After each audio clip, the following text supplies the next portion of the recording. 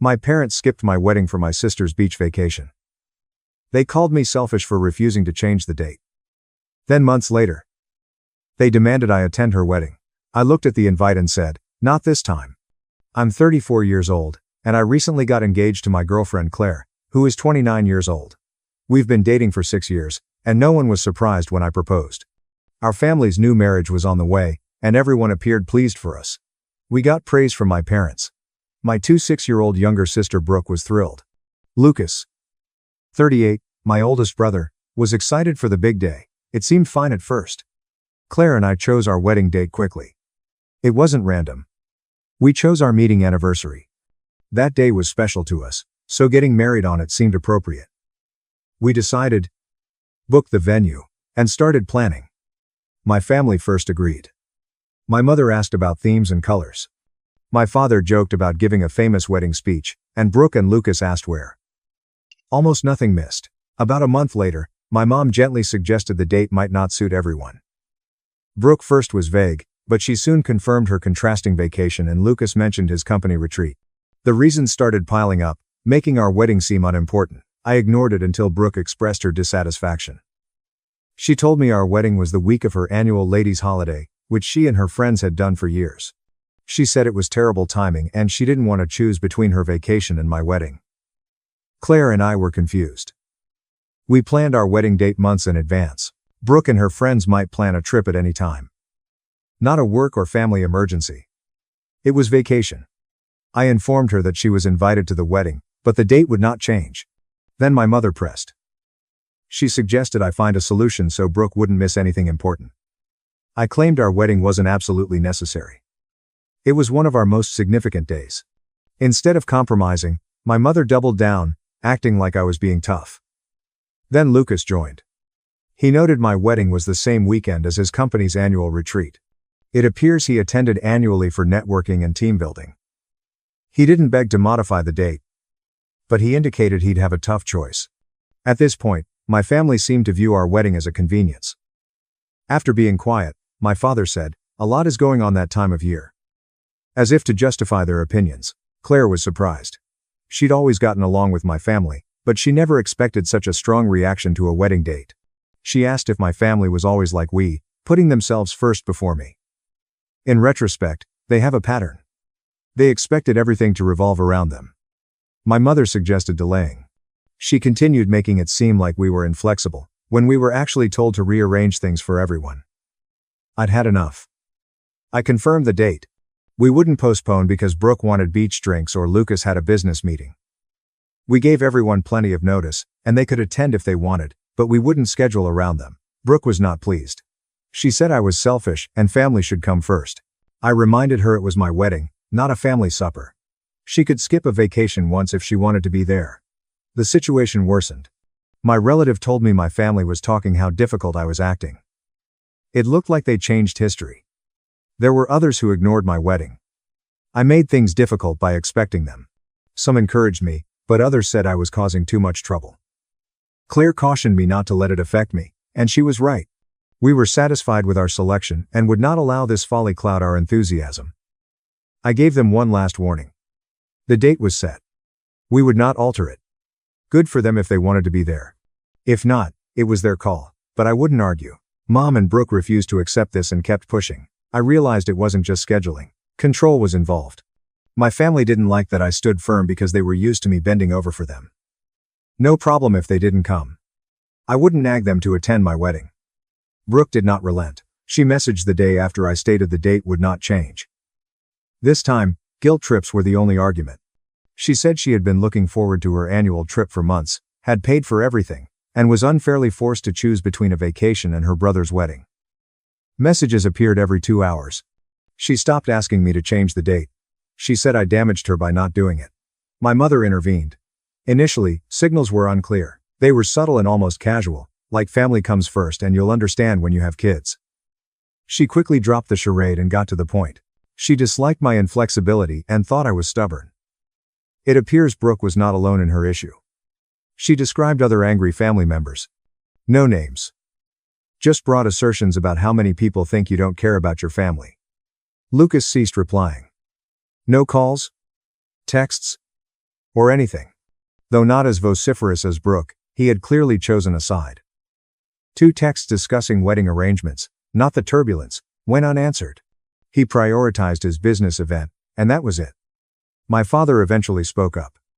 Instead of supporting me, he paused, and said he and my mother were pondering attending. He pretended that family issues caused him to forego my wedding instead of making a decision. He softened it by saying they didn't want any stress on our wedding day, but the message was clear. They were angry that I wouldn't give in and considered skipping their son's wedding. However, Claire's parents were incredulous. After seeing things unfold, they stopped being kind when they heard my parents might not attend the wedding. They continuously reminded us that we were right and would support us no matter what my family did. Claire and I decided not to wait for my family's approval. We were excited to organize the wedding. We started planning, arranging, and making the day enjoyable, regardless of who showed up. The family formed teams then. Some of my cousins, aunts, and uncles congratulated us or confirmed their attendance, but others supported my parents and Brooke. My mother and Brooke told everyone how awful I was, I heard. I caused problems by not compromising, they asserted. The Facebook post followed. I knew who my mother was talking about, even though she never addressed me. A long passive-aggressive post about how some people forget family and how selfish actions drive loved ones apart. The statements were nasty too. Many relatives joined in, ambiguously but unanimously supporting her. Claire didn't blink. She told me not to respond. She was right, it was a ploy to get me involved in more turmoil. If I intervened, it would be disastrous. I stuck to our strategy instead of getting swept up. Wedding invitations went out. We showed my family they were welcome. Finally, Brooke and Lucas tied the knot. Both declined. They didn't call or explain. They mailed their RSVPs with a no. However, my parents were uncertain. Not expressly declining, not confirming. They still wanted me to change my opinion. Then a cousin informed me. I knew my mother and Brooke didn't like the wedding date, but I didn't expect them to subtly discourage family from coming. They didn't call for a boycott, but their vitriol made some families uneasy. That was my breaking point. I was tired of appeasing people who didn't care about me.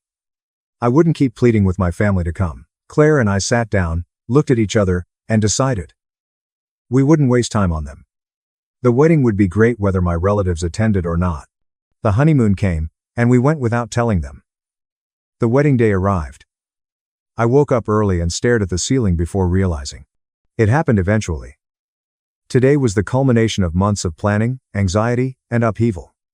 Claire was getting dressed with her bridesmaids in another room. The house was lively. Her family was up since dawn to make sure everything was perfect. Then my phone vibrated. Your parents, Brooke, and Lucas won't come, a cousin texted. There was no rationale or last-minute alteration. Just what I expected. I put my phone away and dressed. The suit fit well. Everything was ready. Claire's parents were greeting visitors, coordinating car arrivals, and playing beautiful music outside. There was no doubt they had advanced. No other wedding was treated like this. They treated it like their son's wedding, not their daughter's. Amazing ceremony. The venue was packed except for my parents, Brooke, and Lucas's seats. I expected it, but seeing empty chairs was different. Her father walked Claire down the aisle. Her brother stood proudly behind her crying mother. I had a few cousins, aunts and uncles who didn't believe my mother's stupidity, and Aunt Margaret, my favorite aunt. The biggest surprise of the day. She sneaked onto a chair as the ceremony began, surprising me. Later, she pulled me aside and shook her head. I disregard your mother's words. My nephew. I couldn't miss this. Claire and I said our vows. Once the officiant married us, it was over. Tension gone. No more waiting. The audience yelled when we kissed. I forgot about my family in the clamor of praise, laughter, and passion. The reception followed. Claire's family met us with affection and attention upon entry. A magnificent supper was served with toasts and glasses. Everywhere I turned, Claire's relatives was checking in, assuring our happiness and making the day special. By not attending, my relatives failed to make this wedding feel hollow. I received an envelope that night. From my parents. A check with a message saying, "We hope you learn the value of family someday." I folded it and put it in my pocket without saying anything. I put the check in my jacket unread. Claire understood immediately. She held my hand under the table and continued talking as if nothing had happened. We laughed, danced, and took pictures. Nothing would ruin the night. The photographs and videos spread. Everything looked great, guests said. Some relatives said, wishing my parents had been present. Hours later, Brooke posted a strange Instagram tale. Some disregard familial traditions. Not surprising, but upsetting to see her double down rather than think. It wasn't necessary to name or call out. Timing said everything. I got another note the next morning. A voicemail this time. It was too long, Mom. She didn't shout, but her tone was the same as when she wanted me to know I was wrong. She described how the family was falling apart, I had alienated them, and Brooke and Lucas were sad. My father sent an SMS after she said, "After everything we've done for you, I never thought my own son would do this." I regretted the outcome. He avoided answering my question about whether he had tried to persuade Mom or Brooke to reconsider. His regret was not about what happened. Silence's consequences. Claire rolled her eyes as I read it. Our wedding was lovely. Stop them from rewriting. She was right. We wouldn't allow guilt trips pull us back. We packed our bags and went on our honeymoon without telling anyone. The honeymoon was amazing. Claire and I were alone, stress-free. We chose a beautiful resort with white sand beaches, unlimited drinks, and a serenity that made it easy to forget the wedding preparations. Our phones were off for the first few days. No calls, messages, or distractions. No vacation for drama. I checked my phone one morning and saw missed calls, unread texts, and family group chat notifications. At first, I ignored them. Claire's phone also lit up. Mom, sister, and Lucas called and texted. Something happened. I opened the group chat and chaos ensued. My mother was having a meltdown, yelling out wedding guests. She claimed they betrayed the family by supporting me and Claire. She was outraged because they were named, accused of inciting rudeness, and taking sides. The first target was Aunt Margaret, who surprised me by appearing. My mother wrote a lengthy, theatrical letter about how she thought loyalty didn't matter anymore and how some people were easily influenced. Brooke came in to assist. No effort was made to hide her disgust. She was furious that anyone would celebrate my wedding instead of her vacation. My cousin was fed up. Let me clarify. After skipping your son's brother's wedding for a vacation and work event, you're furious with others that went. Makes sense. Brooke ignored this and became the victim. Minutes later, she posted a dramatic Instagram story with a black and white photo and meaningless text like, "Some people forget who's always been there for them. And loyalty isn't what it used to be." Meanwhile, Lucas messaged me privately. He rarely spoke, but he said he didn't anticipate things to escalate this rapidly. He seemed to want to stay impartial but wasn't sure how. He said, "I don't want to get in the middle of it." It was too late. My mother went next. She switched tactics and grabbed Claire's phone. Long, guilt-inducing, and pretended caring, the message. She said I was tearing the family apart and Claire needed to calm me down before it was too late. Claire glanced at the message, grumbled, and replied immediately. "We're on our honeymoon. We're not interested in this drama." She placed her phone down and drank. Arguments continued throughout the group conversation. My mother and Brooke were upset, but more family members objected. Many wedding images and videos were available, showing how happy everyone was, even without my parents, Brooke, and Lucas. Then, Aunt Margaret snapped. "You shame yourself. You choose. Now handle it." Then my father intervened. Obviously not publicly. His note was quiet and half-hearted. "I lament the outcome. The end." No apology was sincere. No opposing my mother or Brooke. Another useless regret without action. Then Brooke heard about the honeymoon. She probably thought we were still at home cleaning for the wedding or something. She was upset when she realized we were on an aircraft and drinking on a beach without telling anyone. Group discussion erupted again. She shouted, "Wow. Guess we really mean nothing to you. And you couldn't even tell your own family where you were going." That was enough for me. One last message. Each of you chose. Mine I made. Have a good week. I muted. Returning home from the honeymoon was like entering another world. Claire and I drank beverages on the beach for over a month while my family fell apart. We got notifications as soon as we landed and turned on our phones. I first noticed difficulties when my mother broke down on Facebook. She wrote a passionate essay on how she never thought her child would turn against family and how some people let outsiders damage solid relationships. She didn't name me, but everyone who knew the incident knew. Many distant relatives commented. Some happy, some uncomfortable. But trying to be unbiased. Brooke followed closely. She posted a sad photo captioned, "Some bonds aren't as strong as you think." Even without names or callouts, the message was clear. She received compassion when she asked. Friends and family left heart emoticons and letters stating she deserved more. Family division followed. A cousin told me that some family members thought my parents and Brooke were harsh, while others wished things had gone differently.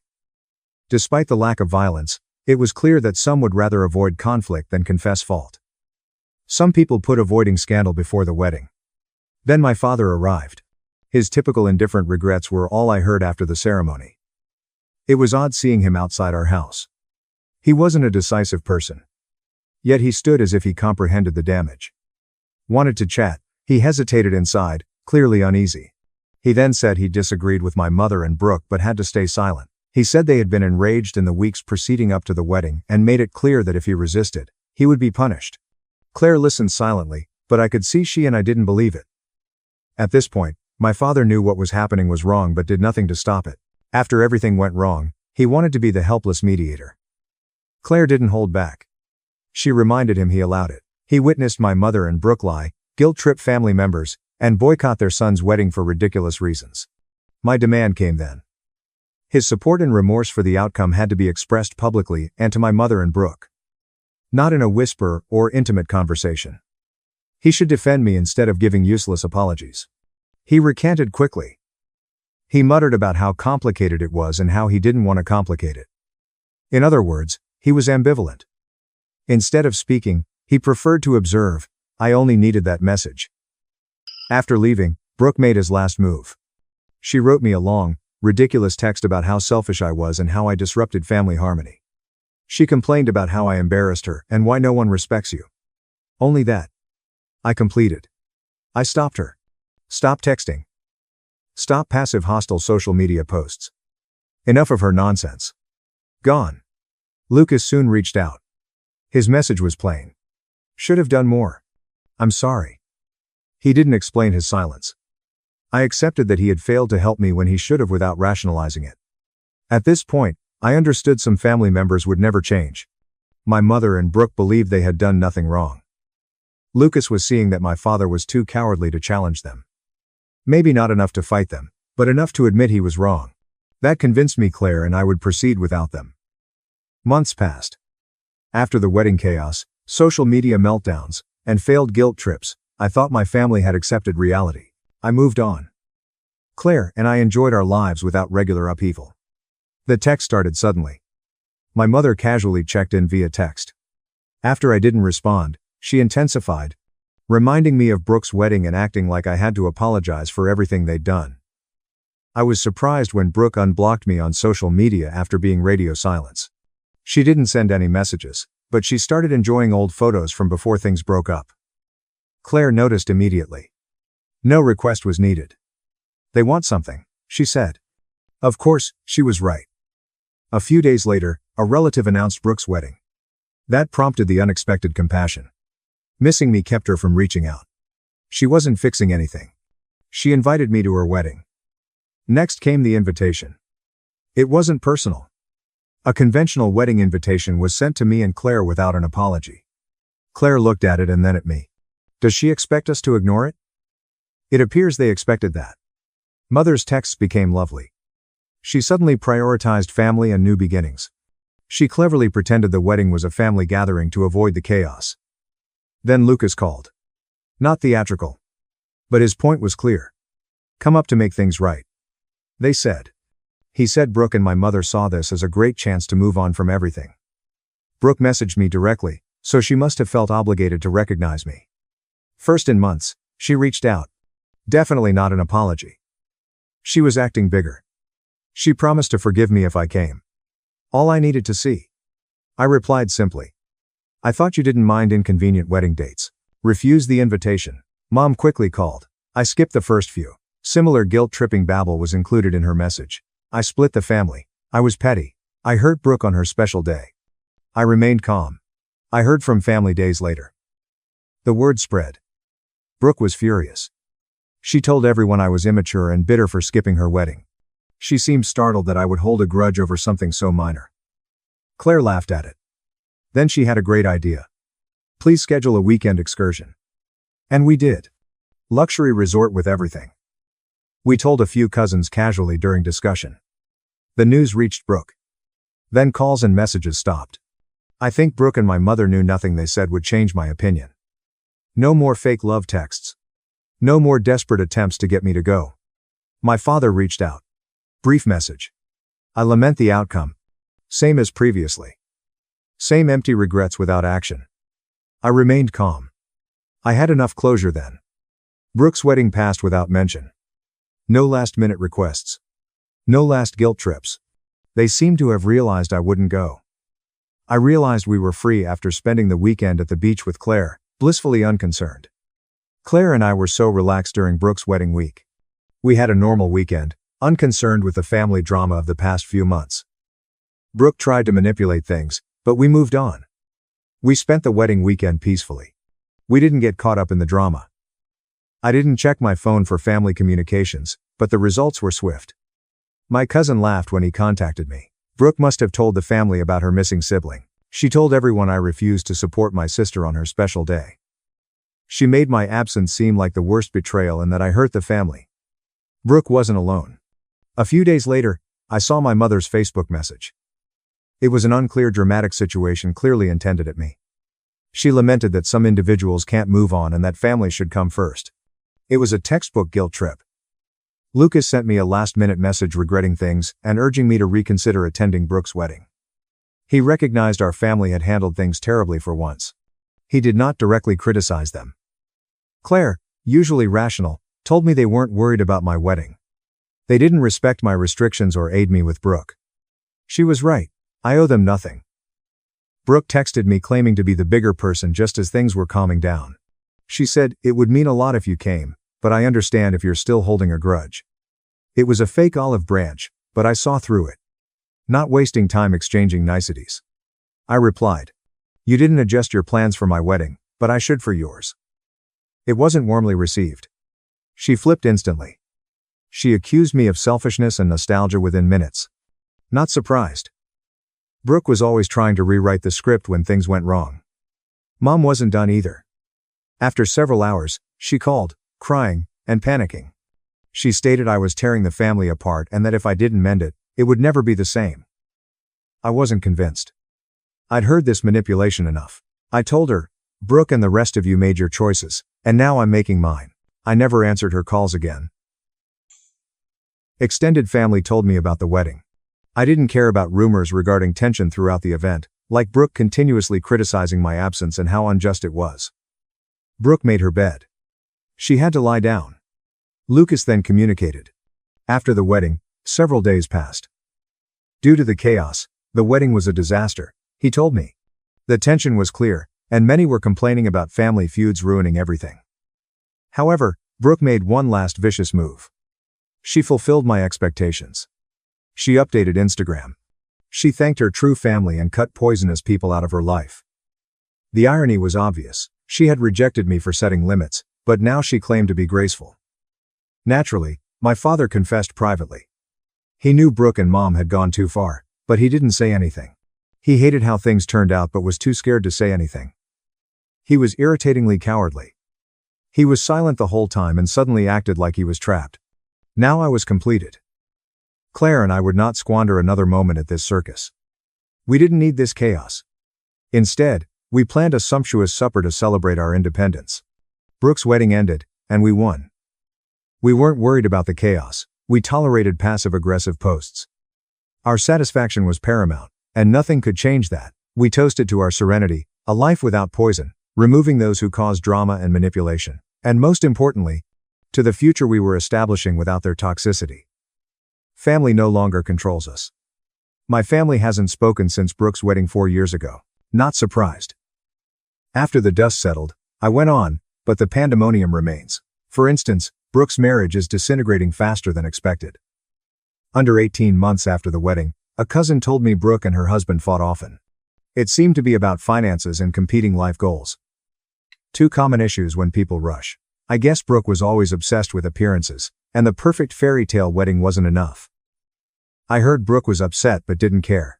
Her story had portrayed me as the villain for months, but now it was changing. No social media filter could fix her bad marriage. As expected, Mom pretended everything was fine even if it wasn't. My wedding was never acknowledged by her, not even with a half-hearted Facebook comment. She kept quiet, never revealing anything or recognizing anything. She denied I left because she and Brooke made it hard to stay. However, I saw something weird. My father liked certain Claire me photos I posted. Photos of us traveling, attending events, and living. I thought it was a coincidence, but no. He liked almost every image and added, "Good to see you happy." But he never spoke publicly. He ignored our wedding. He appeared to be offering solidarity without being with me. Lucas, who had stayed neutral, showed signs of exhaustion. Several times, he messaged me about irrelevant things, family memories, and mutual friends. Just one day, he stated that he admitted the family's strife harmed him. He told me he couldn't handle Brooke, Mom, and Dad's drama. He said he was always trying to mediate while others made things worse. Brooke's behavior didn't improve. It was like she couldn't stand being excluded. I saw vague posts on her social media about growing up with toxic people and recognized indifferent people. It was evident she meant me. I stopped paying attention to her nonsense by then. True twist came next. Claire and I found out we were pregnant. It was a turning point we'd been working toward. We initially told only a few sympathetic family members who had helped us during the disaster. As much as we wanted to enjoy it, I should have known how my mother would react. She learned from family, not me. What she did caused a breakdown. She wrote to me, "I hope you don't punish your child the way you punished your family." She blamed me for not notifying her first, as if she was entitled to know. Claire was fed up. She blocked my mother and Brooke from all social media to avoid extra trouble. I didn't blame her. Claire was being kind to keep the peace after I'd had it with them for a while. The ship sailed. My father wrote me soon after. He worried about the family falling apart and wondered if we could fix it before the baby arrived. A familiar pattern. He advised me to forgive and forget for family. I stopped falling for it. I told him only positive, supportive people will be around our child. No restrictions. I would no longer let Brooke or Mom put us down. Claire and I had a fresh chapter, and I wouldn't let them ruin it like they did everything else. Lucas was finally understanding. He grew distant from Brooke and Mom. He said he could see how toxic the situation was and didn't have the stamina to handle it. He was conflicted, but he knew sticking with Mom and Brooke would prolong the conflict. The ultimate power move followed. Claire and I hosted a lavish baby shower without my family. It was neither mean nor petty. Simple, honest expression of our feelings. We didn't need them to celebrate this milestone. Friends, extended family, and a caring support network were there. The shower exceeded our expectations. Joyful, romantic, and stress-free. The important people were present, and that was enough. Brooke's praise and Mom's fake pity weren't needed. Which portion is best? They were unaware. Even though they weren't invited, that seemed like the biggest win. After moving on, we planned to continue our journey without baggage. After Brooke's wedding 4 years ago, I no longer regret cutting ties with my family. The divorce of Brooke last week was almost lyrical. Not 2 years after the wedding, she made a display of it, and her marriage failed. Despite not having all the details, I've heard enough through the grapevine to know it was coming. As with everything else, she rushed into that marriage, and the fractures formed instantly. My mother tried to spin the matter, as always. Instead of taking responsibility, Brooke rushed to Facebook to tell her story of how a horrible spouse took advantage of her wonderful heart. She spoke at length about her heartbreak for Brooke, how unjust everything was, and how this was a lesson in trusting others.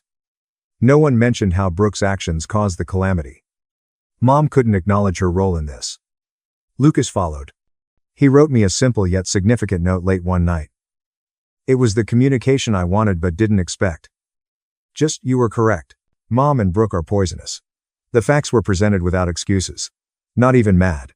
Lucas had paced the line between us and them for years to keep peace. But now he'd seen it, and I could tell he'd had enough. I delayed responding. Like me, Lucas needed time to process. My mother apologized days later. She sent me a lengthy email apologizing for the outcome, and describing how hard it had been for her. The apology was fake, as usual. It was more about how she was coping, how hard losing her child was, and how much she wanted to get along.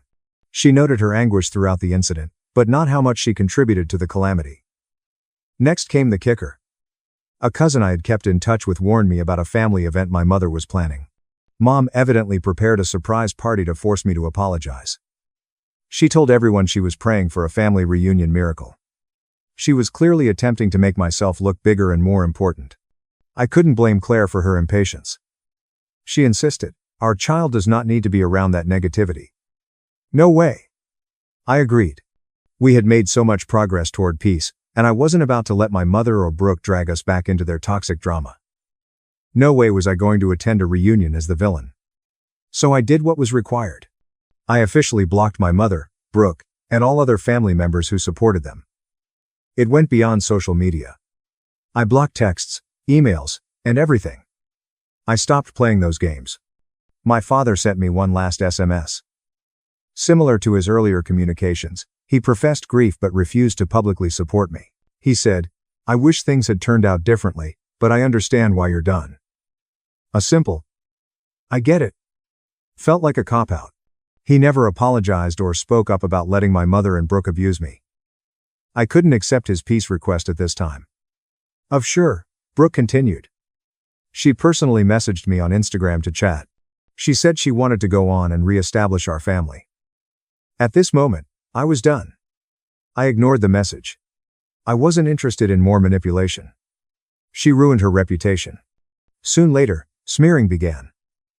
According to friends, Brooke was telling people that I had broken up the family for no reason. Not even unexpected by now. She'd long portrayed me as evil. It wasn't surprising she was still doing it behind my back. I didn't care. I knew the truth, as did everyone meaningful in my life. Brooke and Mom stopped trying to contact. Not because they had a profound epiphany or were struck with sorrow. It was because they knew I would persevere. I refused to return to their deception and guilt. They stopped bothering and sending messages. Finally, I felt free. I and Claire were doing better than ever. We got everything we wanted when our baby arrived. We were surrounded by people who cared, recognized our limits, and supported us completely. I couldn't have asked for more affection for our baby. Lucas became distant from Brooke and Mom. He eventually discovered what I always knew. The only way forward was without them. He may never openly address them, but I'm sure he sees what I've witnessed. Cutting them off was my best decision. It was hard yet necessary. I built a better life and thank everyone who helped me. Other family members can continue their activities. In my eyes, I won. I prefer peace. I choose Claire and my future. Kicked out at 18 with nothing but a trash bag in a blizzard.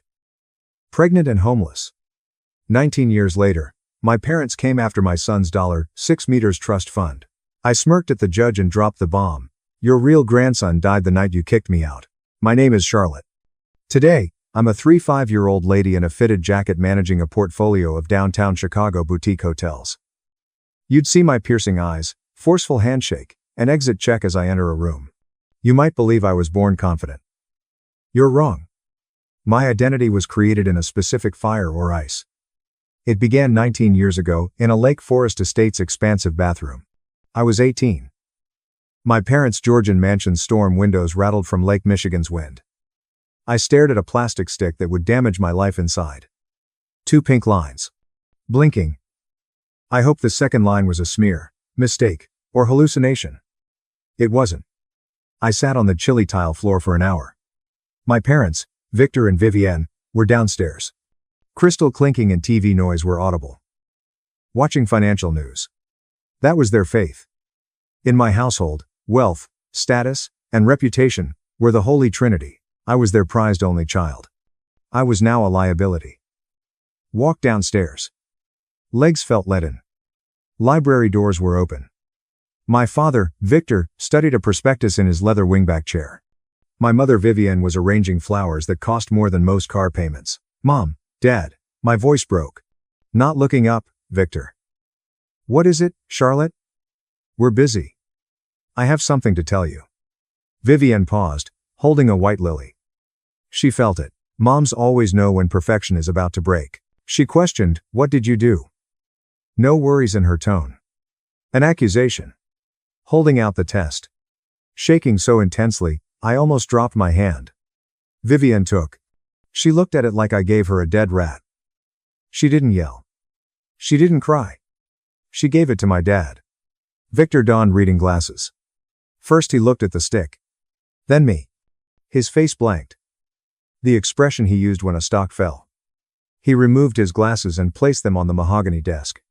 He asked, "Who is the father?" His voice was terrifyingly calm. "Cameron," I whispered. "The Miller boy?" Victor nodded. "Well, that's unfortunate. His father is on the board of the country club. This will be messy." "Dad. I'm scared," I whispered, stepping forward, anxious for a hug, reassurance, and parenting. Victor raised a hand. "Stop. You are not a child anymore, Charlotte. You are a problem, and in this house, we eliminate problems." "What do you mean?" "Say, get out," he said. I froze. "What?" "You heard him," Vivienne remarked, returning to her flowers. Her aggressive stem cutting was precise. "We have a reputation to uphold. The gala is in 3 weeks. I will not have a pregnant teenage daughter waddling around, ruining everything we've built. You are a disgrace." "But it's snowing," I mumbled. "It's a blizzard. Where will I go?" "That's not our issue," Victor added. He rose, passed me, and opened the front door. Snow flew into the hallway as the wind shrieked. He took a black heavy-duty trash bag from the closet and threw it at my feet. "You have 10 minutes to fill that. Do not take the luggage. Luggage is for family. You are a trespasser." I regarded my mother. "Mom, please." She didn't look. 10 minutes, Charlotte. Or I call the police." I cried and threw sweaters and jeans in the trash upstairs. I took my coat, scarf, and $350 from my allowance. I returned downstairs to find Victor examining his watch near the open door. "You're drafting," he said. Walked onto the porch. Cold struck me physically. "One last turn," I said. "I'm your daughter." Barely audible above the wind. "No." Victor reached for the handle. "You were an investment that failed." Slammed the door. Sound resonated in my bones. I stared at the big oak door, waiting for them to open it and say it was a horrible lesson to let me back in. A porch light flickered and went out. They turned out the light. I turned around and dragged my garbage bag through snow in the dark. When I was 18, pregnant, and homeless, I had no idea the worst was coming. The Boy Who Folded Part 2. About 750 words. Walking to the petrol station took 45 minutes. Within the first mile, my candle sneakers were wet in knee-deep snow. I had scorching, numb toes. My palm covered my tummy, hiding the small life inside me from the wind, whispering, "It's okay. We'll be okay." I arrived at the petrol station shivering so hard my teeth were clacking. A bored teenager attendant gazed at me but didn't say anything. I used the payphone. Before everyone had a smartphone, this was 19 years ago. My parents disconnected my cumbersome cell phone 10 minutes after I left. I spent coins. I called Cameron. Cameron Miller, the soccer captain, swore he loved me in his car 2 months earlier. He caught on the second ring. I said, "Hello, Cameron." "It's me." Fighting tears. "They kicked me out." "My parents, they kicked me out." The other end is silent. "Cameron, are you there?" "I'm at the Shell station on Wagon Road. It's freezing. Can you come get me or can I come to your house just for tonight?" He said Charlotte? Softly. "My mom. She found the text messages. She knows." I said. "Okay. So she knows. Hopeful. Does that mean I can come over? We can figure this out together, right?" "No." He responded. "Charlotte, you can't come here. My dad is freaking out. He says this could ruin my chances at Stanford. He says, if I see you." He's cutting me off. Feeling blood drain from my face. "Cameron, I am homeless. I am standing in a blizzard. I am carrying your baby. I can't." He stuttered. "Look, maybe you should just go to a shelter or something." "I'm sorry, Mel. I really am. Please. Cameron." He hung up. I stared at the receiver, listening to the dial tone drone. The sound was my safety net breaking. My call went to voicemail. I called again. Voicemail. I sunk to the phone booth's filth. Nowhere had I felt so alone. The realization hit me hard. Love for my parents and Cameron was conditional. Transaction. Nothing was left to trade. I spent my change on water and pretzels. I left into the darkness when the attendant instructed me not to loiter. Unable to stay in Lake Forest. This police knew my father. They wouldn't aid me if found. To avoid embarrassing my father, they would probably drive me to the county boundary and dump me. I walked to train station. I waited 3 hours for the late city train. I arrived in Chicago around 3 a.m. City cold was distinct. Wind blew between towers like it was looking for victims. Behind a bakery, I spotted a ventilation grate. I only survived because of the warm yeast and sugar-scented air. I huddled on my garbage bag, pulling my coat tight. Wasn't asleep. I watched the rats run along the wall and hoped for grief. The next 3 days were hell. The world doesn't pity a street corner teenage girl, I realized quickly. It suspects or preys on her. Sleeping with one eye open became my habit. Which public restrooms were safe and which were traps I learned. My body was failing. I ate too little. I was consumed by tension. On night 4, it plummeted 7 degrees below zero. I shivered so fiercely behind the bakery that my muscles spasmed. Pain ensued. It was a strange cramp. The pain was severe and tearing in my abdomen. I clutched my stomach, gasping, like something was ripping apart inside me. No, I muttered. No. Please not this. My legs gave out as I stood to get help. I fell on icy pavement. Pain came in waves, blinding and burning against the cold. Wetness spread in my jeans. A warm, sticky mess. I yelled raspily. The world spun. The city lights blurred into neon stripes. I'm dying. I knew. I would die alone in an alley. Just more junk my parents threw aside. Before the darkness overwhelmed me, I saw costly leather boots stop in front of me. A stern but friendly woman's voice followed. Oh, you poor thing. Henry, get the car now. I smelled lavender and antiseptic in the morning. For a moment, I assumed I was in my Lake Forest bedroom. Last week was hell. My body screamed when I moved. Every lower belly muscle throbbed hollowly and dully. Opened eyes. The room had pale yellow walls. Not quite a hospital room. A guest bedroom turned clinic, it looked. My arm had an IV drip. A woman read a book in a window chair. She looked attractive in her 60 seconds, with silver hair trimmed into a crisp haircut. Her cashmere sweater probably cost more than my life. Her name was Isabel. You're awake, she remarked, closing her book. I recognized her alley voice. Don't try to sit up. You've lost a lot of blood. I croaked. Where am I? Sandpaper-like throat. You are in my guest house, she said. I own the bakery you were sleeping behind. My dog Henry found you. Or rather, he refused to stop barking until I looked behind the dumpster. I muttered. The baby. My hand reflexively reaching my tummy. It felt lighter and emptier. Is the baby okay? Isabel's expression relaxed. First time I saw her steel eyes melt somewhat. She rose and took my hand as she approached the bed. Dry and warm, her hand. Charlotte, she said. Because she checked my backpack, she knew my name. The doctor was here. You had a severe miscarriage. It was incomplete. He had to perform a procedure to save your life. You lost too much blood. And with the hypothermia and the malnutrition, she didn't finish. She needn't. The room was suffocatingly quiet. No, I sobbed. Raw, nasty sobs escaped my chest. No. No. No. I am sorry. Isabel squeezed my hand. It's my fault. I sobbed. I couldn't keep him warm. I couldn't protect him. Stop that. Isabel insisted. This is not your fault. This is the fault of the people who put a child on the street in the middle of winter. Who are they? Charlotte.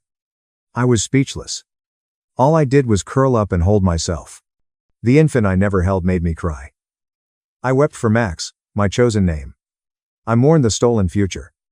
My tears dried up into a dry, hacking cough. Isabel stayed with me throughout. She didn't hushy me. She allowed me to mourn. She talked again while I was quiet, staring at the ceiling with blazing eyes. The doctor reported complications. She remarked gently. The damage to your uterus was significant. He doesn't think you will be able to carry a child to term in the future. The second strike hit the first bruise. I lost my motherhood at 18. I felt hollow, a shell. I looked at her and asked, "Why did you save me? You should have let me die." Isabel's intensity worried me because I saw your face in that alley. You weren't waiting to die. You were fighting. Even when you were unconscious, your hands were fists. I like fighters. I have nothing, I said. My parents kicked me out. The father of the baby abandoned me. I have $350 and a trash bag of clothes. You have rage, Isabel replied. And rage is a powerful fuel if you know how to refine it. She walked to the window to see the white garden.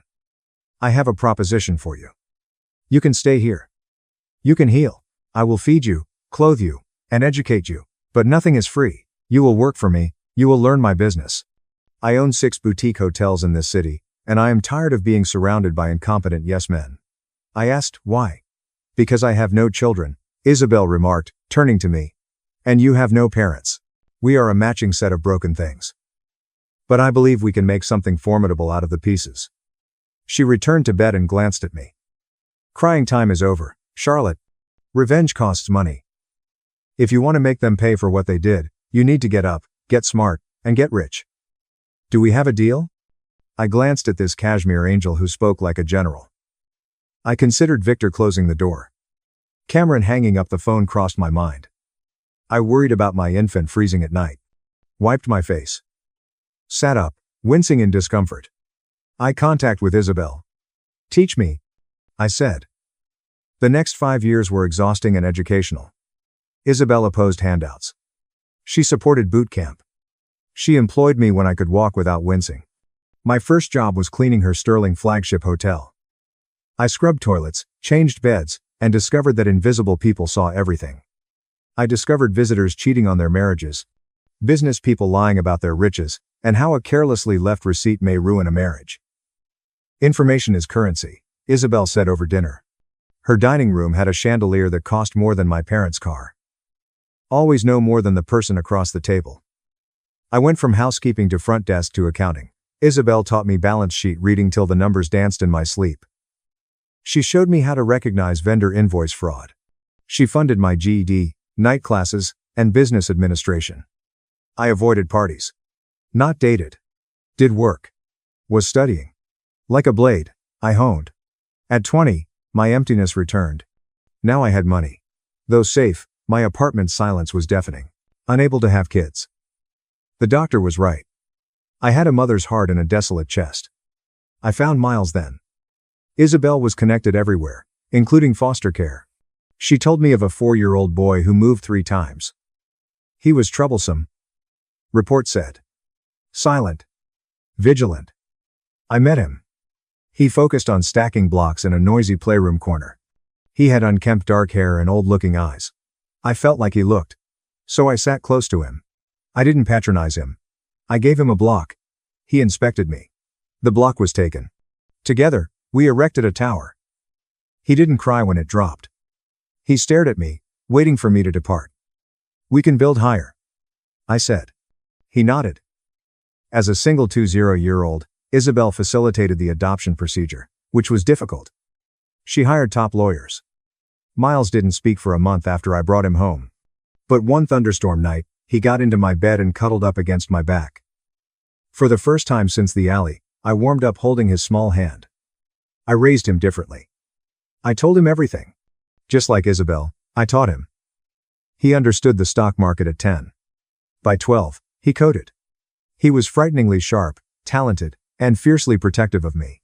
He understood my secrets and terrible past, but he never pressed. Was a team. Us versus world. Isabel died last year.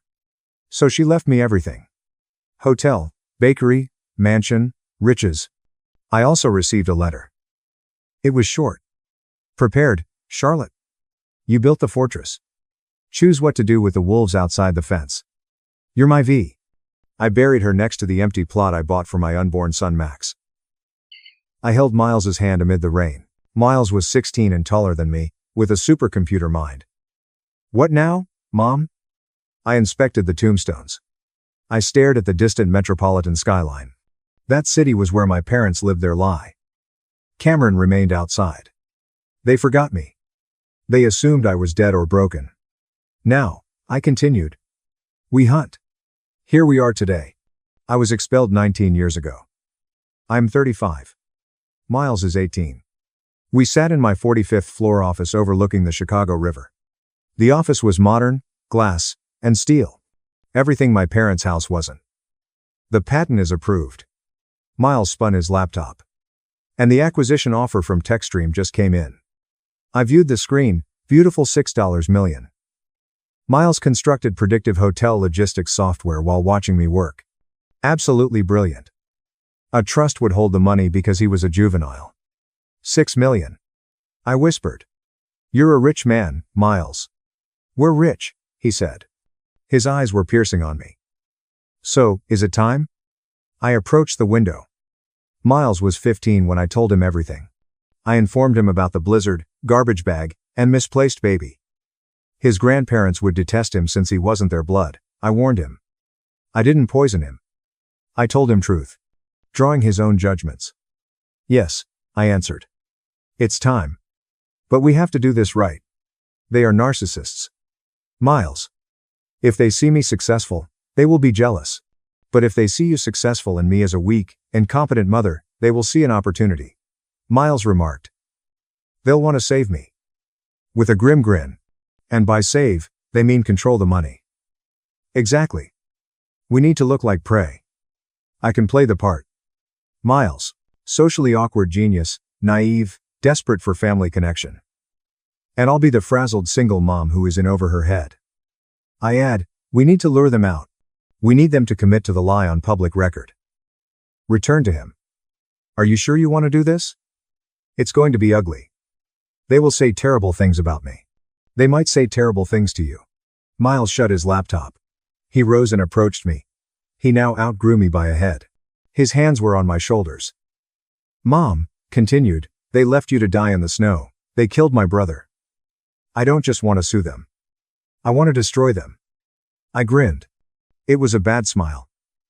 Isabel smiled at me in the hospital years earlier. Okay. I said. Let's send the invitation. Please like and subscribe if you appreciate the narrative and want to see how this revenge scheme goes. Comment here with your watching city. Helps the video reach more people. Many thanks. Make sure the wolves caught the smell first. My parents avoided gossip blogs. They read Financial Times and Crane's Chicago Business. We had to poison their hunting grounds. I called Grace. My marketing director was Grace, a nice fiction. Grace was a cyber assassin. She may ruin or build a reputation in 24 hours. I need a feature, I said. Focus on Miles, the 18-year-old prodigy. The $6 million exit. But here's the spin. Highlight the lack of paternal guidance. Paint a picture of a brilliant boy raised by a mother who is struggling to manage the magnitude of his success. Grace raised eyebrows. You want me to make you look incompetent? Boss, you're the most competent person I know. It's a honeypot. Sloan, just do it. 3 days later, the article appeared. Perfect headline. Team Tech secures $6 million deal. But who is holding the keys? Was superbly shaded. It complimented Miles's intelligence but quoted unidentified insiders doubting whether his mother, a mysterious woman with no university degree, could manage such a sophisticated trust fund. Miles had never met his father and wanted guidance. I knew Dad. He put up Google alerts for Chicago riches and new money. He'd notice. I checked email in my office.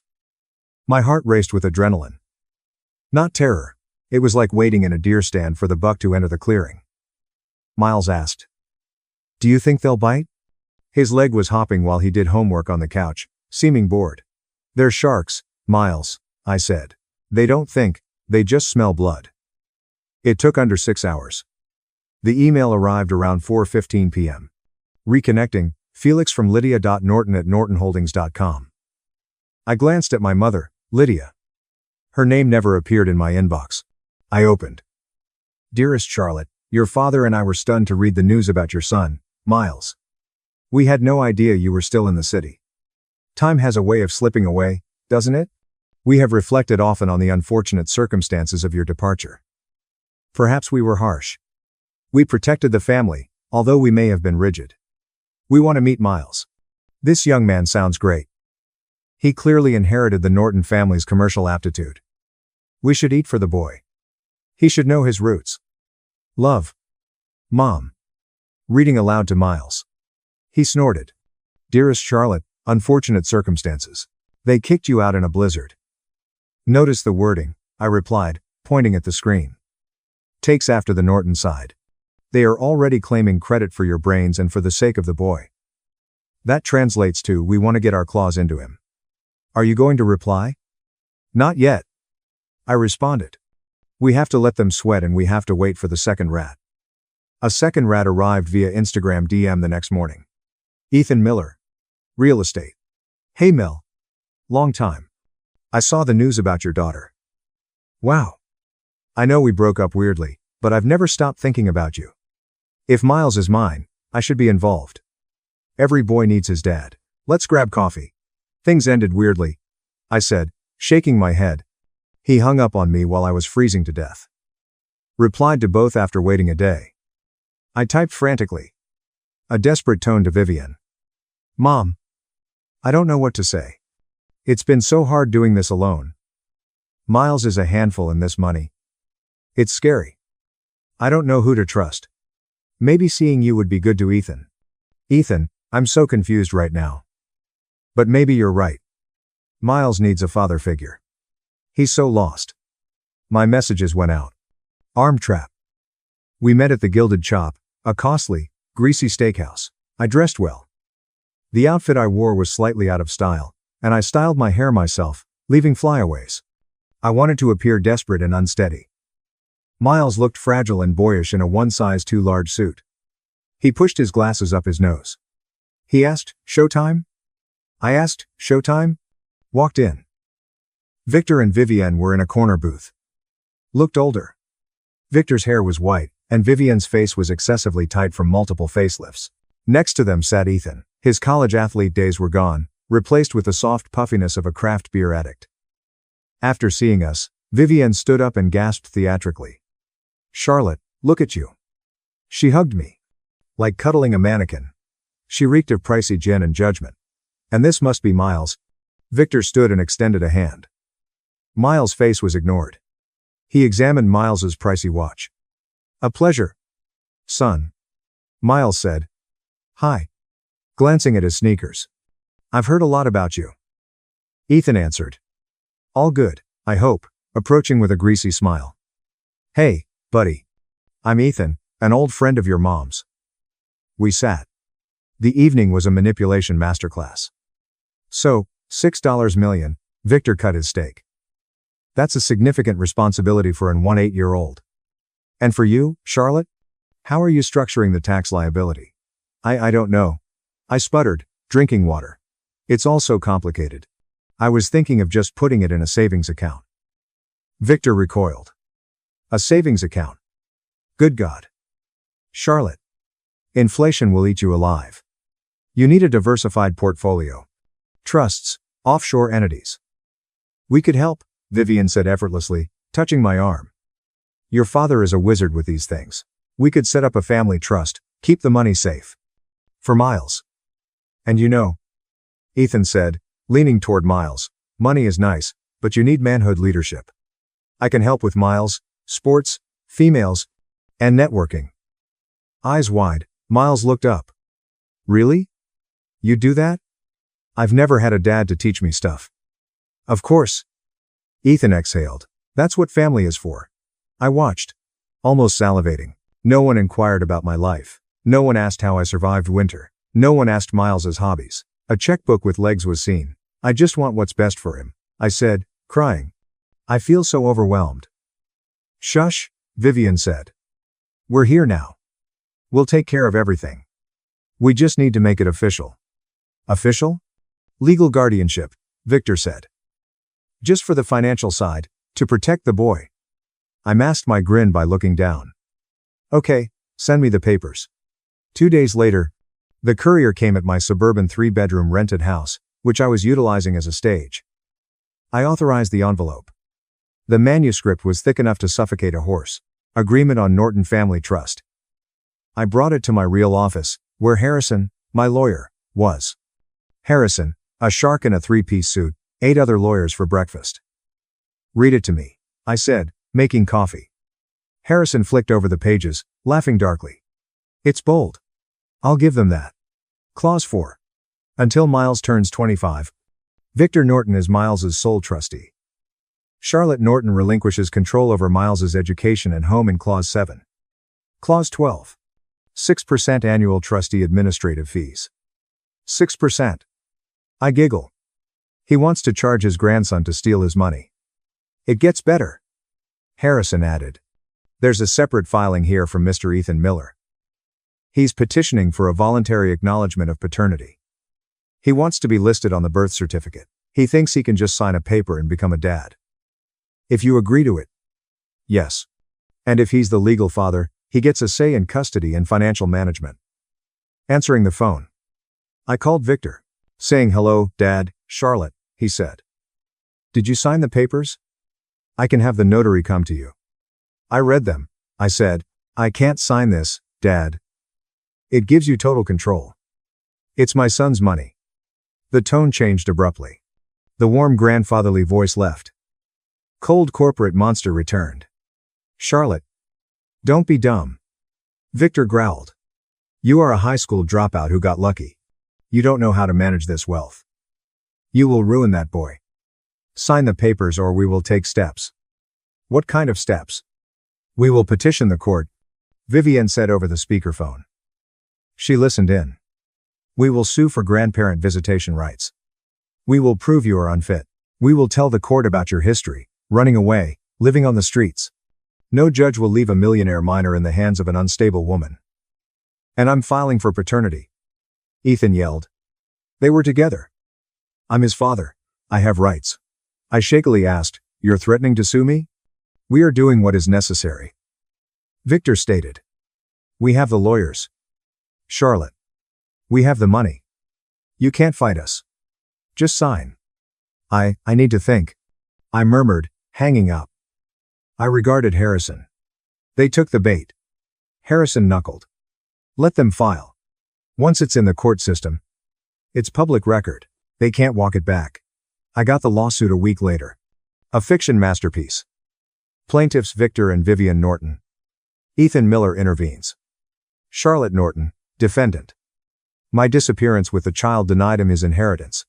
According to the complaint, it said I was aggressive and unstable.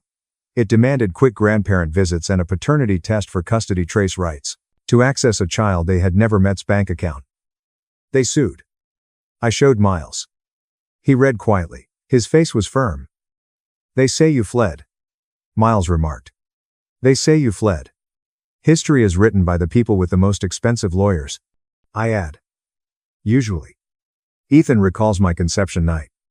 In his voice, Miles heard disdain. He says he always wanted to be a father, but I kept him away. He's lying under oath, I responded. Perjury. Are we ready? Miles inquired. We need one more thing, I added. I need you to go to the safe deposit box. Get the blue folder. The one I told you never to open until today. Miles nods. He knew what was within. It was ammunition. The next 3 weeks were preparation. We declined their settlement proposals. We pretended to struggle in fear. Victor's voicemails alternated between bribes. We'll buy you a condo if you sign. And threatening. We'll leave you with nothing. I preserved them all. The court date was a November rainy Tuesday. Got up early. I didn't dress like a stressed single parent today. I wore my armor, a navy suit, 4-inch heels, and real diamond studs. Miles wore his nicest suit. He seemed youthful CEO. As I adjusted his tie, I asked, nervous? No. He responded. I'm angry. Good. Hold on to that, but don't show it until the right moment. We took my black S-Class Mercedes, which I typically kept in the garage when playing the poor, to the courthouse. Today we arrived in style. We climbed the steps and I spotted them. A squad of lawyers approached Victor, Vivienne, and Ethan near the door. They appeared arrogant. When they saw us, they looked at the automobile, Then the close. Victor frowned. He muttered something to his lawyer. He presumably wondered how I paid for the suit. He undoubtedly thought I'd delved into Miles's trust. Charlotte, Vivian shouted, sounding worried. It's not too late. We can settle this in the hallway. Just sign the trust over. I ceased. I surveyed her. Didn't smile. I'll see you inside, Mother. I say.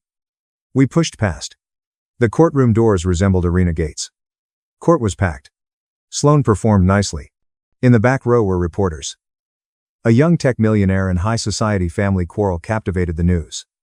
Judge Williams, a strict woman, called the court to order. Victor's attorney started. He enjoyed his voice and was dramatic. Painted a terrible image. Your Honor, he wailed. This is a family case of a grandfather and grandmother forcibly separated from their darling grandson, about a parent who has been denied the right to know his own son. He pointed to Ethan, who looked unhappy. The defendant, Miss Norton, has a history of erratic behavior. She ran away at 18. She has hidden this boy from his blood relatives.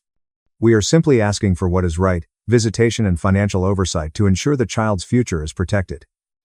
Victor brushed away a phony tear. Vivian sniffled into a handkerchief. Good performance. Ethan testified. He lied. I loved Charlotte, glancing at the jury box. I was distraught when she left. I sought for her and wanted to be a dad. When I saw Miles on the news, I knew he was my boy. I want to be his dad. I saw them lie. I left them stacking wood for their pyre.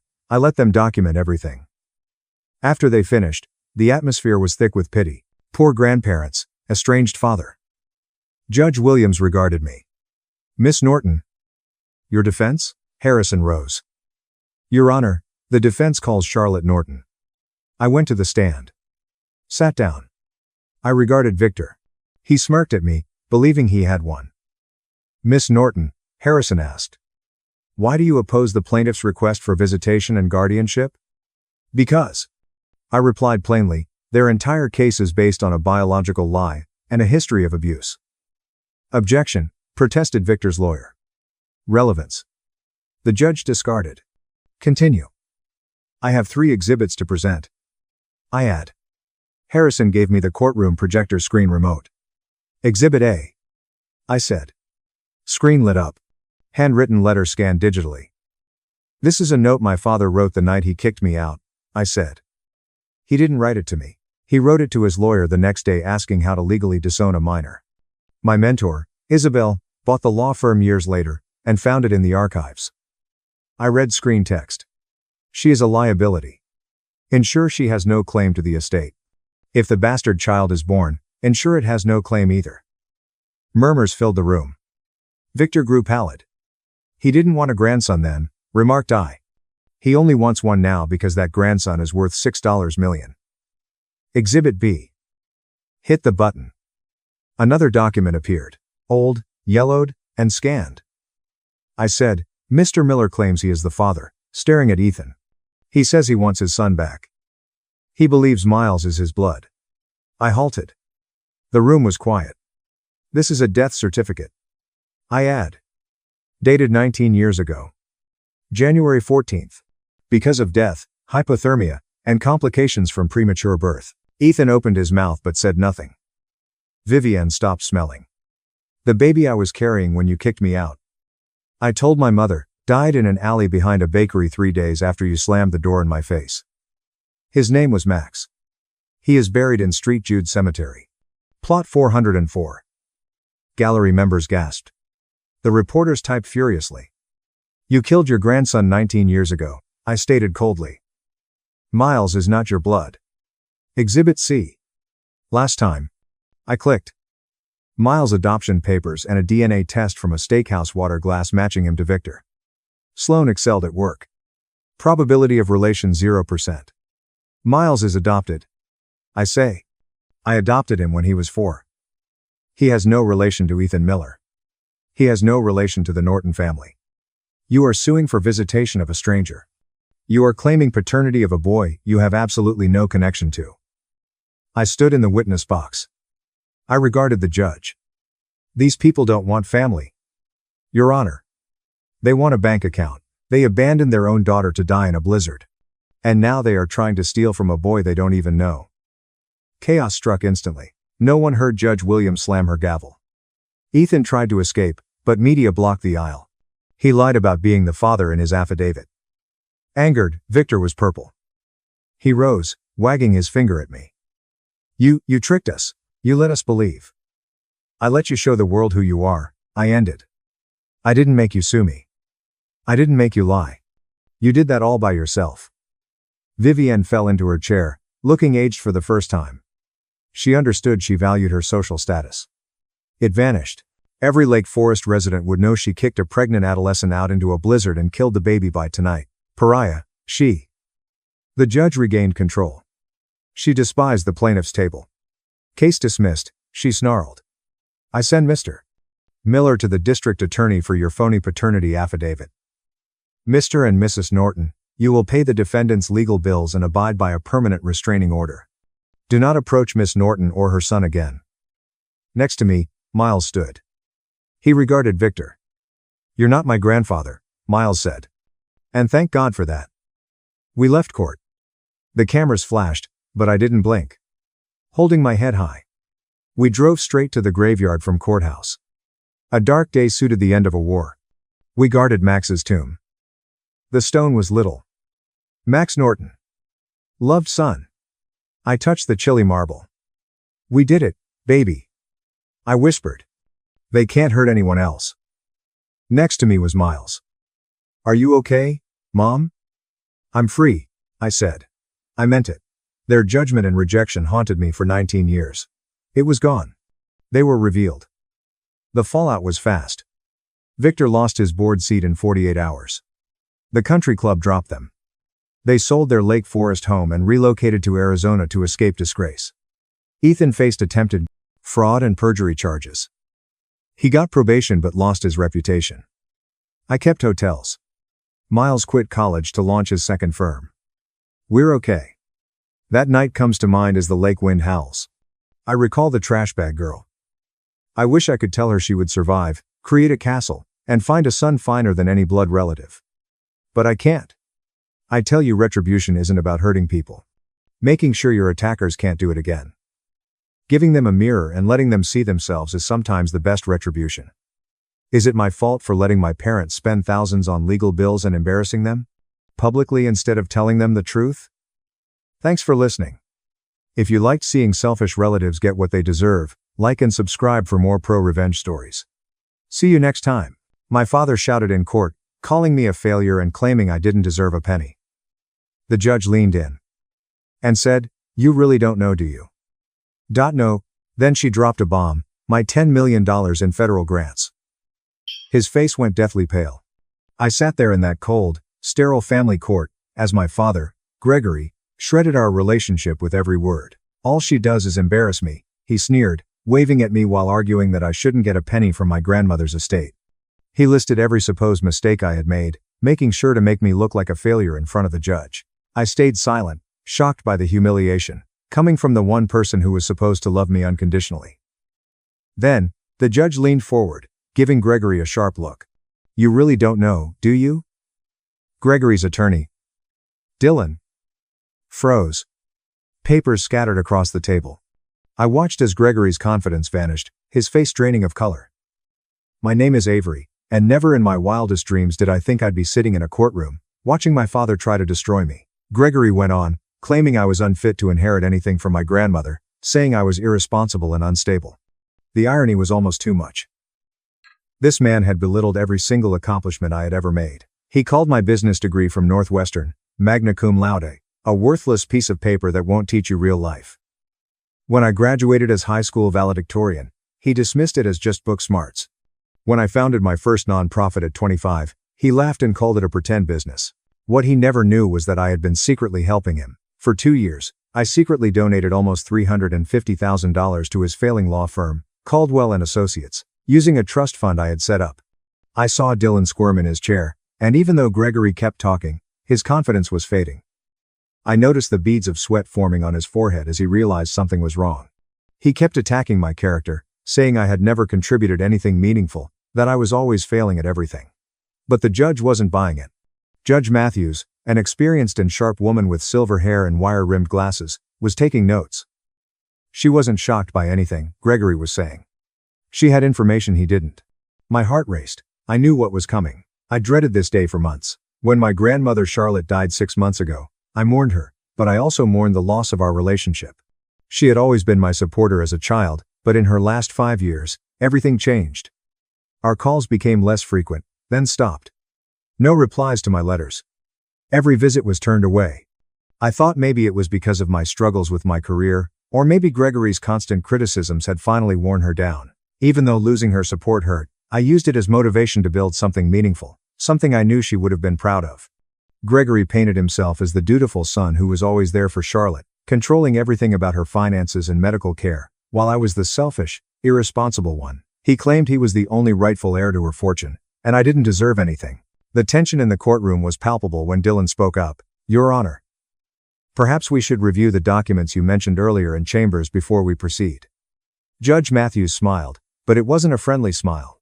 No, Counselor Dylan, I think it's important that everyone here understands exactly what we're talking about today. She slid a stack of papers across the desk and gave Gregory a pointed look. Mr. Gregory, you've said that your daughter has never contributed anything to society. You've called her irresponsible. But I have federal records here that tell a very different story. My heart skipped a beat as the judge spoke. I had no idea what records she had on me, but Gregory's face turned a sickly pale as he heard it. The judge continued. Miss Avery here founded and runs Veterans Haven, a non-profit that has helped over 2,500 homeless veterans across 7 states. I was overwhelmed with emotion. Gregory's jaw dropped. I could see the shock in his eyes as he processed the information. Veterans Haven was my first major accomplishment. It started when I met Ryan, a homeless Marine veteran, outside a grocery store 3 years ago. I helped him find temporary shelter, and from there, it grew into a network offering housing, job training, mental health services, and permanent homes for veterans in need. I could see the reality sinking in for Gregory as the judge continued to read from the papers. This was the moment everything changed. Judge wasn't done yet. My love for reading, which my grandmother had nurtured through endless hours in her library, led to Bright Futures Literacy. We've distributed over 55,000 free books to kids in need and set up reading programs in 43 rural communities across the Midwest. It started small. I bought books with my own money, driving to small towns in Kansas and Nebraska after finding out many had lost their libraries because of budget cuts. The program grew when corporate sponsors jumped in, beyond what I ever imagined. Judge Matthews went on, telling Gregory that my third nonprofit, Golden Years Advocacy, had successfully lobbied for laws to protect the elderly from financial abuse and had recovered over $2.5 million for fraud victims. Gregory's expression was stunned. I'd become passionate about fighting for the elderly after hearing about the exploitation by family members and caregivers. I didn't know at the time that my father was using the same tactics to manipulate inheritance. Dylan, Gregory's lawyer, was scribbling away, trying to figure out how to save his client's case, his eyes flicking nervously between Gregory and the judge. Gregory tried to speak, but his voice cracked. I don't understand, Your Honor. Avery never told me about any of this. If these organizations exist, why would she hide them from me? Judge Matthews took off her glasses, staring hard at Gregory. Mr. Gregory, did you ever ask your daughter about her work? Did you ever show any interest in her goals, her projects, or her life beyond your own assumptions? The silence in the room was deafening. Gregory's face went from confusion to rage and, finally, to what seemed like shame. He had never asked. For years, all he'd talked about was his struggles with his legal practice, how younger attorneys were taking his clients, and how hard it was for him. Your Honor, Gregory muttered, even if Avery has been involved in these activities, that doesn't show she's financially responsible enough to manage such an inheritance. The judge smiled, a terrifying grin. I'm glad you mentioned financial responsibility, Mr. Gregory, because that leads me to another interesting piece of information. She pulled out some sealed IRS documents. For nearly 3 years, my 3 nonprofits had received almost $10 million in government funding, according to tax records. It was hard to hear that number out loud. The value of the grants my organizations received had always been just numbers to me. But hearing them so plainly made my chest tighten. Gregory, though, couldn't reconcile this with his image of me. He was struggling. Dylan, trying to maintain control, coughed nervously. Your Honor, while Avery's charitable work is commendable, The real question here is whether Eleanor's will accurately reflects her wishes regarding the distribution of her estate. Judge Matthews nodded, her voice growing more intense. Indeed, Counselor, and that brings us to the important question of why Eleanor might have chosen to leave the bulk of her estate to a granddaughter she apparently hadn't spoken to in years. Thinking about my grandmother's final years broke me. It was one of the hardest things I've ever experienced. She had been my confidant, my inspiration, my rock. When she seemed to pull away, it left a hole I tried to fill with work. But it never felt like enough. Gregory saw his chance to regain the narrative. Exactly, Your Honor. My mother was hurt by Avery's neglect. She told me how disappointed she was that Avery stopped calling, stopped visiting, stopped caring. The judge's face darkened. Mr. Gregory, how exactly do you know how your mother felt about Avery's neglect? Dylan and I both straightened up. But Gregory, oblivious, kept talking. I spoke with my mother all the time. I took care of her, managed her finances, made sure she wasn't alone. Unlike some people, I understood my responsibilities. Judge Matthews gave a slow nod. I see. And during these regular conversations, did your mother express disappointment over Avery's lack of contact? Absolutely. She was heartbroken, Gregory said confidently. The judge's face grew even grimmer. She added another note to her documents. Gregory's confidence was beginning to falter. Then, Judge Matthews pulled out a bundle of letters tied with a fading blue ribbon. My heart sank as I saw my handwriting on the envelope. The letters had my grandmother's neat handwriting on the responses to me. Mr. Gregory, the judge asked gently, did you write to your grandmother during the past 5 years? Gregory's face went white as he realized what was happening. Dylan froze, looking at the letters with dread. Judge Matthews untied the ribbon and laid the letters on the desk. These letters were found in your father's office. None of them were ever delivered to your grandmother. Similarly, these letters from your grandmother to you were never mailed. My chest tightened. For 3 years, I had thought my grandmother had rejected me. I wrote to her about my career, my dreams, and how much I loved her. But I never received a response. That hurt drove me to work harder, to prove myself worthy of her love, even after she was gone. Your Honor, I said, struggling to understand. Why would my father intercept our letters? Gregory jumped up, his chair scraping loudly. This is ridiculous. I was protecting my mother from Avery's selfish manipulation. Avery was always asking for money, taking advantage of an elderly woman's generosity. Judge Matthews cut him off. Mr. Gregory, I've read these letters. Not one of them asks for money. In fact, several of them include small checks Avery sent to her grandmother for birthdays, and Christmas checks that you apparently cashed without Charlotte's knowledge. The room felt like it was spinning. My father had kept me from my grandmother, intercepted my letters, and cashed the small checks I sent to show her I was thinking of her. The $50 I had sent to help with her heating costs, the little gifts that I thought would show her I still cared, had been taken from her. Dylan was urgently whispering to Gregory to stop talking, but Gregory was unstoppable. Charlotte was vulnerable. She had dementia. She couldn't make rational decisions with her money. Judge Matthews read from another paper. According to medical records, Mr. Gregory, your mother was never diagnosed with dementia. Her doctor's notes confirm she was mentally sharp until the day she died. However, they also indicate that you were listed as her healthcare proxy, and convinced her doctors that she was becoming confused and paranoid. The lies were falling apart faster than Gregory could weave them. I realized it wasn't just jealousy or spite that drove my father to meddle with our relationship.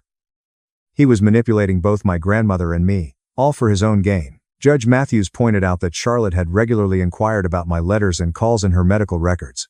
You told her, Mr. Gregory, that Avery was too busy with her own life to stay in touch with family.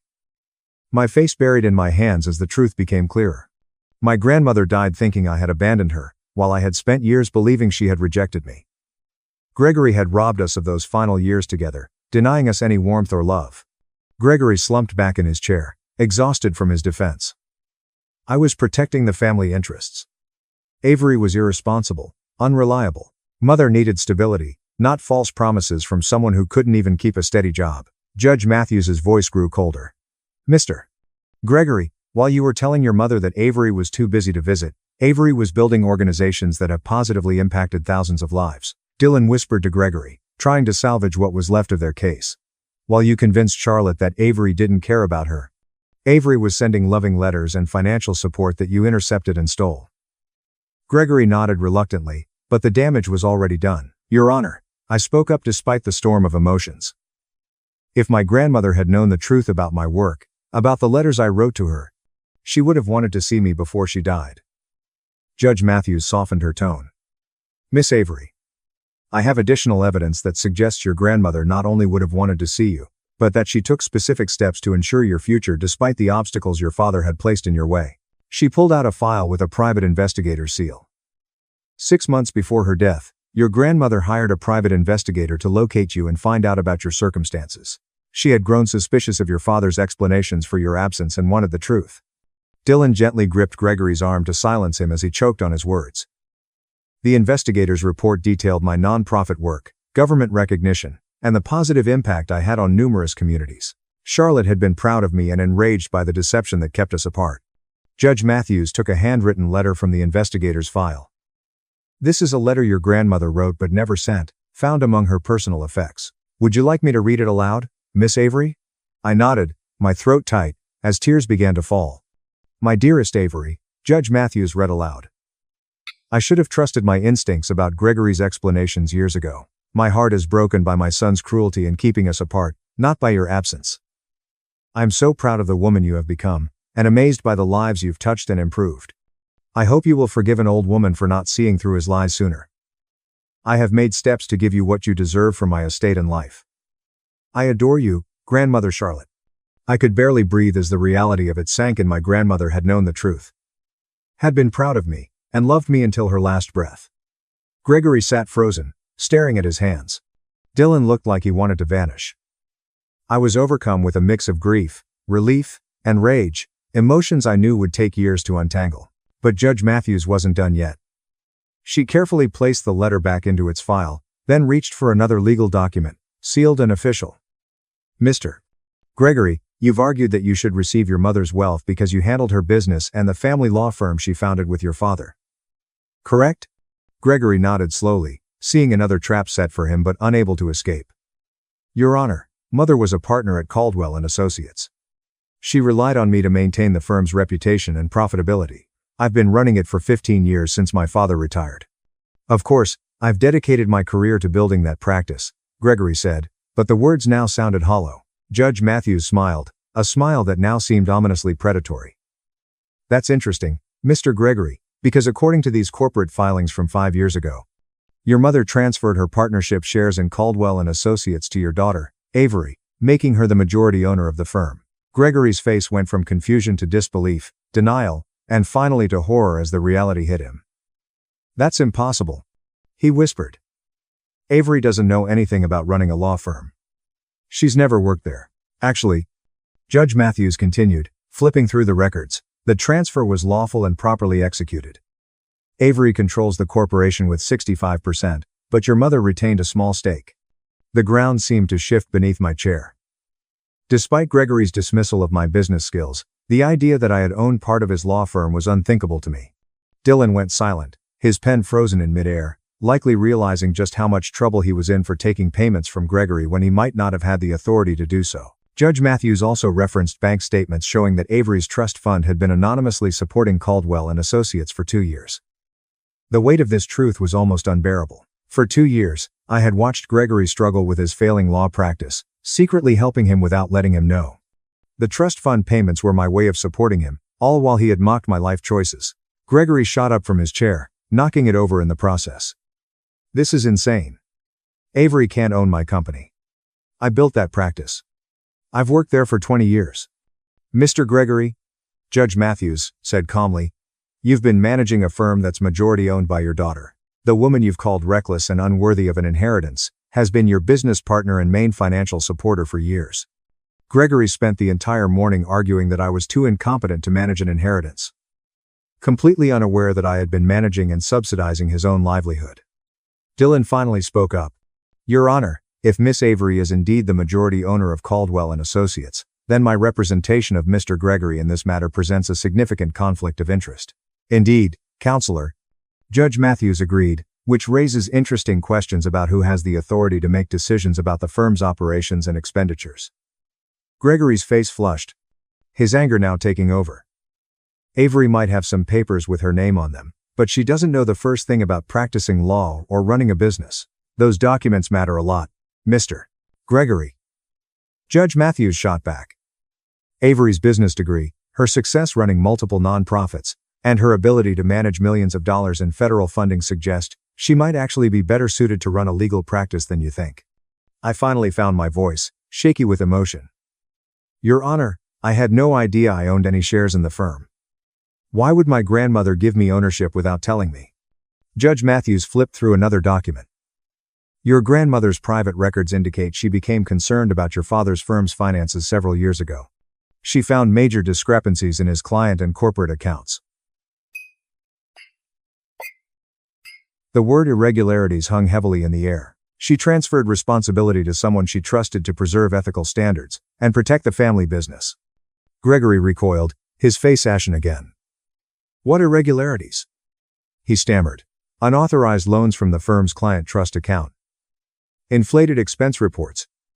Billing clients for services that were never rendered. Judge Matthews read from the investigator's report. Your grandmother's concern was that Gregory was headed towards serious ethical violations, potentially leading to disbarment and criminal charges. Gregory choked, desperate to explain himself. I always planned to repay those temporary loans from the client account. I had to make tough decisions to keep the firm afloat. Number lose. I had to make tough decisions. Mr. Gregory, Judge Matthews said sternly, borrowing from client funds is never temporary, and it's certainly never acceptable. Without intention to repay, it's embezzlement. I felt the weight of the truth sink in. My anonymous financial support had not only kept Gregory from drowning in his debts but had also prevented him from stealing from his clients. Dylan, clearly in panic mode, began frantically packing his briefcase, trying to distance himself from Gregory. Your Honor, given these revelations, I need to withdraw my representation of Mr. Gregory immediately. Granted, Judge Matthews said calmly.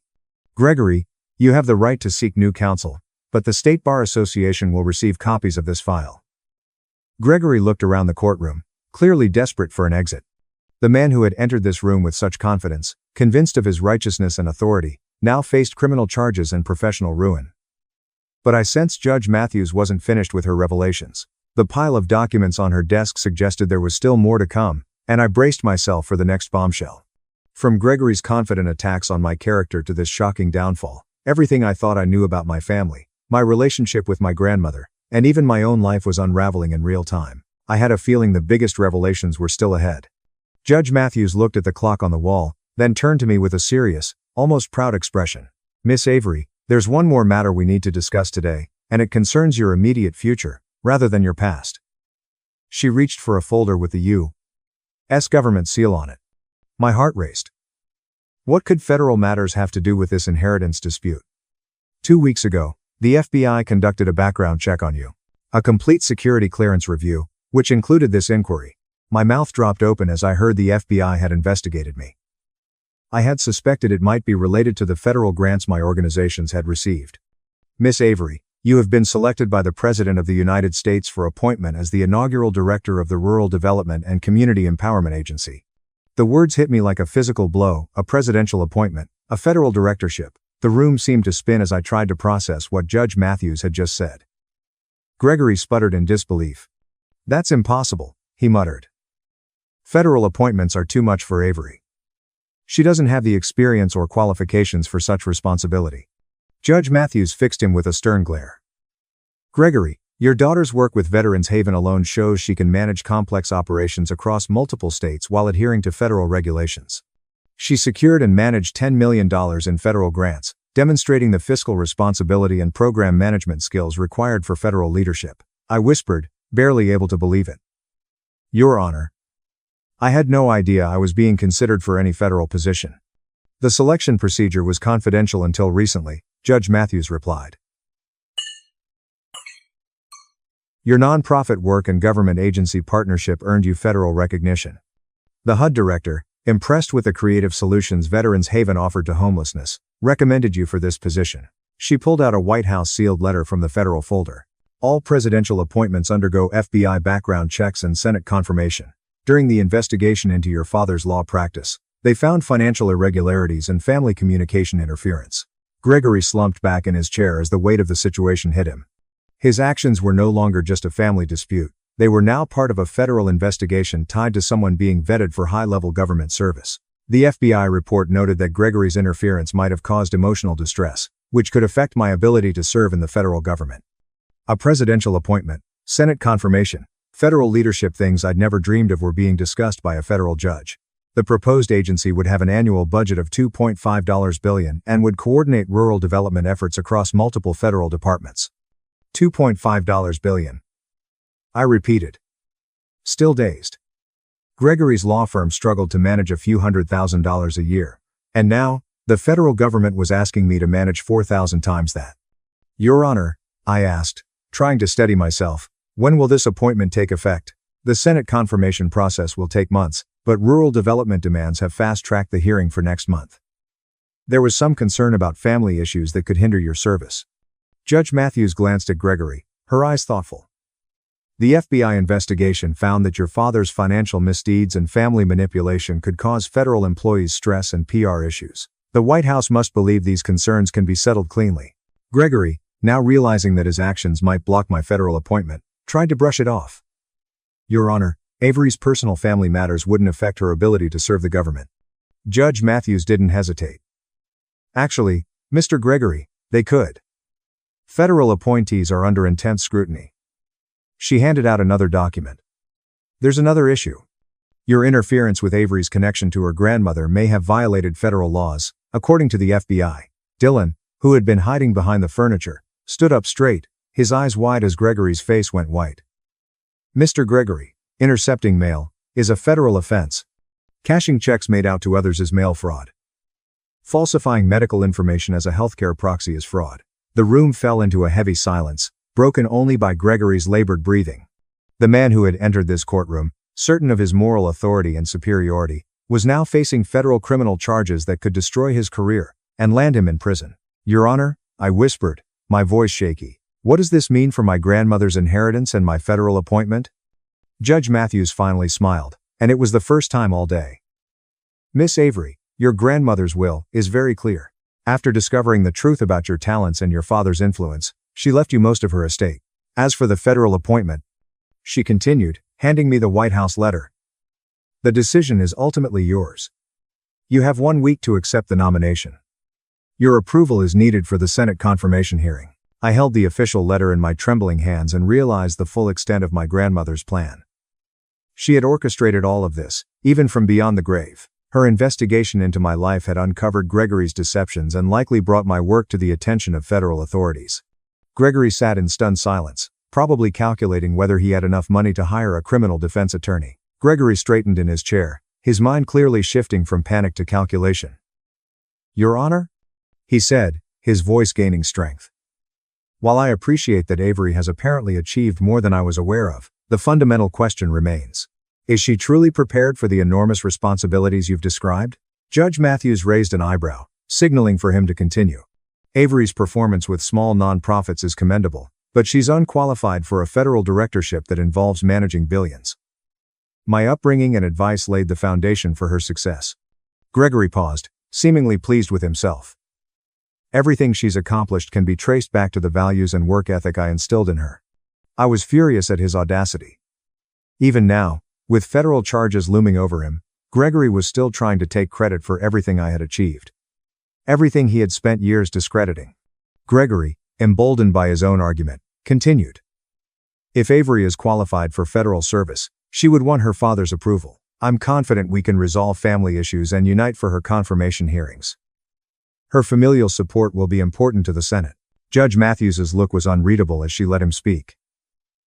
But I could see through it. Gregory was desperately trying to salvage what little was left of his dignity, while I stood on the precipice of a future that was beyond anything I had ever imagined. In minutes, Gregory had tried to shift from being an obstacle to my achievements to positioning himself as integral to them. Judge Matthews spoke softly but firmly. Gregory, you're saying Avery's success is due to your help? Yes, Your Honor. Avery's success has always been my priority, despite our recent disagreements. Any parent would be proud of their child's recognition. So you believe Avery's financial and ethical skills came from you? Judge Matthews pressed. Gregory nodded confidently, missing the trap. Yes. Family upbringing shapes morality and judgment. Judge Matthews opened another file, this time with bank statements and financial data. That's interesting, Mr. Gregory, because I have additional evidence about your role in Avery's financial education. Gregory's face shifted, his confidence faltering. These documents reveal that you co-signed Avery's student loans when she was 18 and entering college. You used her credit information to take out loans in her name without her authorization. My stomach sank. I had no idea this was coming. Gregory had caused my credit troubles in my 20 seconds, those strange bills. The countless obstacles I faced while trying to get business loans for my nonprofits. Judge Matthews continued, you took out three $175,000 business loans using Avery's identity and social security number. These loan defaults ruined her credit for 7 years. Gregory went pale again. Your Honor, these were family business investments. Avery benefited from the firm's success. Mr. Gregory, identity theft is a federal felony, regardless of family ties. You destroyed your daughter's credit at a time when she was trying to build her professional life, which is unforgivable. Judge Matthews grabbed more papers. The FBI also found that you contacted several of Avery's potential business partners and investors over the years, telling them she was financially unreliable and warning them against working with her. I was hit hard by this revelation. I suddenly remembered multiple promising partnerships that had fallen through. Investors who had once shown interest in my work, suddenly becoming cold and distant. I had always thought it was me, that I wasn't convincing enough or my proposals lacked strength. Your Honor, I asked, frustrated, did my father actively sabotage my business? Yes, Judge Matthews replied, looking directly at Gregory. FBI testimonies show that Gregory told at least 6 large funders and 3 corporate partners that you were unstable and fiscally irresponsible. The rejections, the doors that slammed shut just when success seemed within reach, made me question myself and wonder if Gregory had been right all along about my supposed lack of qualifications. I was finally realizing that he had actively worked to ensure my failure. Gregory abruptly stood up, his chair scraping the floor. This is misinterpreted. I just wanted to keep Avery from making bad decisions that could hurt her. Judge Matthews's voice turned icy. Gregory, you ruined your daughter's credit, stole from client accounts, intercepted her mail, committed fraud, and destroyed her professional relationships. You want credit for her success? The weight of Gregory's actions hung in the air, thick and suffocating. I finally understood that everything I had accomplished had been despite the roadblocks he had intentionally placed in my path. The most remarkable thing about Avery's achievements, Judge Matthews said, is that she managed to build 3 successful organizations and earn federal recognition while her own father systematically worked to undermine her at every turn. Gregory slumped back in his chair, realizing that his last-ditch attempt to take credit for my success had only highlighted his sabotage and made his crimes even worse. Dylan, who had been quietly gathering his papers, spoke up. Your Honor, I must withdraw from representing Mr. Gregory immediately. I cannot defend someone facing federal identity theft and mail fraud accusations. Granted, Judge Matthews said. Gregory, you will need new counsel, but the federal prosecutor's office will receive a full copy of this file. Gregory sat in stunned silence, realizing that his attempts to manipulate the situation had only worsened his position. The man who had spent the entire day attacking my character was now facing criminal charges and the destruction of his reputation. Judge Matthews's expression softened, but I could see the final blow was coming. She looked at me with deep respect as she gathered all the documents on her desk. The afternoon sunlight shifted, casting a warm glow through the courtroom windows, as though the clarity that had emerged that day was now illuminated in its full brilliance. Miss Avery, Judge Matthews began, her voice clear. This court validates your grandmother's will in its entirety based on today's evidence. You inherit Charlotte's house, savings, $1.5 million investment portfolio, and shares in various businesses. The words hit me like a thunderclap. My grandmother was wealthier than I had ever imagined, Judge Matthews added. You are now the majority owner of Caldwell & Associates, with all rights and obligations. You now control the firm's operations, people, and finances. Gregory choked on his words, but Judge Matthews didn't let up. Gregory, this court orders repayment for your interference with Avery's inheritance, mail interception, identity theft, and other deceptions. You must pay Avery $350,000 for your acts, including the value of the intercepted gifts, credit repair costs, and missed business opportunities.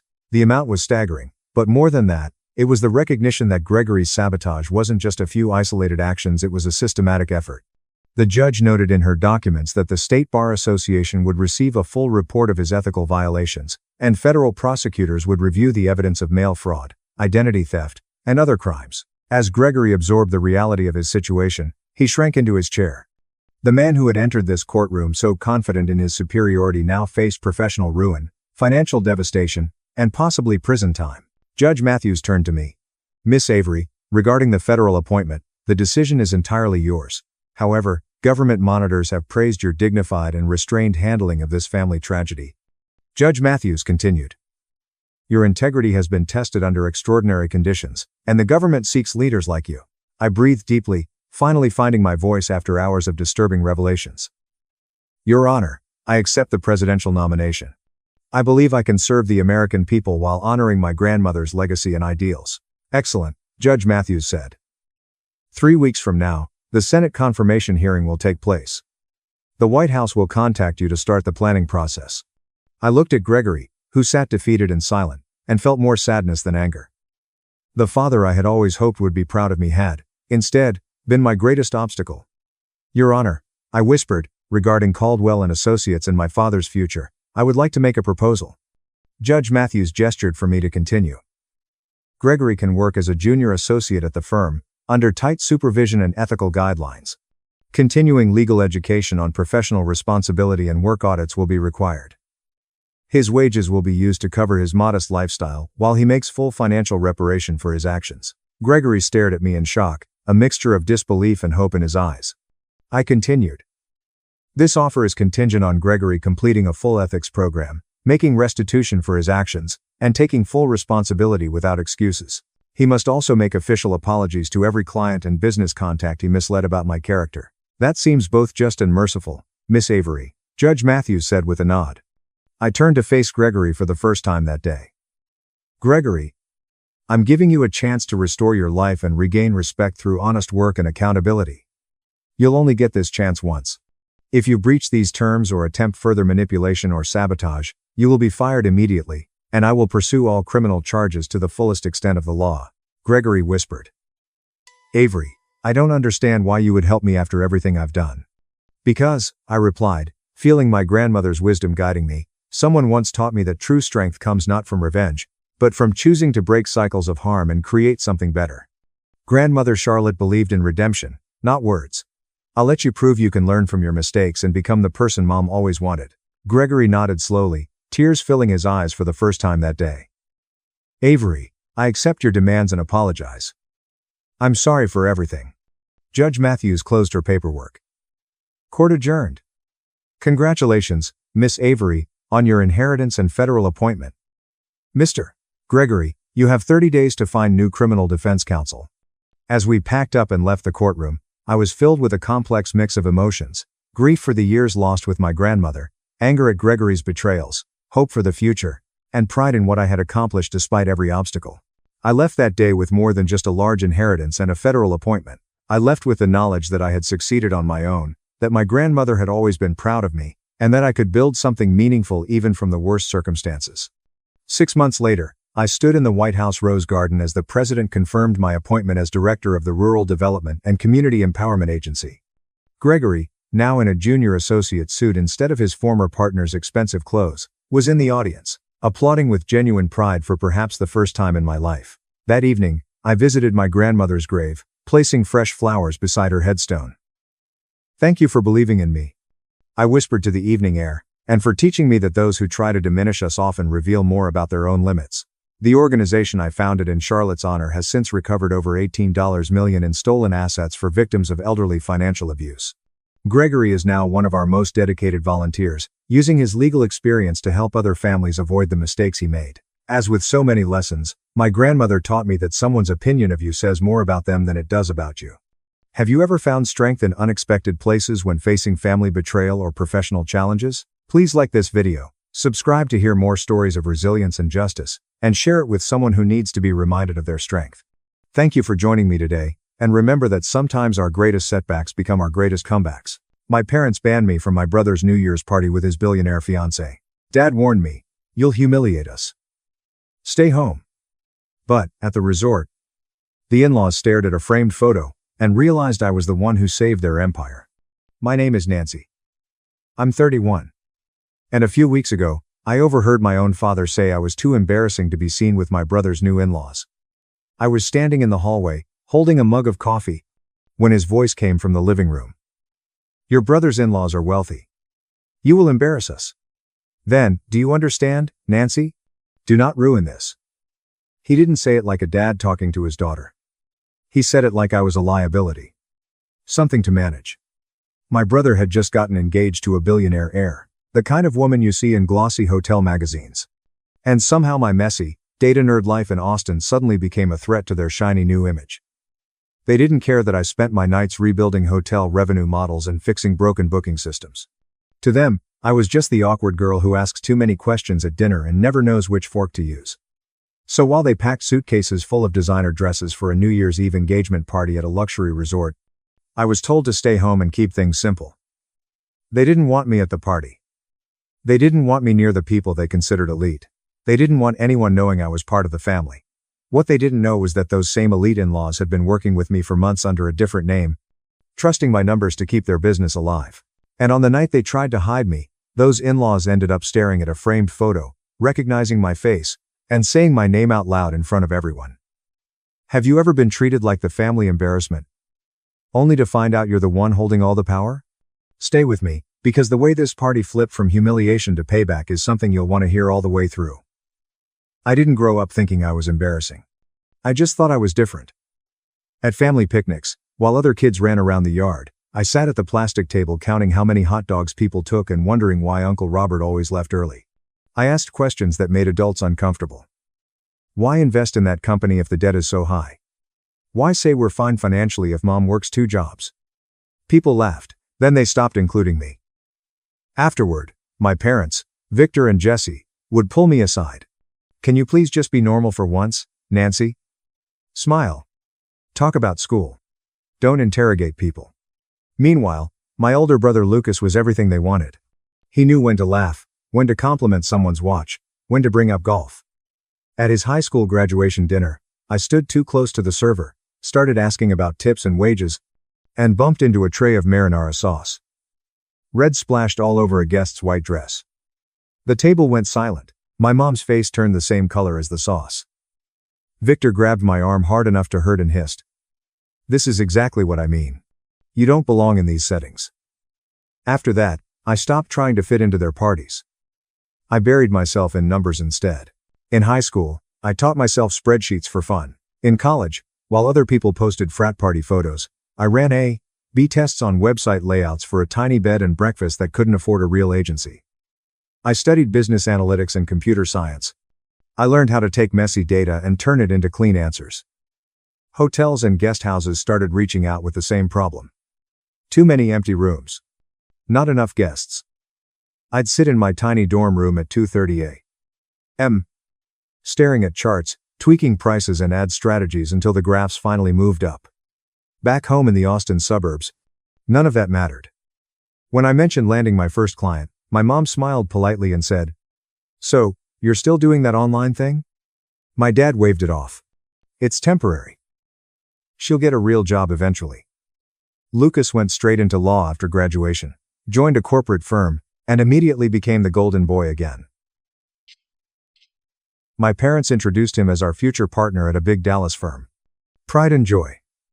When I showed up to family dinners in jeans after an 11-hour day consulting for 4 small hotels at once, my mom whispered, "Could you at least pretend you're not working from your bedroom?"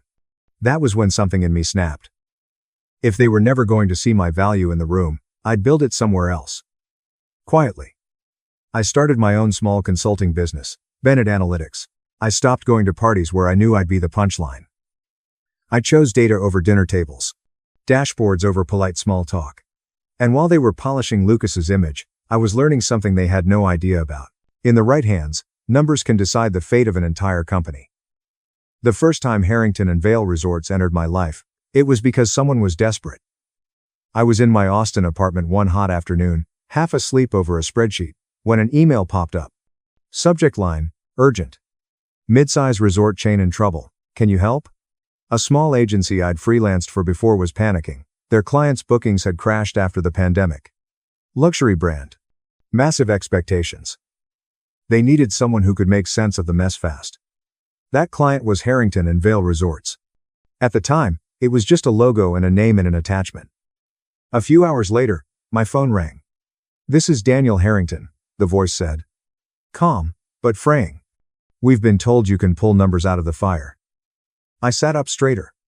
"No camera," he added quickly. "Our connection is terrible.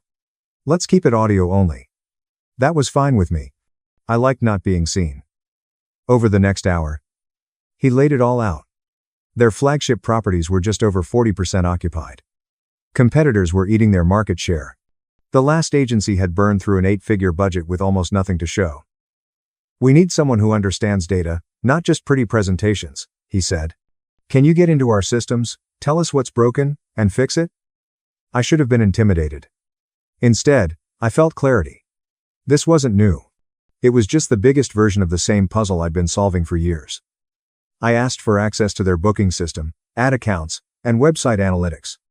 Within days, I was digging through years of data, spotting patterns their own team had missed, pricing stuck in a dynamic market, ads aimed at the wrong ages in the wrong cities, a checkout page bleeding customers because the mobile form was a nightmare. So I made a plan. We tested dynamic pricing tied to demand curves, nudging rates by tiny percentages based on seasonality and real-time searches. We shut off half their useless ad campaigns and redirected the budget toward high-intent search traffic and targeted social audiences. I built packages for remote workers, station families, and people who wanted long weekends within driving distance instead of overseas trips. It was riskier than the safe, polished reports they were used to, and I told them that. Daniel paused on the phone, then said, "If your numbers are right, we have nothing to lose. Do it." For the first round of tests, I even put some of my own consulting fee on the line. Part of it was performance-based. If I failed, I'd make almost nothing. If it worked, we both won. The first 6 weeks, the graphs barely moved. Then, by the third month, they bent sharply upward. Bookings climbed. Revenue followed. Even the board stopped breathing down Daniel's neck. He called me late one night. His voice sounded lighter than I'd ever heard it. "You have no idea what you've done for us, Nancy.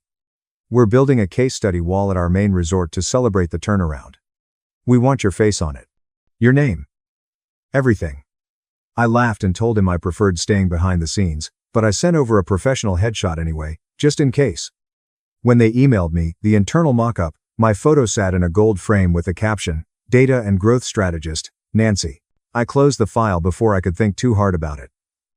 To me, it was just another quiet win. Nothing my family needed to know about. What I didn't realize was that the same revived resort chain would soon host a massive charity gala. And at that event, my polished older brother, Lucas, would meet a woman named Leela Harrington. The billionaire heir my parents would fall in love with long before they ever truly accepted me. Lucas called me about 4 months after Harrington and Vale's first major turnaround. His voice had that familiar brightness, the one he always got when he thought he was leveling up. "Hey, you free to grab coffee? I've got news." We met at a sleek downtown spot with concrete floors and overpriced cortados. Even though it was a Saturday, he showed up in a tailored suit. That confident smile was already on his face. I knew before he spoke that whatever he was about to say would make our parents extremely proud. He didn't even let me finish saying hi. "I'm engaged," he said, dropping the word between us like a trophy. "To Lila Harrington." The name hit me like a glitch in my brain. Harrington. As in Harrington and Vale? I asked carefully. "Yes," he said, eyes shining. "Her family owns this insane resort empire. They host charity events and political fundraisers all the time. Dad is freaking out. In a good way." I forced a smile. I'd spent months buried in that empire's numbers, keeping it from collapsing. But in Lucas's world, I was always several steps behind whatever image he was building. "That's great," I said. "I'm happy for you." We talked about the proposal, the ring, how our parents reacted. Of course they were thrilled. This was exactly the kind of connection they'd always dreamed of. A gilded doorway into the world they admired from magazines and TV.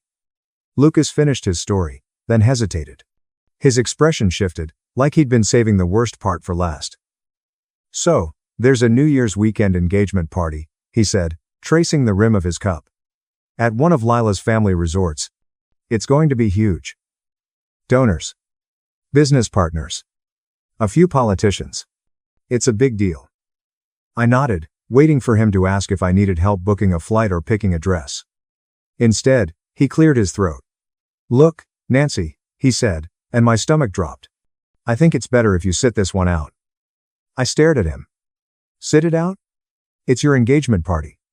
It's a very particular crowd," he said slowly. "Leela's parents. They're friends. They're used to a certain environment. You know how you get in those situations." "How I get?" I repeated. He lifted his hands like he was bracing for impact. "You ask heavy questions. You make people uncomfortable. You don't really play the game. Dad thinks it might be too stressful for you." "Too stressful for me?" I asked. "Or too embarrassing for you?" He winced. That told me everything. "Lucas, I work with hotels and resorts for a living." I wanted to say, "I know these people better than you do." But he kept going. "We only get one shot at a first impression with Lila's family. They're elite, Nancy. They're used to certain manners, certain optics. Mom and Dad are already nervous. They think it's safer if you don't come." Safer. Like I was some unpredictable storm that might ruin his perfect night. I laughed, but it sounded flat. "So I'm not invited to my own brother's engagement party because I don't fit the optics." He couldn't look at me. "It's not like that," he muttered. "We'll do a smaller family dinner later. Just us. You know I love you, right? You know this is just strategy." When I got home, my parents were in the living room, voices low and urgent. I stopped in the hallway without them noticing. "Your brother's in-laws are exceptional," Dad was saying. "We can't risk Nancy rambling about money or calling out someone's business model. She'll embarrass us." Jessie sighed. "She doesn't mean to. Victor. But this could be Lucas's chance at something bigger. We can't let her ruin it." The words hit harder than any slap. Upstairs, my laptop was still open to a Harrington and Vale dashboard. The same logo that would soon be printed on Lucas's New Year's weekend invitations. They were terrified I'd embarrass them in front of the very people whose fortunes I had helped rebuild. I closed my eyes and took a slow breath. Fine, I thought. If they want to hide me, let them. They have no idea how small their version of this story really is. They think this party is about optics. They don't realize that somewhere in the middle of all that champagne and glitter, my name is already on their in-laws' walls, waiting to tear their perfect little plan apart. The New Year's weekend came faster than I wanted. The week between Christmas and January 1st felt like limbo, like the whole world was holding its breath. My parents were buzzing around the house, talking about flights, outfits, and what gift would be appropriate for the Harrington family. Lucas sent me a picture of the invitation once. All gold foil, embossed logos everywhere. "I wish you could come," he wrote, like that decision hadn't been made very deliberately without me. The morning of the party, I watched them leave for the airport in their best clothes. My mom wore a new dress she absolutely couldn't afford without putting it on a credit card. My dad adjusted a tie he'd bought on sale but pretended was designer. They waved. I waved back from the doorway. The pretty daughter who had been told to stay home for her own good. When the Uber pulled away, the house went quiet in a way that felt heavy in my chest. That night, Austin lit up with fireworks and rooftop parties. I stayed in my apartment with takeout and my laptop open on the coffee table. I tried putting on a movie, but my phone kept lighting up. Photos from my mom of the resort lobby, dripping in chandeliers. Videos from Lucas of champagne towers and a live band. Then Lila, walking down a massive staircase in a silver gown, like she'd stepped out of a magazine. In one clip, I could hear my dad in the background telling someone, "That's my son up there. He's marrying into the Harrington family." I stared at the screen until everything blurred. They were inside the world they had always worshipped. And they had done everything possible to keep me out of it.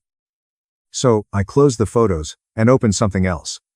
The analytics dashboard for Harrington and Vale's year-end results. Real-time booking numbers flickered across the screen. Rows of data showed reservations pouring into the same brand my brother was celebrating with while they smiled for pictures. I watched occupancy climb, revenue bars fill in, the lines I'd helped bend upward, bonuses, holiday parties, careers saved, for people who would never know my name. Then an email notification popped up. Subject line, year-end update and a special request. It was from Daniel Harrington. I opened it, half expecting a quick thank you in a spreadsheet. Instead, there was a full paragraph about how transformative the past year had been. How the board had gone from panic to cautious optimism, to real excitement. "You didn't just tweak a few ads, Nancy," he wrote. "You changed the way we understand our business. We want to honor that properly." At the bottom was an attachment. Concept Wall of Innovation, JPG. When I opened it, my breath caught. It was a mock-up of the entrance to one of their flagship resorts. A long wall lined with framed case studies. Each one with a photo, a title, and a short description. Near the center was my own headshot. Cleaner. More confident than I felt in real life. A plaque underneath read, "Data and Growth Strategist, Nancy." The description summarized everything I'd done. Dynamic pricing overhaul. Demand-driven campaigns. Recovery from the pandemic slump. Guests would walk past that wall on their way to conferences and galas, clinking glasses under chandeliers, while my face watched from the middle. "We plan to unveil this at a major partners and family event next season," Daniel wrote. "We'd love to finally meet you in person, and introduce you to some of the people whose jobs you helped save." My fingers hovered over the keyboard. At the same time, another photo came in from my mom. Lucas and Lila, wrapped in confetti, smiling like royalty. My parents blurred behind them, glowing with pride. I imagined that wall existing somewhere not far from where they were posing. My framed photo quietly contradicting every story they'd ever told about me being a disappointment. How ironic would it be if the place they were so desperate to keep me out of ended up being the one that insisted on putting my face front and center? I replied to Daniel with a simple, professional yes. Told him I'd be honored to attend when the time came. Then I set my phone face down, leaned back on the couch, and listened to the distant echo of fireworks outside. They thought they had erased me from that night. That they'd finally found a world I couldn't reach. But the truth was sitting right there on my laptop screen, framed in gold. My name stitched into the foundation of their shiny new life. They just didn't realize yet that the person they were so determined to hide was already woven into every corner of their precious elite circle. The months after that, New Year's weekend felt like someone quietly turned up the brightness on my life, while my family kept acting like I was still in the dark. Harrington and Vail signed one long-term contract, then another. I got pulled into meetings about expansion, new properties, even acquisitions. Suddenly, I was on early morning calls about opening resorts in California and the Caribbean. Running simulations. Testing what would happen if they changed their entire pricing structure for shoulder season. My days blurred into dashboards and strategy decks. The kind of work people in my field dream about. My bank account felt it, too. I traded my old hatchback for a reliable hybrid. Fixed the leak in my bathroom ceiling. Moved into a larger one-bedroom apartment that didn't feel like it might cave in during a storm. I did all of it quietly. No announcements. No social media posts. I knew exactly how my parents would react if I tried explaining performance-based contracts or retention bonuses. They'd smile. Nod. Ask if I'd thought about applying for a real job at a local office. Meanwhile, Lucas's life looked like a highlight reel. My mom sent constant updates. Photos of him and Lila at wine tastings, charity events, luxury retreats. Screenshots of articles mentioning the Harrington name with captions like, "Your brother was there last night." Can you imagine? At Sunday dinners, when I did show up, the conversation was all wedding plans and guest lists. How incredible it was that our family would soon belong at events where people wore tuxedos and talked about offshore accounts. Once, over dinner, Lucas said, "Daniel's bringing in some kind of genius consultant for their new data strategy. Guy's basically a wizard with numbers. If I play this right, I could end up working on some of those deals." I took a slow sip of water to hide my reaction. Mom looked impressed. "See? That's the kind of company you want to be around. People who know how to make things happen." I wondered what she'd say if I told her that the so-called wizard had spent that morning arguing with Daniel about whether we should cap occupancy during certain holidays to protect long-term brand value. And that wizard was me, but I didn't say anything. Let them talk about proximity to power. I was too busy building it. One afternoon in early September, I got an email from Daniel's assistant that made me sit up straight. She wrote, "We're finalizing details for the Partners and Family Gala at our Miami flagship. It's both a celebration of this year's turnaround and an engagement gala for Miss Lila Harrington and Mr. Lucas Bennett. Daniel and Elise are especially excited to honor you that evening. They'd like you front and center when we unveil the Wall of Innovation." The official invitation was attached. Heavy. Embossed. It looked expensive even through the screen.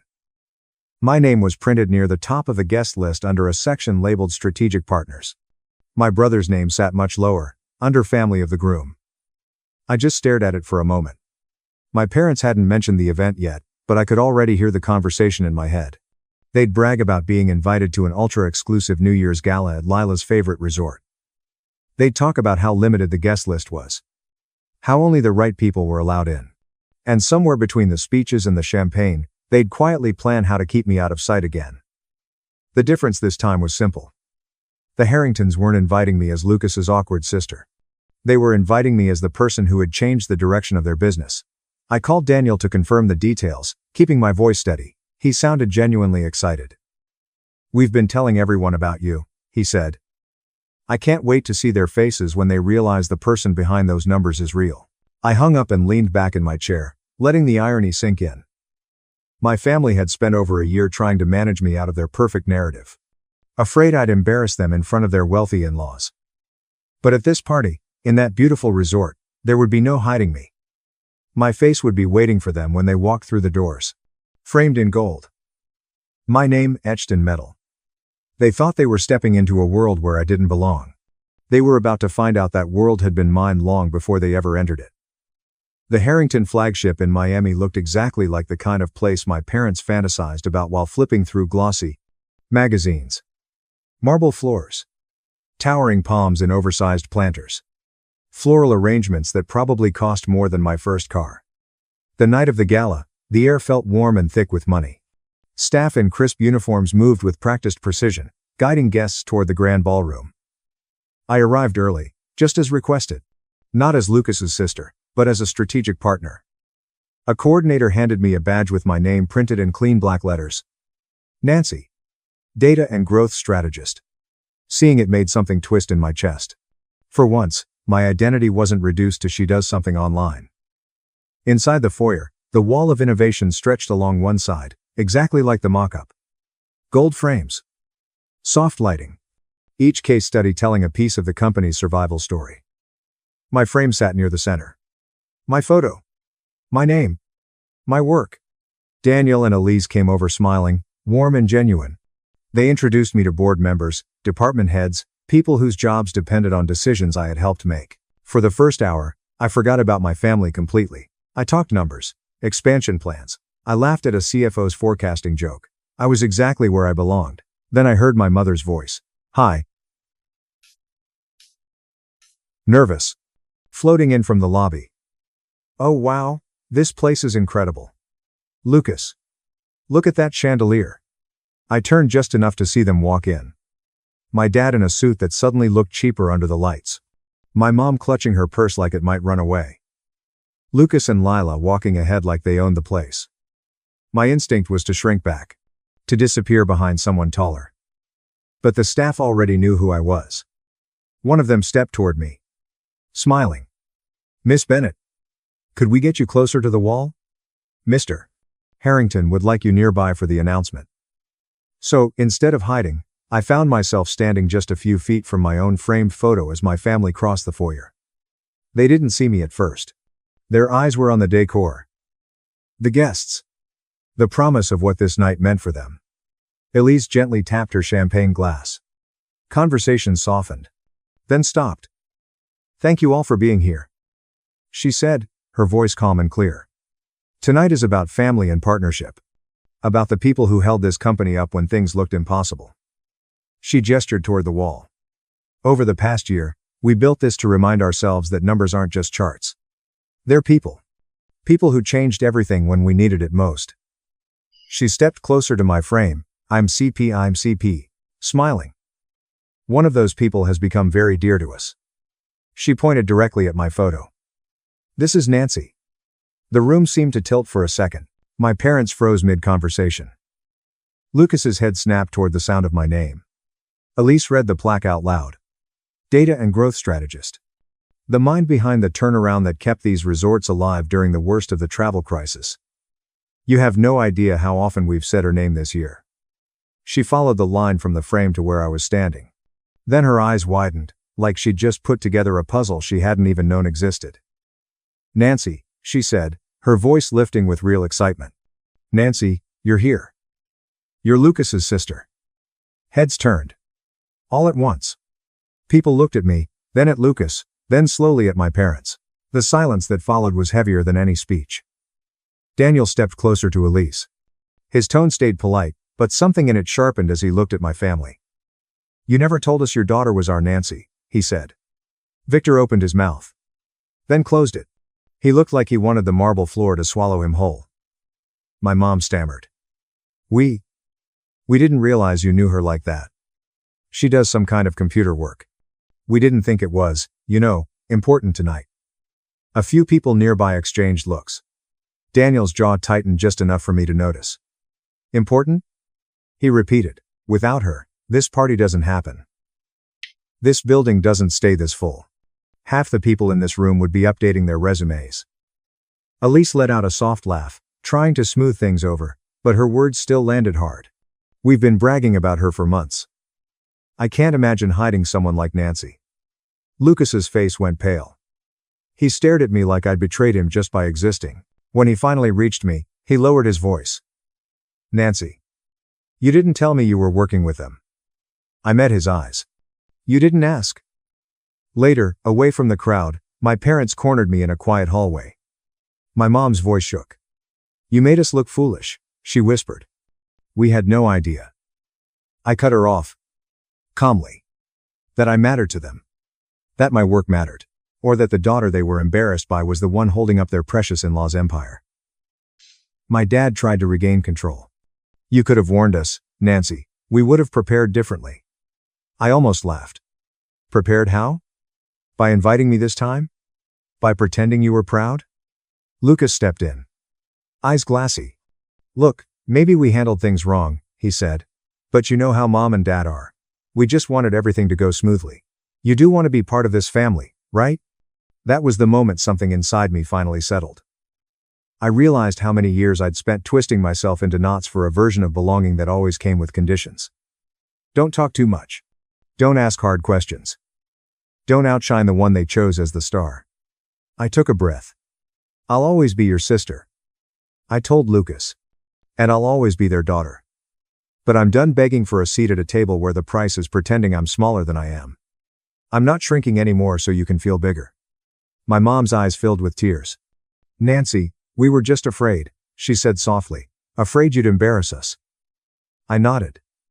And tonight, you found out the only thing embarrassing was how little you believed in me. That's on you. Not me. Back in the ballroom, when Daniel introduced me as a key partner, the applause felt different from anything I'd chased growing up. It wasn't polite clapping from family who barely listened. It was real. From people who understood the impact. People who didn't care what I wore or whether I asked uncomfortable questions, as long as I showed up with answers that kept their lights on. Standing there under that warm, golden light, something finally clicked. Sometimes the most powerful revenge isn't loud or cruel. It's refusing to keep handing your worth to people who only know how to discount it. It's letting your success speak in rooms where they never thought your voice belonged. If your family has ever made you feel like the embarrassing one, the extra one, the one who needs to be hidden so they can look good, hear this. Their failure to see your value doesn't erase it. You're allowed to build a life that honors who you are. Even if that means creating distance from the people who taught you to doubt yourself. By the end of the night, my parents had to walk past that framed photo of me every time they crossed the resort, my name etched into the wall of the world they worshipped. They were the ones shrinking. Avoiding my eyes. Rehearsing apologies. I just kept walking, shoulders back. The real glow-up wasn't being accepted by them. It was learning to accept myself first. And if you've ever been the one they tried to hide, I hope this reminds you you're not alone. If you've ever had to step back from people who couldn't see your worth, you're not wrong for it. Sometimes, telling your story is the thing that helps someone else finally stand up for theirs. On my 28th birthday, my family threw a surprise party with 180 guests. Then, my dad read out a $350,000 bill claiming they wasted every penny raising me. My sister grabbed my car keys. I smiled. And walked out. 5 days later, they called me 75 times a day. I'm 28. Grace Taylor. Growing up in the Taylor household, I quickly learned that my sister, Emma, and I were treated very differently. My dad, John Taylor, started a real estate company, and his idea of success was all about square footage and profit margins. My mom, Susan, used to be a teacher before she married him, but her real passion was dinner parties and climbing the social ladder. Emma, 4 years younger than me, was gorgeous and the household princess. I remember receiving a pre-med scholarship when I was 17. I was on stage, waiting for my parents to show up. But they never did. Emma had a ballet performance that same day. My mom didn't even look up from her phone when she replied, "Oh, I had to take Emma to ballet." My parents were always more invested in Emma. When I graduated top of my class in nursing school, at 23, my mom sighed and said, "If you had studied business like Emma, your father would have had a successor." It didn't matter that Emma dropped out of that business program 2 years later. It didn't matter that I was saving lives in the ICU while she was maxing out credit cards. My parents always thought Emma was perfect, and I was just useless. At family dinners, my mom would stroke Emma's hair and call her my beautiful youngest daughter. "Grace, can't your sister teach you?" she'd say. I learned early on that my family loved me, but only under terms I could never meet. I learned to hide, be quiet, and keep the peace. But there was one person who saw me differently. My grandmother, Eleanor Mitchell, was the only one who ever made me feel welcome. When I told my mom I wanted to be a nurse instead of joining my dad's company, my mom just grabbed my hands and told me to reconsider. "But Grandma Eleanor," she looked at me and said, "Sweetie, caring for others is the noblest work. Don't let anyone tell you otherwise." 3 years ago, Grandma was diagnosed with stage 4 cancer. The doctors gave her 18 months, maybe 2 years. My parents, of course, wanted to hire a full-time caretaker. Emma suggested a nursing home. My mom just nodded. But I couldn't let that happen. I quit my job and moved into Grandma's modest house on the edge of town. For 2 years, I weighed her meds, held her hand through sleepless nights, and read to her when the pain was too much. Emma visited twice in 2 years. My parents visited once a month for 30 minutes and always had some excuse: traffic, dinner reservations, anything to avoid staying. Grandma and I had something real. She told me stories about my grandfather in her dreams. She taught me that strength wasn't about fighting back, but about understanding your worth. 6 months ago, she passed away peacefully in her sleep, with my hand holding hers. At the funeral, my mom pulled me aside. "Don't pretend like you did so much for her. She didn't leave you anything." I stayed silent. I didn't realize her mistake yet, but Grandma Eleanor had prepared something. A week later, on the day of my birthday, I got the first sign. I was finishing a double shift at the hospital when my phone buzzed. It was Emma. She never calls me. "Grace, have you received anything from the lawyer about Grandma's estate?" she asked, her voice oddly sweet. I frowned. "No, why?" "Oh, nothing," she said. "Just curious. We're planning a surprise house party for your birthday. The whole family's coming." I almost dropped my coffee. My family had never, not once, celebrated my birthday in 28 years. And now they were throwing me a party? It didn't make sense. I talked to my best friend, Jake Evans, later that day. He's been my rock since nursing school. He looked at me, his face serious. "Grace, they've never celebrated your birthday. Why now?" "Why? Maybe they feel guilty about Grandma. But don't expect them to change overnight. Wanna see Bia?" I shook it off, telling him he was being paranoid. But something didn't sit right with me. Why had Emma called? Why the lawyer? Why now? 3 days before the party, I ran into Aunt Helen Clark at the grocery store. She's my mom's younger sister, the black sheep of the family, the one who tells the truth, even when it hurts. "Grace," she grabbed my arm in the produce aisle. "Do you know about Emma?" My stomach dropped. "What about her?" Helen dragged me behind a display of watermelons. "She's in trouble. Bad trouble. She and Luke invested everything in crypto. Lost almost $180,000. They're in debt to everyone." I felt the floor shift beneath me. "Does Dad know?" "No," Helen whispered. "He's frantic. Trying to find money to bail her out." Helen whispered. Her grip on my arm tightened. "Your family isn't planning a birthday party. They're planning something else." I felt like the fluorescent lights above me were too bright. The cheerful music in the store suddenly felt deafening. "What do you mean something else?" Helen's eyes locked with mine. I saw pity and fear in them. "I don't know exactly. But they've been meeting about Grandma's estate, about some house." She let go of my arm and walked away, disappearing as if she'd never been there. I stood there, alone among the watermelons, my heart racing. What did this have to do with me? That night, I finally checked my mailbox. I hadn't looked in a week. I worked night shifts, so the mailbox was usually the last thing on my mind. But there it was. A thick envelope with the law office's name, Samuel Whitaker. My heart skipped. I tore it open, reading by the glow of my phone. Dear Miss Taylor, we require your attendance at our offices to discuss matters related to the estate of Eleanor Mitchell. Please contact us to book an appointment. I'm set. Grandma's house. The house where I spent 2 years caring for her. I always thought it would go to my mom, or maybe be divided among the family. That's how these things work, right? But this letter was only for me. I dialed the number with trembling hands. The receptionist picked up on the third ring, and after a brief pause, she offered me an appointment for the day after my birthday. I hung up and sat there, in the dark of my flat, turning the envelope over and over in my hands. Emma had asked about a lawyer's letter. My parents were planning something about Grandma's estate. And now, this. The pieces were there, but I couldn't put them together yet. I decided to go to the party, though. Whatever was going on, I had to see it for myself. But this time, I wouldn't walk in blind. I had that letter in my mailbox for a whole week. A week I could have used to understand everything if I'd opened it sooner. The night before the party, I couldn't sleep. I lay in bed, staring at the ceiling, remembering all the times I kept quiet to keep the peace. When I was 20, my dad bought Emma a brand new BMW for her 16th birthday. I worked for 3 years to afford a used Honda. No one ever saw anything wrong with that. When I turned 25, 26, 27, my mom completely forgot my birthday. Emma got weekend spa trips, and I got a text message if I was lucky. 2 years ago, at Thanksgiving, Emma announced to the whole table that I was just a nurse because I wasn't smart enough to be a doctor. Everyone laughed. I smiled and stayed quiet. I thought I was being mature, the bigger person, keeping the family together. But lying there in the dark, it hit me. Every time I stayed silent, I lost a piece of myself. What else would I lose if I kept doing this? More years of being invisible, more holidays spent smiling through insults, more moments where my parents lit up for Emma and ignored me completely. I would lose myself entirely, become a shadow in my own life. And whatever happened at that party, whatever they had planned, I would not let them define me. I would not shrink. I would not disappear.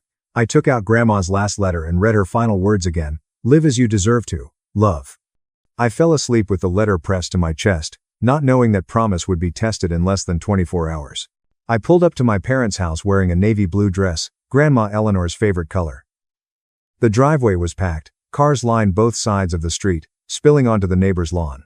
Way more cars than I expected for a modest birthday party. That was my first red flag. I texted Jake before getting out. I'm here. Something feels off. Stay near your phone. His response came fast. I'm parked 2 streets away just in case. Jake, always ready for the worst. The front door was unlocked. I stepped inside and froze. The living room was completely different. Rows of folding chairs, 180 of them, were lined up facing a long table at the far end. It looked like a courtroom. Every chair was occupied by someone. I recognized faces from childhood, aunts, uncles, people I hadn't seen in years. My parents' business partners, neighbors, and some I couldn't even name. No balloons, no cake, no decorations, just 180 eyes staring at me. Emma appeared beside me, her smile too wide, too perfect. You made it, she said. Everyone's waiting. Waiting for what? I asked, trying to sound steady even though my insides were churning. You'll see, she said, gripping my arm, guiding me forward. Just go stand by the table. Where's the cake? I asked. Later. Emma, what is this? I tried again. She didn't answer. She just kept pulling me forward, her nails pressing into my arm. The crowd parted as we passed. No one said happy birthday. No one even smiled. Finally, I was standing in front of that long table, 180 faces staring at me in silence. My father stood up. He picked up a microphone, like the ones they use for wedding speeches. Thank you all for coming, he said, his voice booming through the room. Tonight, our family needs to discuss an important topic. I scanned the crowd. Aunt Helen was in the back, her face pale with fear. For 28 years, my father continued, his gaze locked on mine, your mother and I nurtured you, Fed you, clothed you, paid for your schooling, gave you everything. Dad, I croaked, my throat dry. What's going on? Be silent. I'm not done, he snapped. The room was utterly silent, not even a breath. He pulled out a huge stack of papers from his jacket and held them up like evidence at a trial. This is a full accounting, he announced. Every dollar we spent on you from the day you were born until you moved out. Food, medical expenses, school supplies, birthday presents, everything. He flipped to the last page, his finger trailing down to the bottom.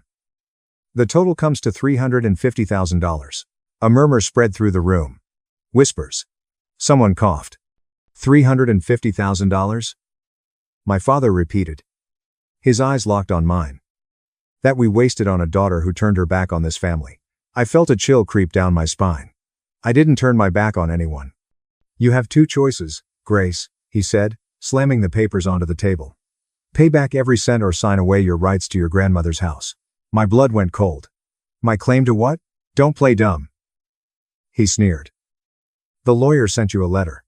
I haven't even read it yet, I said. It doesn't matter, he replied, sliding a document across the table. Sign this. Give up the house, and we'll forget about the bill. That's when my mother stepped forward. She walked over to the family photo wall, the one I'd grown up staring at for years. Generations of Taylors captured in golden frames. My grandparents' wedding, my parents' honeymoon, Emma's ballet recital, my graduation, every holiday, every birthday. My mother reached up and grabbed the first photo, me at 5, grinning with a gap-toothed smile. 28 years, she said, her voice shaking with fake anguish. 28 years of raising an ungrateful child. She ripped the photo in half. The sound was like a gunshot, sharp and brutal. I couldn't move. Couldn't breathe. She grabbed another frame, my high school graduation photo. A daughter who only thinks of herself. Rip. Then she tore my nursing school diploma photo. Who never appreciated anything we gave her. Rip. And then she grabbed the one that made my heart stop, the photo of me with Grandma Eleanor, taken the week before she died. We were both smiling, her hand in mine. A daughter who deceived a dying old woman, she sneered. Rip. The pieces of my life fluttered to the floor, like dead leaves. 180 people were watching in total silence. Not one of them moved. Not one of them said a word. And then Emma was there. She reached into my purse, pulled out my car keys with a pleased smile. Oh, and this? She dangled them in front of my face. Dad transferred the title to me. I need it more than you. I stared at my mother, surrounded by the broken frames of my life. At my father, whose hand was still resting on that pile of papers. At my sister, her smile wide, my keys in her fist, and at 180 relatives, all watching as my family tried to erase me. I could have cried. I could have pleaded. But I didn't. I took a breath. Then another. Grandma's voice echoed in my head. You are enough, Grace. You always were. I looked at my father. Really stared at him, seeing the desperation behind his rage, the slight shake in his hands as they rested on that stack of papers. Dad? My voice was calm. Calm in a way I didn't even recognize. Have you actually read Grandma's will? He blinked. What? Her will. The legal document. Have you read it yourself? He stared at me, taken aback. I don't need to read it. The house was supposed to go to the family. You sure about that? Something flickered across his face. Doubt. Or fear. You're asking me to sign away rights you haven't even verified. My voice stayed level, calm, like I was explaining something to a patient. That's not how legal documents work. From the back of the room, Aunt Helen gave me a small, encouraging nod. I turned to Emma. How much do you owe? Exactly. Her face went white. What? The crypto investments, Luke's sure thing. How deep are you? She blinked at me, confused. I don't know what you're talking about. I think you do. Whispers rippled through the crowd. People shifted in their seats, exchanging confused glances. My mother stepped forward. This isn't about Emma. This is about you being selfish. She snapped. No, I interrupted, holding up my hand. This is about you trying to take something that might not even be yours, without bothering to check. The room fell silent. I looked down at the torn photos scattered at my mother's feet, at the car keys still clutched in Emma's hand, at my father's meticulous accounting of everything I'd supposedly cost him. Then my gaze shifted to the door. I won't sign anything tonight, I said. And I certainly won't sign anything under duress in front of 180 people. My father slammed his hand on the table. Sign the paper, Grace, or you're no longer a tailor. I froze for a moment, staring out at the 180 faces, all watching, some curious, some pitying, most just waiting for the spectacle to unfold.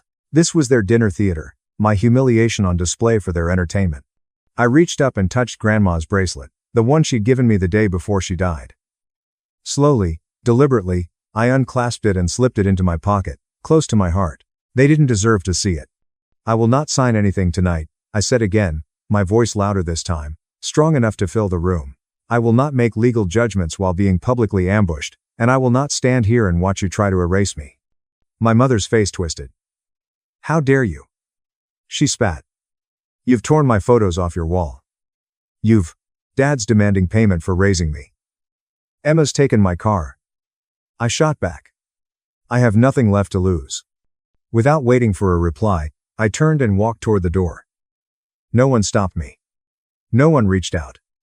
No one said, wait, or happy birthday, or even, I'm sorry. 180 people. Not a single word. Jake's car was waiting at the end of the block, just like he'd promised.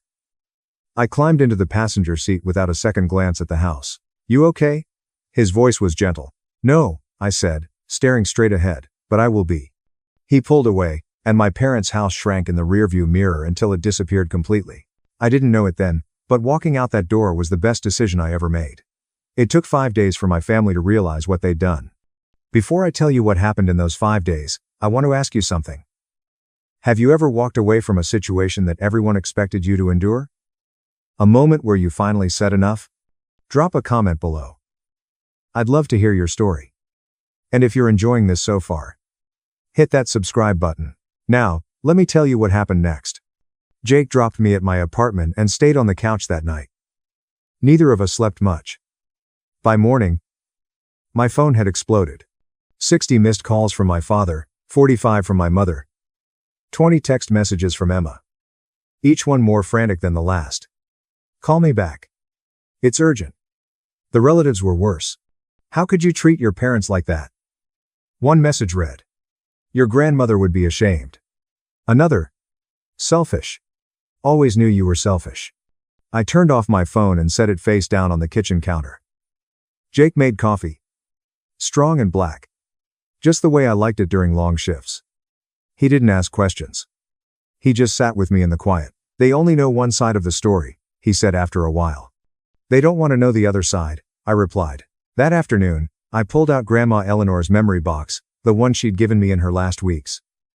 It was filled with letters, photos, and small treasures from her life. At the very bottom, I found an envelope I'd never opened. It had my name on it, written in her shaky handwriting. Inside was a single page. My dearest Grace, it began. By now, you've probably discovered that things aren't going as your parents expected. Don't worry, sweetheart. I've taken care of everything. They'll try to take what I've left you. Don't let them. Mr. Whitaker knows everything. Trust him. I knew then that I needed to see that lawyer. The next morning, I walked into Samuel Whitaker's office. He was older than I expected, silver-haired, kind, and patient. It was clear he'd seen his share of family dramas. Miss Taylor, I've been waiting for you, he said. You know what happened? Your grandmother predicted it almost word for word, he continued. Please, sit. He pulled a document from his desk, heavy paper with official seals, notarized signatures, the will. Grace, your grandmother left her house to you. Not to the family. Not to be divided. Just me? Why? Because you were the only one there, Whitaker said, his voice softening. 3 years, Miss Taylor. You gave up your career, your apartment, your life to care for her. No one else visited. The house is valued at approximately $600,000, he went on. It's yours, free and clear. No one can take it from you. But my father said. I started. Your father assumed, Whitaker cut in. He never read the will. He assumed your grandmother would divide everything equally, like most people do. She didn't. She knew who deserved it. Whitaker paused. One more thing. My heart pounded. What kind of condition? If any family member coerces or threatens you into giving up your inheritance, They lose any claim to her remaining assets. Before I could fully process this, the office door opened behind me. Aunt Helen stood there, her face a mix of sadness and relief. "Hello, sweetheart," she said softly. "Aunt Helen?" I stood up, startled. "What are you doing here?" "Medify, what are you doing here?" She crossed the room and sat beside me. "Your grandmother requested my presence when the time came." Whitaker nodded. Mrs. Mitchell witnessed Eleanor's will, drafting and every choice. I glanced between them, my mind racing. "You knew?" "I knew," Aunt Helen said, squeezing my hand. "After you moved in, your grandma called me 2 years ago. She said, 'Susan won't accept this. Grace needs a defender.'" Tears welled up in my eyes. "Why didn't you tell me?" "Eleanor made me promise not to," Helen replied. "She wanted you to know her unconditional love, not that you sought an inheritance." Helen squeezed my hand again.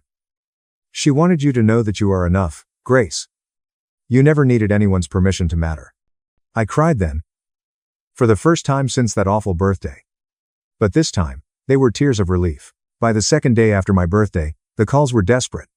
I turned my phone back on long enough to count 60 missed calls from my father, 45 from my mother, and 1 voicemail from Emma, her voice cracking with panic or rage. "Grace, the lawyer called us back." I played it for Jake while we sat in my kitchen, drinking cold coffee. "Mistake?" He snorted. "That's what they're calling it." The texts were even more revealing. From my father, "Call me. There's a misunderstanding." From my mother, "Grace, the lawyer says you're the only heir. That can't be right. Call me." I showed Jake the screen. "Funny how misunderstanding is their favorite word when things go wrong," I said. His expression darkened. "They were clear 2 nights ago." I read the messages again, laughing, a hollow, broken sound. "Legal documents didn't come between us, Dad," I muttered to the empty screen. "You did when you read that bill in front of 180 people. Jake gently took the phone from my hand. "You don't have to respond. I know," I replied. But part of me wanted to scream every truth I'd swallowed for 28 years. Instead, I turned the phone off again. Some battles are won with silence, but my family needed more. On the 3rd day, they came to my door. Jake had gone back to his apartment 2 floors up, so I heard the knock, 3 sharp raps, and looked through the peephole. My father, mother, and Emma were standing in my hallway like some kind of delegation. I opened the door but didn't invite them in. "Grace," my father said, "we need to talk." My mother wrung her hands. "Sweetheart. I got carried away last night. I was outraged. You tore my photos off the wall in front of 180 people. I didn't mean." "Grace, listen. I'm in difficulty. If I can't come up with the money, you'll face the repercussions of your actions." Her voice reined in, suddenly calm, like a warning. "Luke, I know I made horrible investments," I said, leaning against the door frame. "That's not my concern." My father straightened, trying to regain control. "That house should belong to the family. Your grandmother would have wanted." My mother's anguish turned to rage. "After everything we did for you, you publicly disowned me on your birthday." I met her eyes. "You demanded $350,000 for being born and watched your other daughter steal my car. Now you want me to pretend we're family?" At that moment, my father's phone rang. "I have to take this," he said, looking away from me. "Lydia, now isn't a good." I could hear her voice through the speaker. Loud, angry. "John, I just got off the phone with Samuel Whitaker. Lydia, he says Grace is the sole beneficiary, and Eleanor left her everything." "Is that true?" "It's tricky," my father said, glancing at me. He also mentioned a coercion provision. If anyone tries to force Grace to give up her inheritance, they forfeit their claims. "John." Lydia's voice echoed across the hall. "Tell me you didn't publicly disown your daughter over a house that wasn't yours." I was there. I witnessed Susan tear those photos, and you read that absurd bill. 180 people saw what you did, and now everyone knows the truth. "Lydia, please," my father begged. "The whole family is talking. You embarrassingly tried to force your daughter to give up her rightful inheritance without even checking if you had a claim. No one," Lydia said coolly, "is on your side. Not after this." The line went dead. The 4 of us stood there, staring at each other. My mother was pale. Emma looked like she would cry, and my father was glued to his phone, as if it had betrayed him. I whispered, You should leave now. I wanted to ask you something. If you were standing in that doorway, watching your family realize what they'd done, would you have forgiven them or left? Let me know in the comments.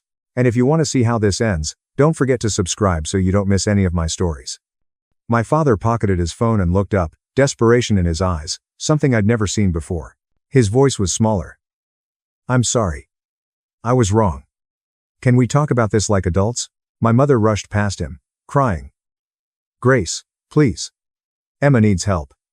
She's your sister. If she loses everything, she loses everything. Mom, she's a grown woman. She made her own choices. You heartless. Emma stepped forward, fists clenched. I'm your sister, and you took my car keys while our mother destroyed my childhood photos. After that, you can't play the family card, I snapped. My father tried again. Your grandmother wanted the family to own the house.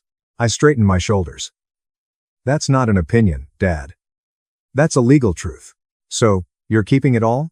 He asked, his voice cold. Let's follow Grandma's instructions, I said, meeting his eyes. He stared at me for a long time, and then something in him broke. Fine, he said, his voice flat and forlorn. Don't cry when you understand what you've thrown away. Dad, I'm not abandoning family. I'm just done being treated like a nobody. I closed the door in their faces. On the fourth day, I returned to Mr. Whitaker's office. Sunlight caught dust motes in the air, making everything feel quieter, crisper. I've made my decision, I said, sitting in the leather chair. I want to keep the house, but I don't want to sell it. Whitaker nodded, pulling out more documents. What would you do? I paused, remembering the discussions with Grandma on the porch. I'll preserve it as Grandma left it, live in it, take care of it, an appropriate tribute. I signed the ownership transfer papers steadily. Whitaker slid another document across the desk. I'd almost forgotten about the car Emma took. Your father had no legal authority to transfer the title. The vehicle was registered in your name, purchased with your funds. The transfer was invalid. The transfer was invalid. That implies we can submit a complaint and correct the registration, I said. Whitaker leaned back slightly. Get your car back. I almost grinned for the first time in days. While signing the last page, I asked Mr. Whitaker if my grandmother ever mentioned my family before she died. He was silent for a moment, then replied, Grace will understand. That's enough. She knew them, didn't she? She knew all of you. Whitaker smiled kindly. That's why she made the choices she did. I left his office with the deed and a sense of peace. The hard part was over. The healing was just beginning. Aunt Helen, who called me every few days, told me about the aftermath. The 180 people who'd witnessed my public humiliation started talking about it within a week. She told me over the phone that my parents' friends were distancing themselves. The Hendersons canceled their standing dinner appointment, and the Watsons stopped returning calls. Grace, Aunt Helen said, others observed what they did and made their own conclusions. The worst came from my father's business.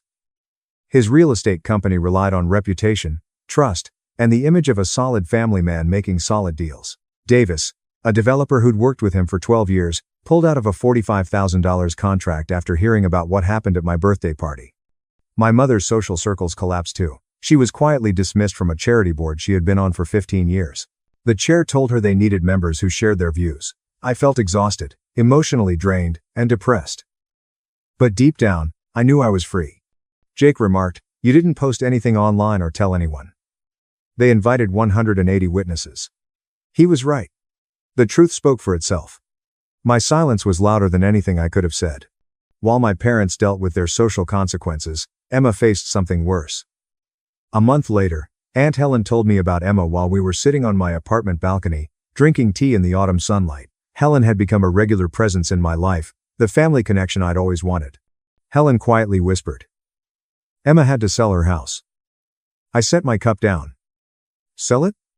Sell it? She and Luke couldn't make the payments anymore. The crypto debt caught up with them. Helen sighed. They went back in with your parents. I tried to feel satisfied, vindicated, but I felt hollow. Helen stirred her tea absently. The economy, the market, you, mostly me. If Grace had divided the fortune, none of this would have happened. She spoke bitterly, like my mother. The inheritance wouldn't have covered Emma's debts anyway, I said. I know that. You know that. Susan would never accept it. I watched a bird settle on the balcony railing. Grandma liked birds and left seed out every morning. Helen asked, "Do you regret it?" I paused before answering. I regret that they never viewed me as part of the family and that nothing I did was ever enough. But I don't regret standing up for myself anymore. I hope Eleanor would be proud of you," Helen said as we watched the sun set in silence. Emma's debt was never my duty, but my family made me feel like it was. For 28 years, I carried shame that wasn't mine. I received my car back 2 weeks later after Mr. Whitaker filed the documentation to prove the title transfer was fraudulent. My father had no right to give away the car, which I had bought with my own money.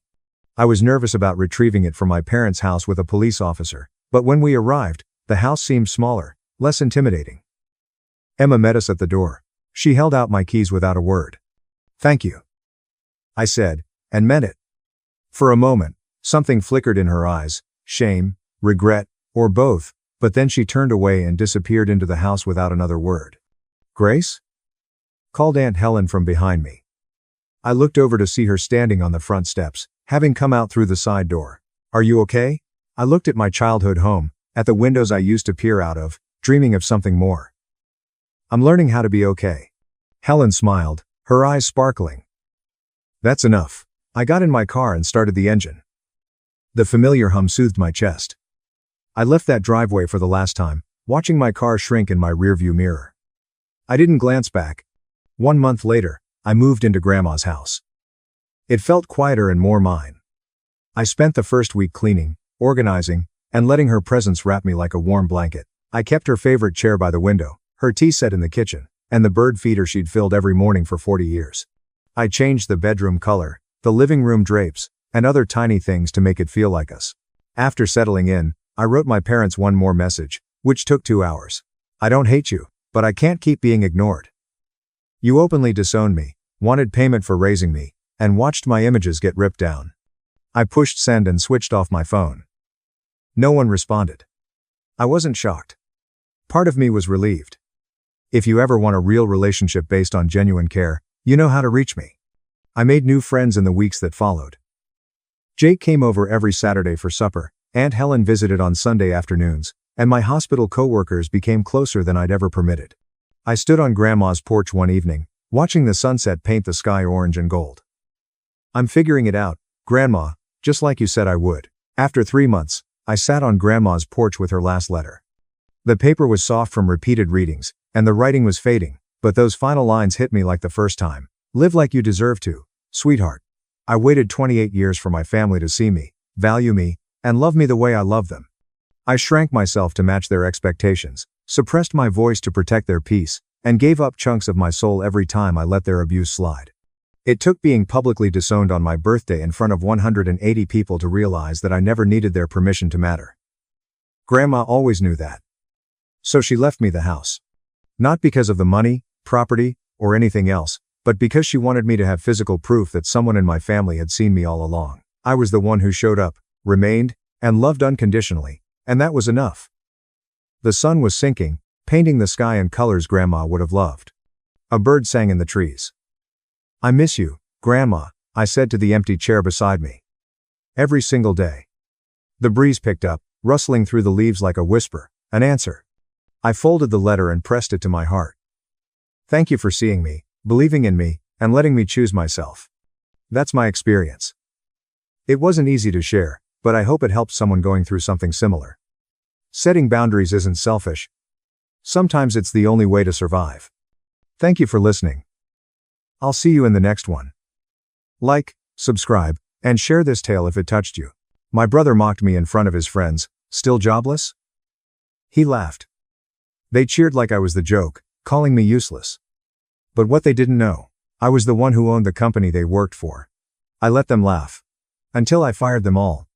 My name's Sydney Rivers. I'm 31. A few nights ago, my brother mocked me in front of a crowd of people whose paychecks I sign off on. He raised his glass, pointed at me, and said, "Can we all give it up for my little sister?" Still jobless. Still figuring it out.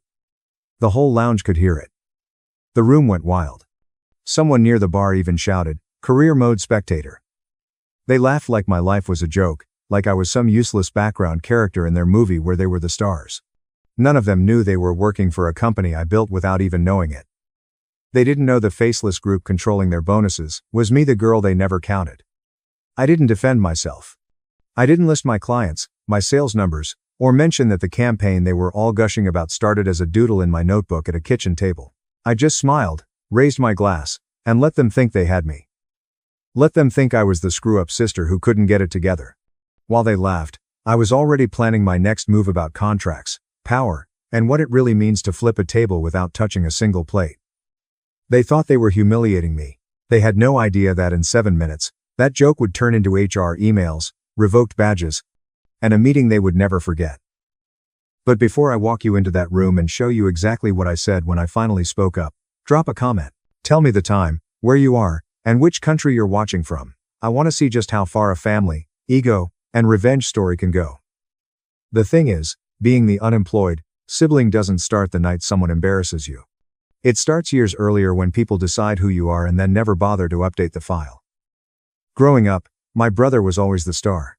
In our house, you'd see framed pictures of him in jerseys, blazers, and graduation gowns, smiling like the world was made to applaud him. My achievements lived in drawers. Certificates my mom meant to hang but never did. She never got around to it. Marcia, our mom, didn't call it favoritism. She called it encouragement. When Max made the varsity basketball team, she threw a party. When I won a regional design competition, she said, "That's nice, honey. Maybe you can help Max with his project." I learned early that in our family, charisma always beat quiet effort. The first time my brother, Max, took credit from me, it wasn't money, it was credit. I was 16, he was 19, and he forgot to tell the judges at his business club competition that the app mock-up he was presenting was mine. I spent 3 nights stitching it together on a used laptop with free software. He won first place. I clapped from the back of the auditorium while they cheered and called him a natural. That wasn't the last time. He became accustomed to standing in the spotlights I wired for him in the dark. I became used to swallowing it. Fast forward to my mid-20s. While everyone thought I was drifting, I was building something my family didn't consider success because it didn't fit their script. No corner office with my name on the door, no corporate ladder. Just me, a co-working desk, and way too much caffeine. I started Brightline Collective, a creative agency that made digital strategies and content for brands who wanted to make noise online. At first, it was just me and a couple of freelancers. Then, 2 full-timers and me. Eventually, my 22-person team worked with clients whose logos my parents recognized from TV commercials. But here's the kicker. Almost no one, especially my family, knew I owned Brightline.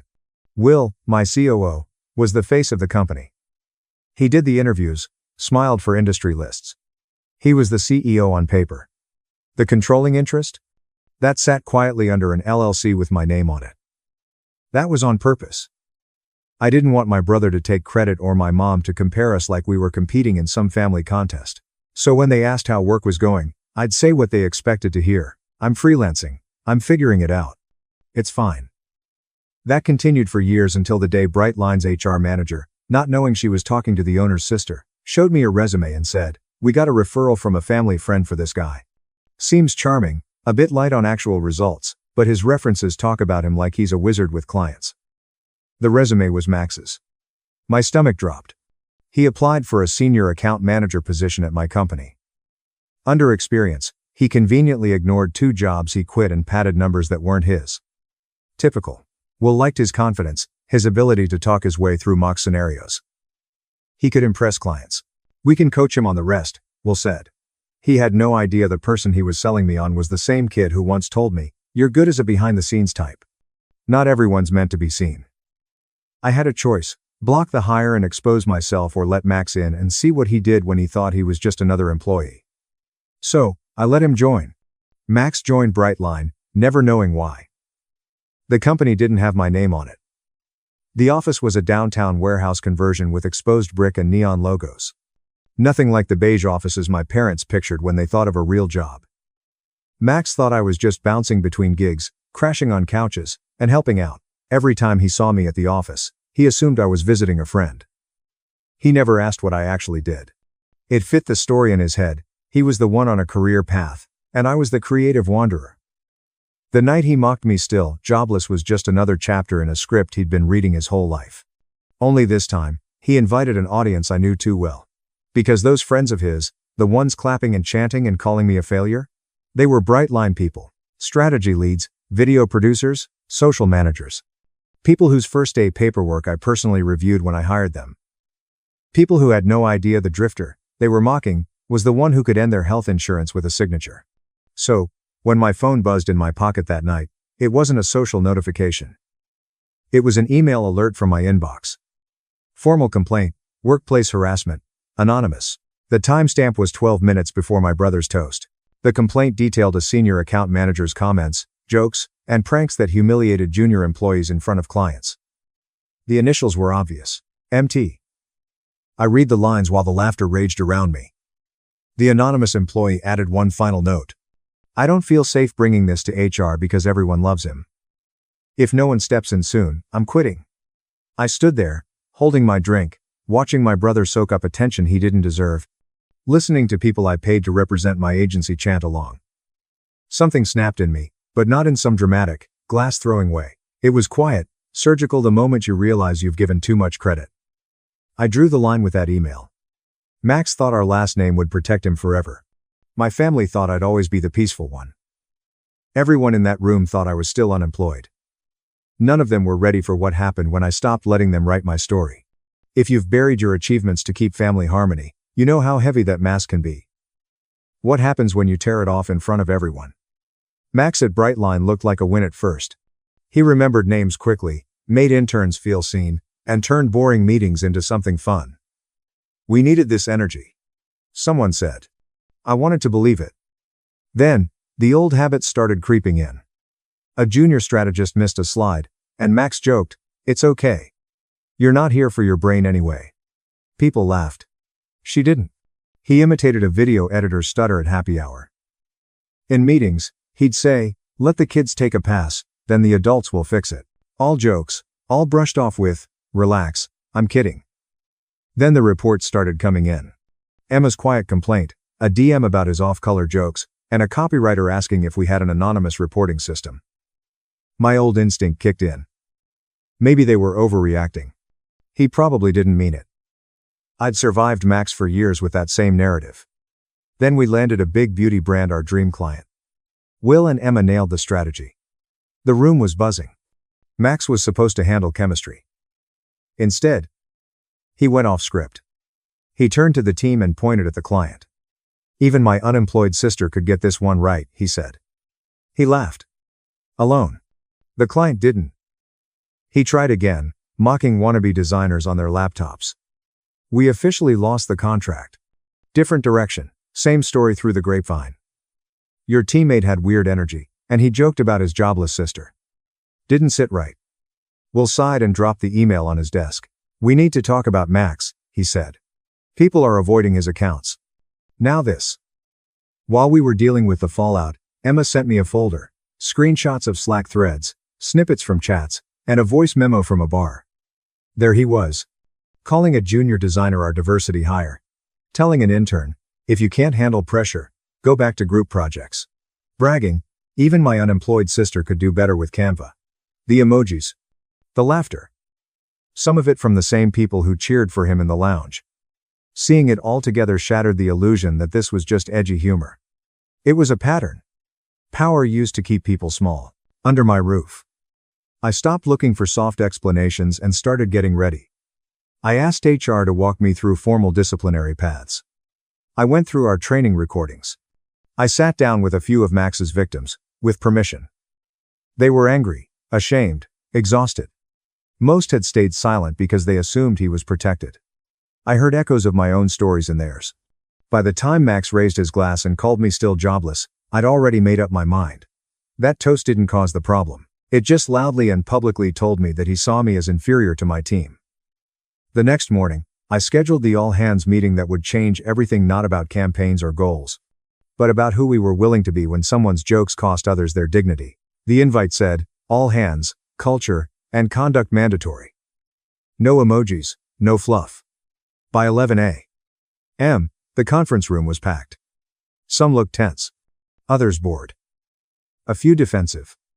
Max showed up late, iced coffee in hand, smiled, and sat in the middle like he was about to watch a show. Will opened with, We can't do our best work if people feel small or scared. He added, today isn't about blaming one person. It's about holding a mirror up to all of us. He clicked to a slide with an anonymized quote from a complaint. I feel like I'm one bad joke away from being publicly embarrassed. The room fell silent. My turn. I clicked to the first clip, Max on a Zoom call. If you can't handle a client raising their voice, maybe this industry isn't for you. We can't all be fragile little art students. Nervous laughter. Next clip. A bar recording. Max saying, we're practically a charity for junior talent. The crowd didn't laugh. Have you seen some of the portfolios HR sends? My unemployed sister could do better with Canva. They were hearing their own past reactions echo back at them. Then came the Slack screenshots. Relax, it's just banter. If they can't take a joke, they're in the wrong place. Underneath the question. Whose comfort are we protecting when we call bullying banter? I stood in front of them. I built this place so people don't have to swallow their dignity to cash a paycheck. Hearing how some of you have been spoken to. That's not who we say we are. Max raised his hand, disbelief on his face. Are we seriously playing secret recordings? He scoffed. Anyone who knows me knows I'm kidding. You're making it sound like I'm some villain. If I hurt someone's feelings, they could just talk to me. Emma spoke up, clear but firm. Some of us did, Max. You told us we were too sensitive and made jokes about that too. The shift was immediate. The usual energy shifted toward the one calling it out, not the one deflecting. Max felt it. His tone sharpened. We're in advertising, not kindergarten. He continued. If we start policing jokes, there will be nothing left. Then he pointed at me. You don't even have a real job, Sydney. You float around making mood boards and suddenly you're the morality police. The old me would have shrunk. Instead, I clicked to the last slide. Power isn't just what you have. It's what you're willing to use. You're right. I responded gently. It's not kindergarten. In kindergarten, there are consequences for intentional harm. At this level, there are contracts. After this meeting, there will be more conversations, and some of them will end with people no longer working here. Max sneered. So, what? You're threatening me now? I'm promising this team something I should have promised sooner, I said. No one is untouchable, not even you. Most of the crowd left the meeting with more questions than answers, but I knew exactly what to do. The public mirrors were up. Now, I had to close the door and talk to Max not as his little sister, not as the girl he could roast in front of clients, but as the one with the authority he kept pretending to have. What happened in that smaller room would decide whether this was just another dramatic meeting everyone would gossip about or Brightline's turning point. The office felt like it was holding its breath after the all hands. People hurried back to their workstations in small groups, whispering and glancing over their shoulders to see where Max went. He disappeared into a conference room and slammed the door, his body language so furious it could have been on a billboard. Will ran a hand through his hair next to me. You sure you don't want me in the room when you talk to him? He asked quietly. I need to do this alone, I said. As his manager. And more. I left out sister. That was new to Will. Very few knew that part. My boundaries were about to be erased in one stroke. I prepared for the conversation by opening my laptop in my office. Max's paperwork, performance feedback, criticism, and the official complaint from his toast night were sitting in my inbox. While reviewing it, an anonymous email with the subject "Read today's meeting. Please read." Popped up. I didn't feel safe speaking in the room. The message began. But this isn't just about jokes. Max has been saying he's tight with leadership and doesn't follow rules. He's pressured junior staff to stay late with clients even when they were uncomfortable. He's hinted that if people don't roll with his humor, they won't advance. And last week, he told us your job is basically to approve vibes, and that he brings real money into the company. I don't know how much of this you see, but many of us see him as untouchable. Today gave me hope that's not true. More screenshots followed. Max bragged about using personal outings as client meetings. He ranked co-workers' appearances in a group chat, and joked about who would never be client-facing. He wrote, "Trust me, I'm fine here.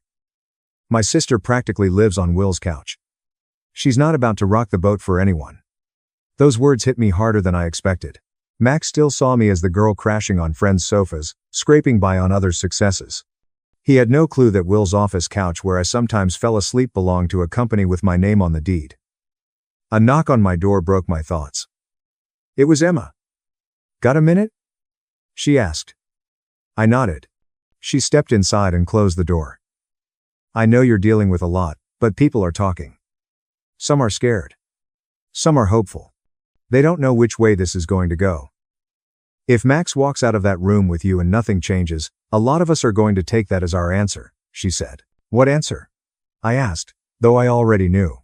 This place is just like everywhere else, she said quietly. I don't want Brightline to be like that, where talented people get chewed up so the loud ones can keep ruling. I'm not sure I can stay if it is. Her words only strengthened my resolve. This wasn't just about punishing bad behavior.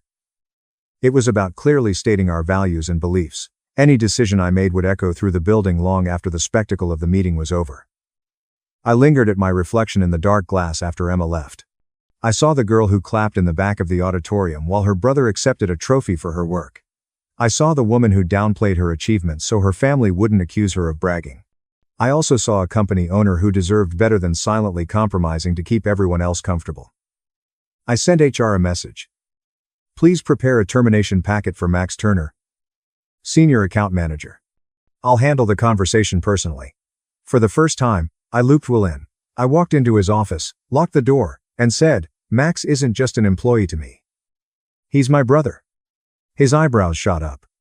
That's a twist, he said softly. And you still want to move forward with this? I want to move forward because of it, I replied. If I can't hold my family accountable, I shouldn't ask this team to trust me. Will studied my face and nodded. Okay, then we do it cleanly. No drama. I shook my head. You want me in the room? No, but I might need you afterward. Firing an enemy is easy. Firing someone you love, someone who never believed you had that power, is different. I sent Max a calendar invite before I could talk myself out of it.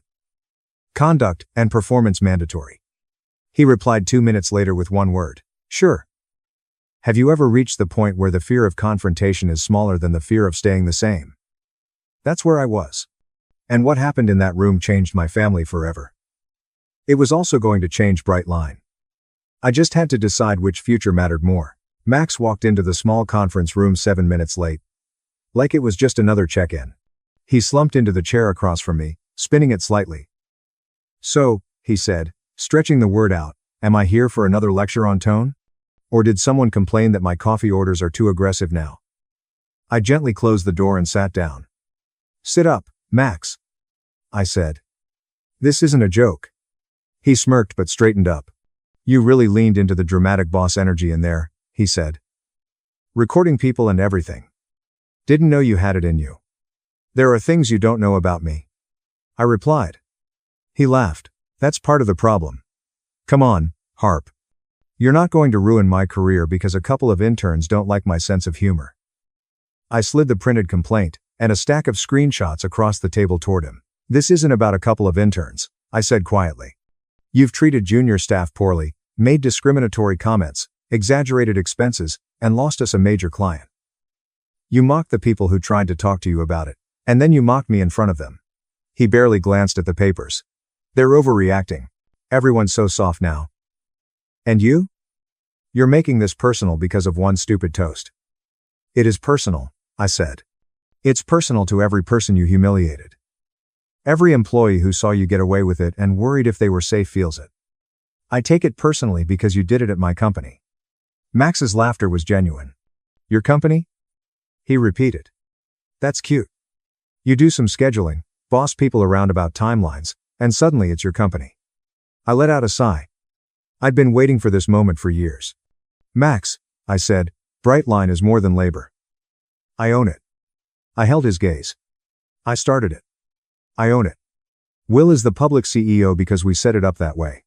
Even though everyone talks about the mysterious majority owner, I'm the one who controls. I tapped my chest. That's me. For the first time, he stopped. His smirk vanished like someone flipped a switch. You're lying, he said. But there was no conviction behind it. Ask HR, I said. Ask legal. Ask our accountant. Or better yet, think about every time you've heard someone talk about our investor or our silent partner and how strange it is that I'm in every leadership meeting for someone who's supposedly just a project manager. I pretended to drift because it supposed its stake to them was easier than dealing with his jealousy or our parents' criticism. That was my fault. Your actions here? That's on you. I could see color rising on his neck. His voice tight. He muttered. So what? You've been letting me work under you like some kind of experiment. I said. Enjoying the show from your little throne. I hired you because we believed in your potential. I added. I let the hire go through because I wanted to believe you'd grown up. I stayed anonymous because I wanted to see who you'd be when you thought no one in the room needed you more than you needed them. He smiled. And you decided I failed your little test. You decided that? I whispered. Every time you chose to make someone smaller so you could feel bigger. Every time you traded respect for a cheap laugh. Every time you guaranteed you'd be the most powerful person in the room by convincing yourself everyone else was replaceable. He leaned forward. Rage tightening his features. You think you're better than me now? Is that it? Because you have some document with your name on it? He shot back. Mom and Dad mortgaged half their future to help you chase your goal and mess around in that co-working space. I stayed home. I visited them every week. Don't talk about selfishness. There it was. The family grenade he'd been holding. They didn't tell you that. I whispered. They offered to help. But I said no. I took out loans, maxed out cards I regret. All they gave me was doubt. The kind of doubt they thought was love. Are you sure this is realistic? Maybe you should get something stable first. I built this place despite that, not because of some secret bailout. He looked at me, searching for a crack. Even if that's true, you're still my sister, he said.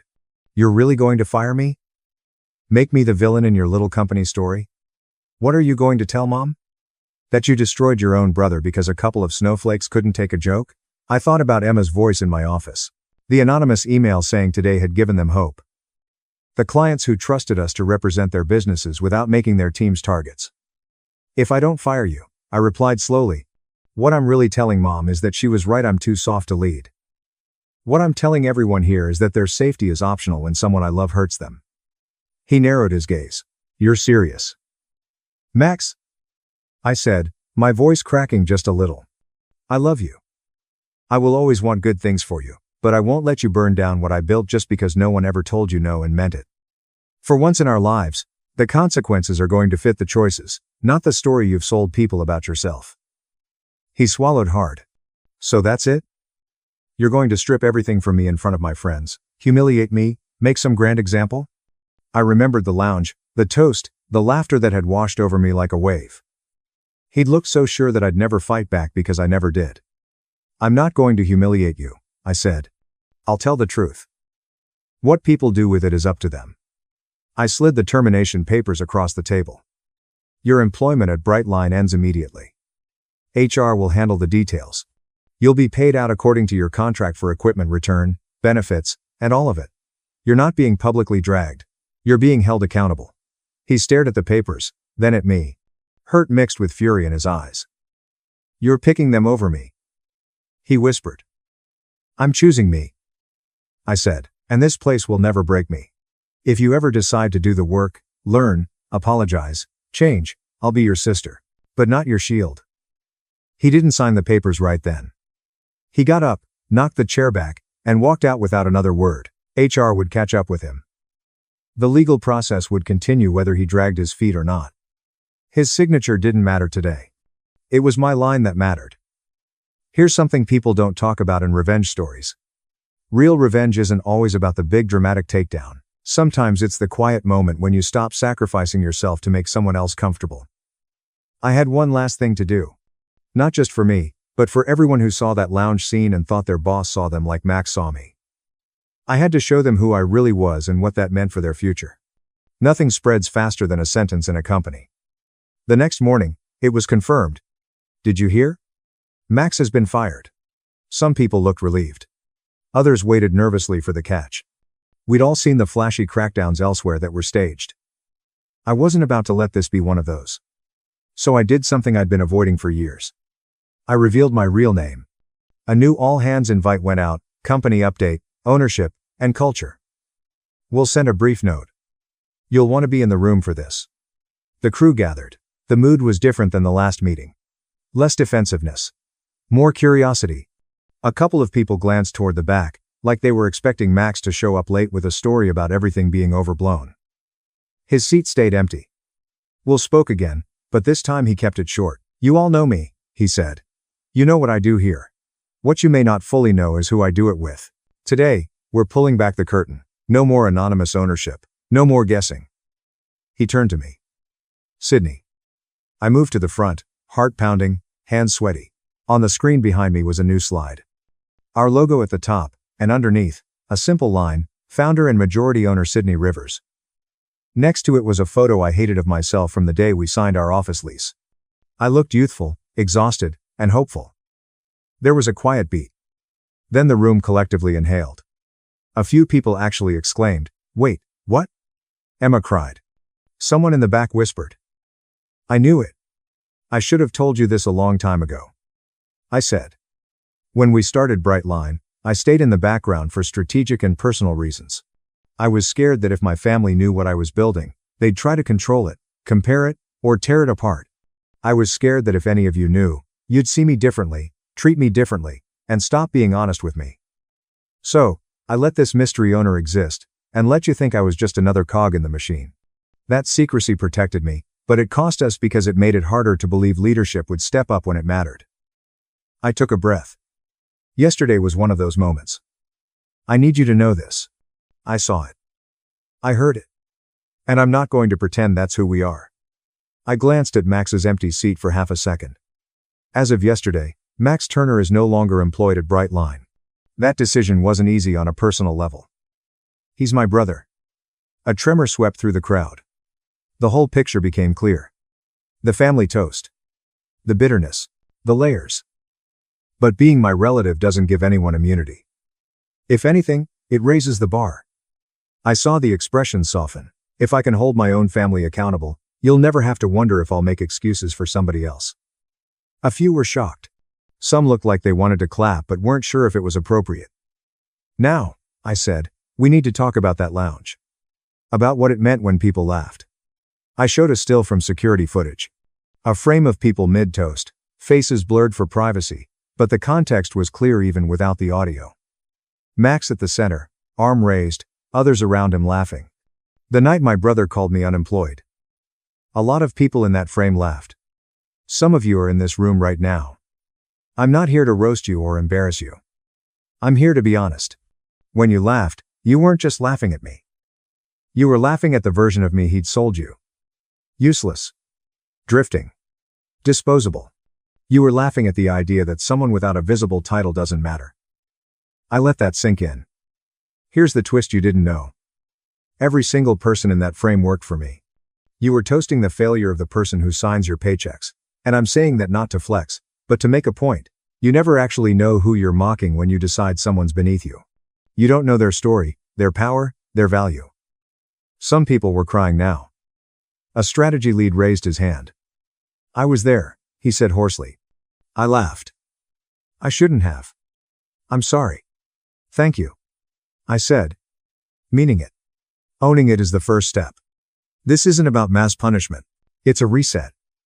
What we allow has consequences. I clicked to the next slide. 3 bullet points. First, we're implementing clear anti-harassment and anti-bullying policies with real teeth. Not just HR posters, training, reporting channels, and follow-through.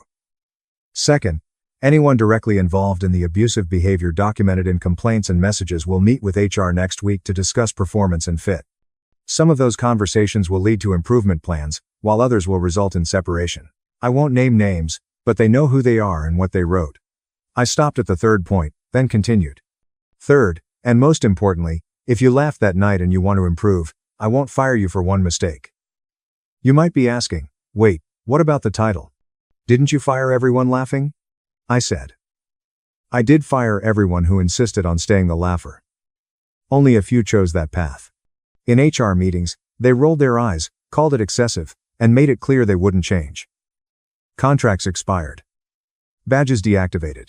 Same corporate exit procedure as Max, but without the sibling complications. But others cried. They apologized directly to their coworkers. They volunteered to help rewrite our cultural manual. They asked, what can I do to fix this? Those are the people I kept. Not because they were perfect, but because they were willing. I'm not interested in running a company full of flawless people, I said. I want to lead a firm full of individuals who want to grow. If you're here for that, I'm here with you. If not, that's cool. But I won't let Brightline become an ego playground at the expense of everyone else. The meeting shifted something. Gossip didn't stop, but the tone changed. People started calling each other in instead of just calling them out. Jokes became sharper but kinder, targeting situations, not identities or insecurities. New hires heard the story of the owner who fired her brother, not as a juicy piece of drama, but as a reminder that she actually means what she says about respect.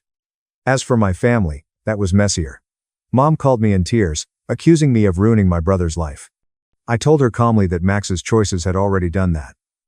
Dad was quieter, but one night he called and said, "I didn't realize how big Brightline was.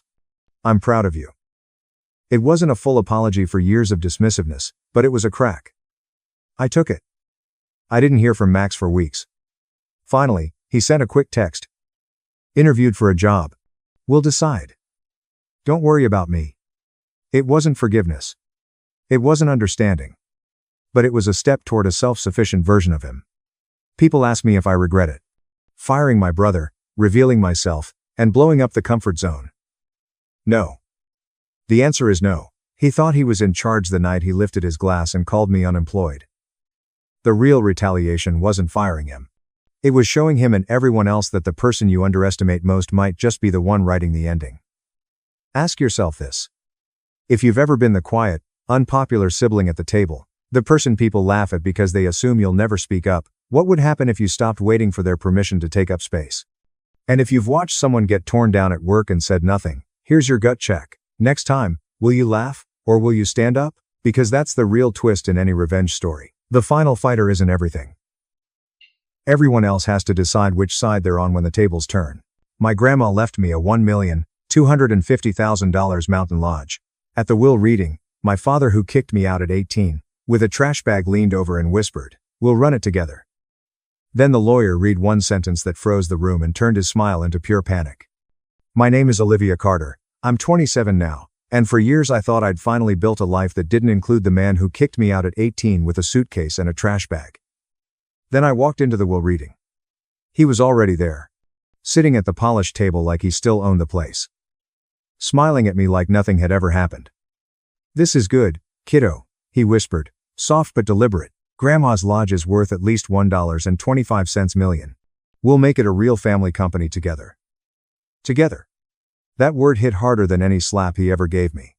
He hadn't paid for my rent or food in 9 years. He never called when I was sleeping on a friend's couch, working double shifts just to stay in school. And now suddenly it was together. The only reason I was even in that room was my grandmother. Eliza was the one who taught me how to scrub floors, not as punishment, but with pride. She was the one who slipped $400 into an envelope labeled emergency cookie money when she knew my bank account was at zero. She looked me straight in the eye once and said, "If he throws you away, I'll keep you." Weeks after her funeral, I got the official letter summoning me to the reading of her will. I knew she owned a mountain lodge. Our old chalet clung to Willow Creek Mountain like a stubborn secret. I just never knew it was worth over $1 million. And I never imagined the man who disowned me would show up pretending to be a loving father, already planning how to divide her inheritance. As the judge cleared his throat and turned to the final pages, a cold certainty settled in my chest. Whatever Grandma had written, my father believed it would work in his favor. And whatever happened next would either save me or break me in front of people who were already waiting to watch me fall. Before I tell you what was read and what I did when I walked out of that room, tell me what time it is where you're listening from. I want to know how far my grandmother's last wish reaches. That conference room felt way too small for the amount of history trapped inside it. The judge sat at the head of the table, papers aligned with obsessive precision. My father sat on one side, though I couldn't bring myself to say his first name out loud back then. My mother and sister were beside him. I sat alone on the opposite side, next to John Evans, the lawyer my grandmother trusted for years. John adjusted his glasses and gave me a quick nod. Not comforting. More like a warning. This will sting, but it's necessary. The judge spoke. We are here to formalize Eliza Carter's last will and testament. All parties present. My father cut in immediately. Yes, Your Honor, calm. Polished. We're eager to honor my mother's legacy as a united family. I almost laughed. The last time I'd seen him before Grandma's burial, he was screaming at me to get out of his house, calling me ungrateful because I refused to drop out of college to work for him full-time. My mother, Joyce, sat rigid, hands clenched until her knuckles went white. She didn't look at me once, just stared at the wall like eye contact might shatter something inside her. My sister Mara leaned back in her chair, perfectly put together as always, like this was just another business meeting. Her eyes slid over me with that familiar mix of curiosity and resentment.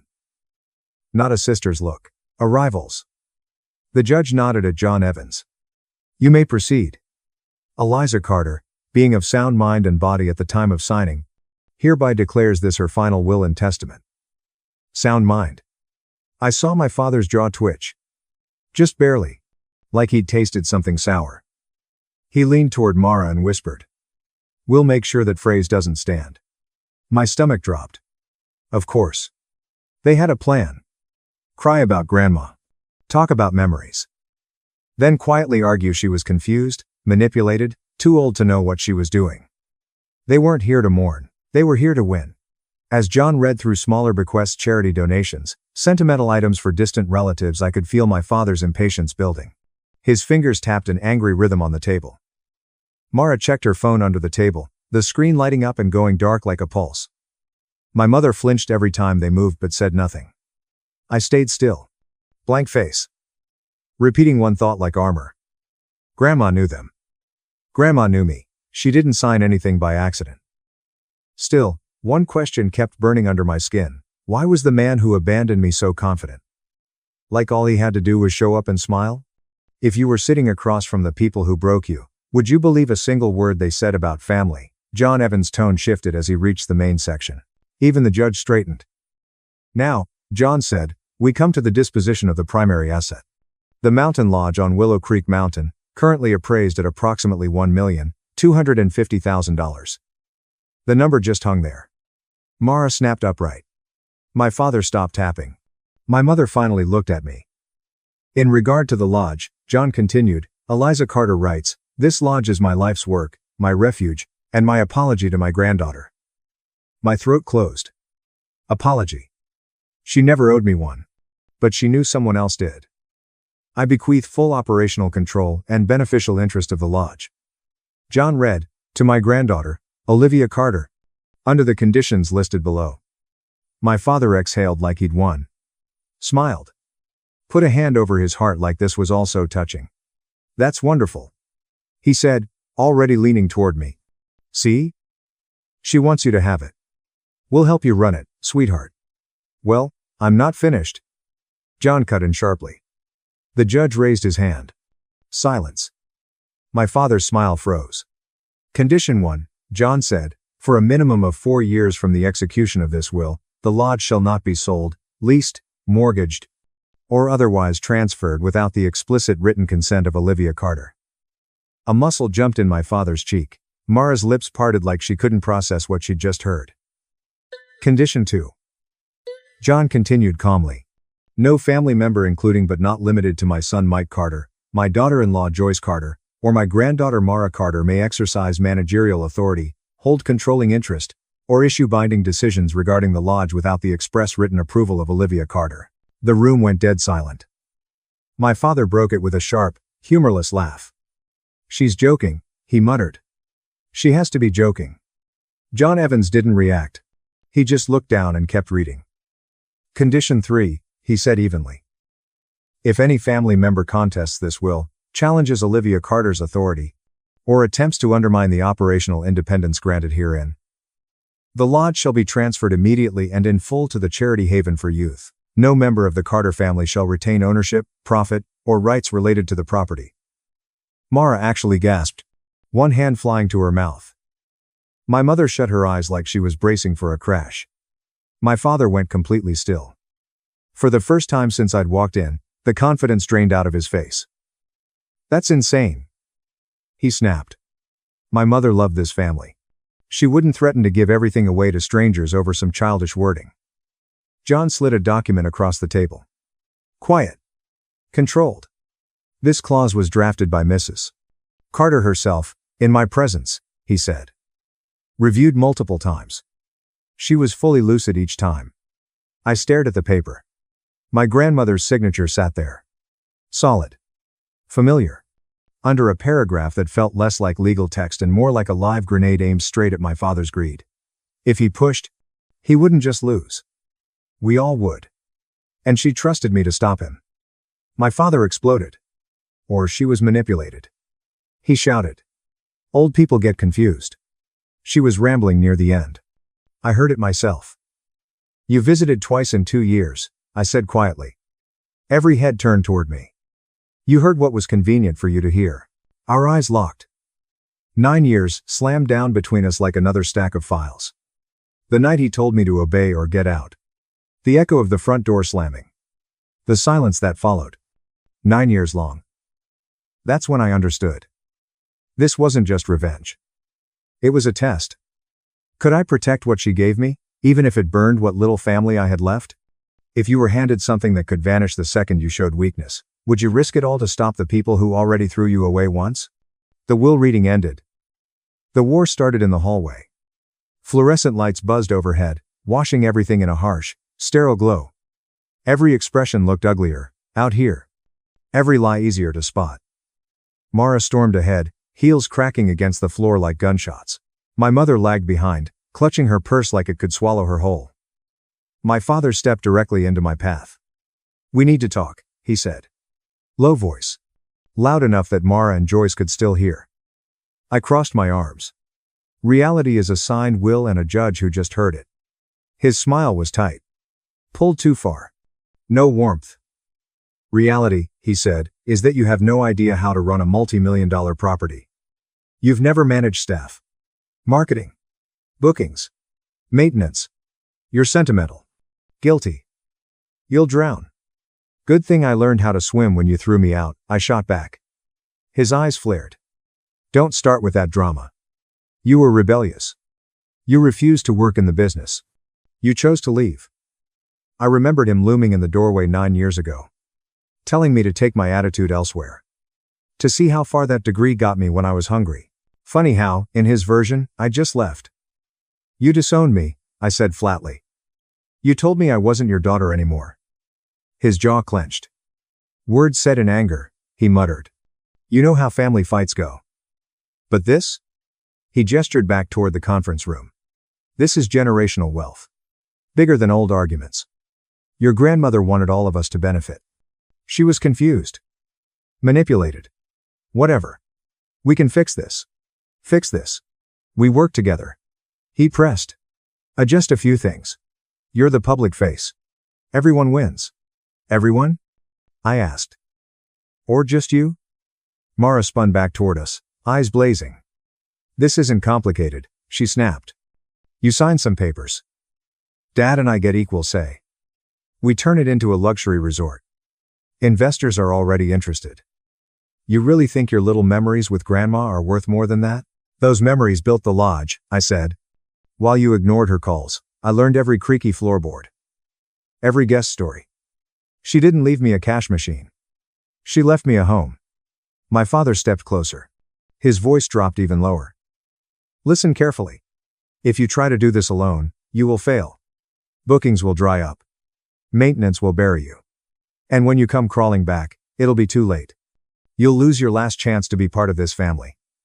For a second, the old fear stirred. The memory of being alone.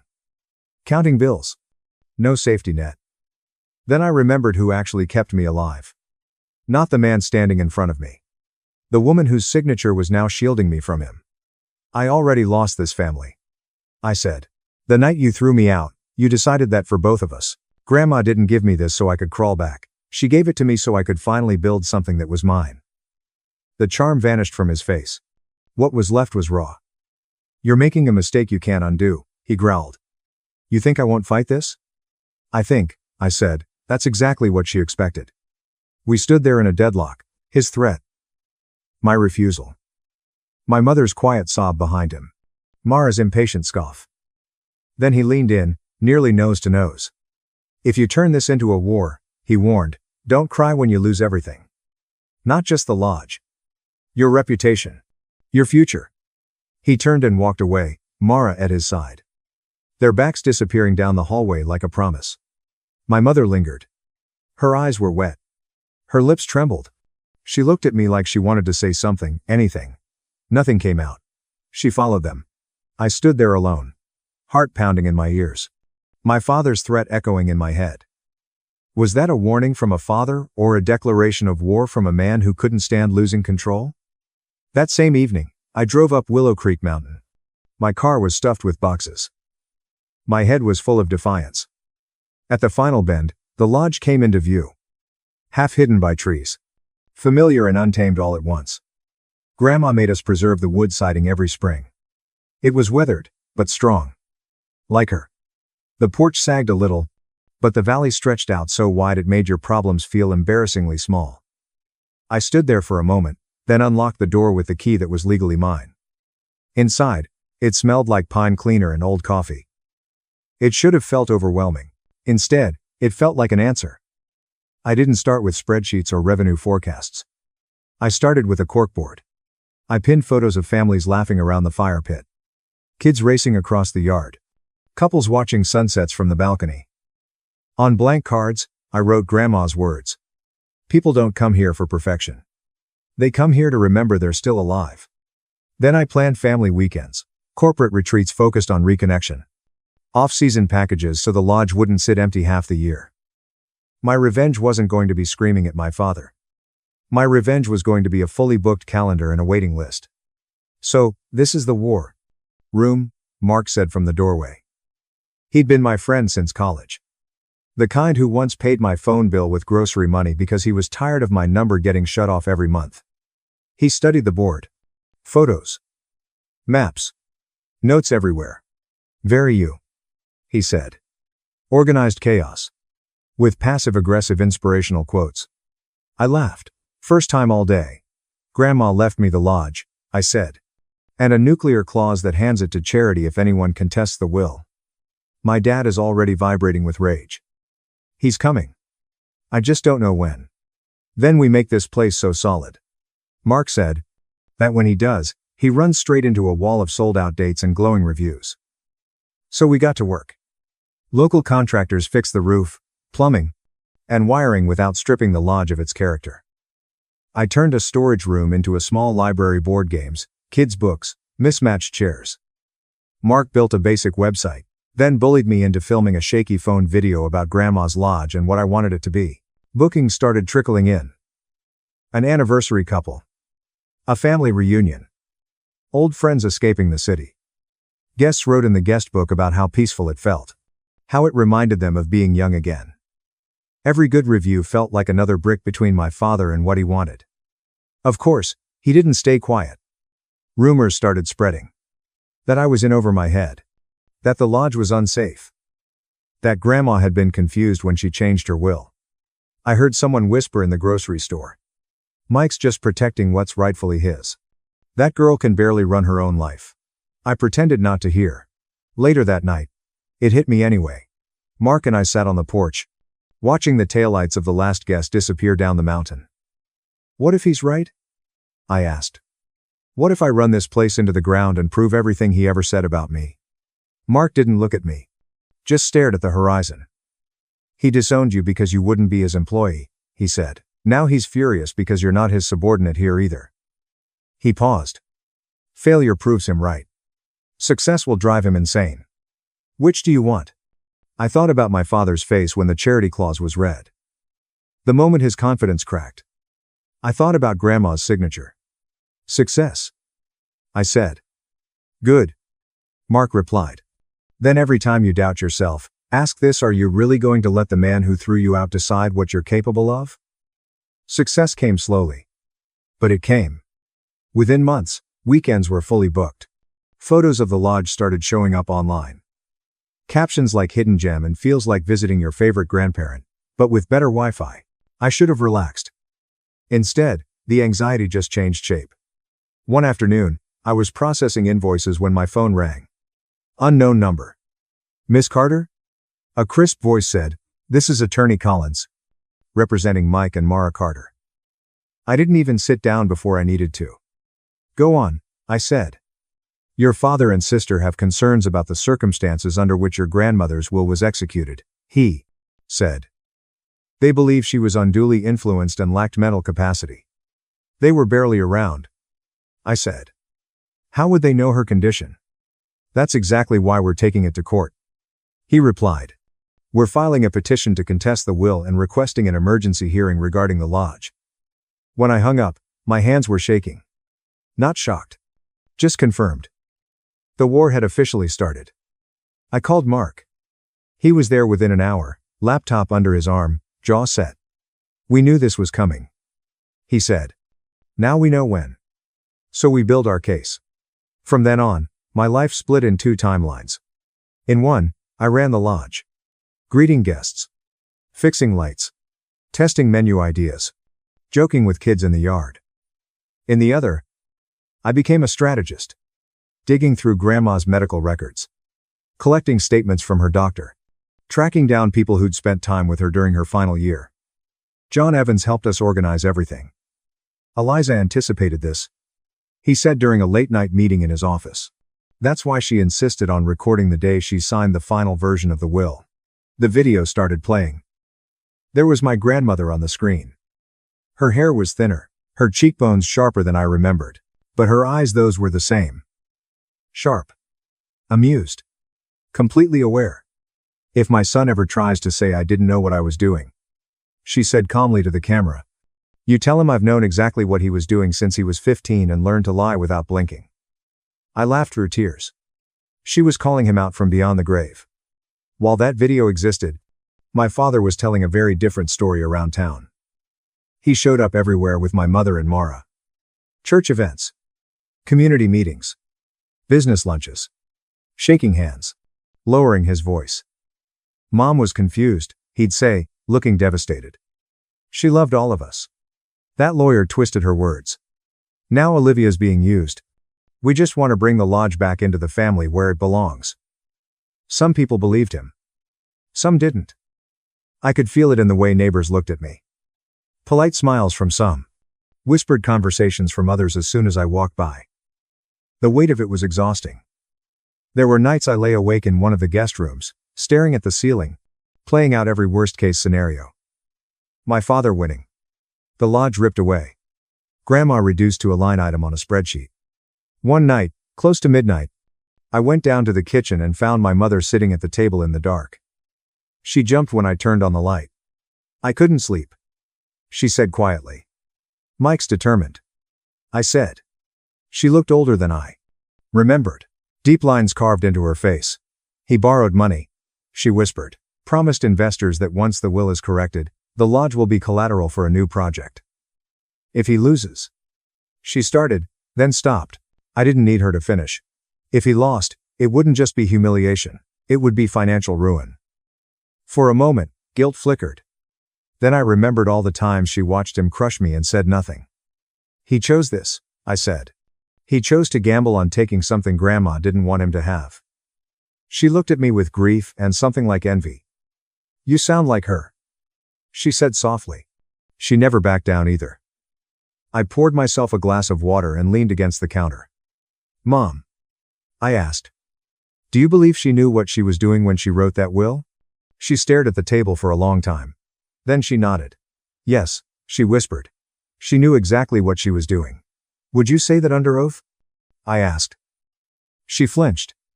I don't know. She stood abruptly, grabbed her coat, and left without another word. As the door closed, something clicked. This wasn't about facts. It was about who was brave enough to say them out loud. When you've spent your entire life under someone else's control, how hard is it to finally tell the truth knowing it might break them? The day of the emergency hearing was dark and bitterly cold. Like the sky was on our side. I dressed simply. Black dress. Blazer. The old silver necklace Grandma gave me when I turned 15. Mark drove, hands tight on the steering wheel. Remember, he said, this isn't about proving you're perfect. It's about proving she trusted you and that she had every right to. The courtroom felt too bright. Too exposed. My father sat at the plaintiff's table in an expensive suit. Confident. Like this was already his win. Mara sat next to him, scrolling on her phone while their lawyer lined up documents. My mother sat behind them, eyes glued to the floor.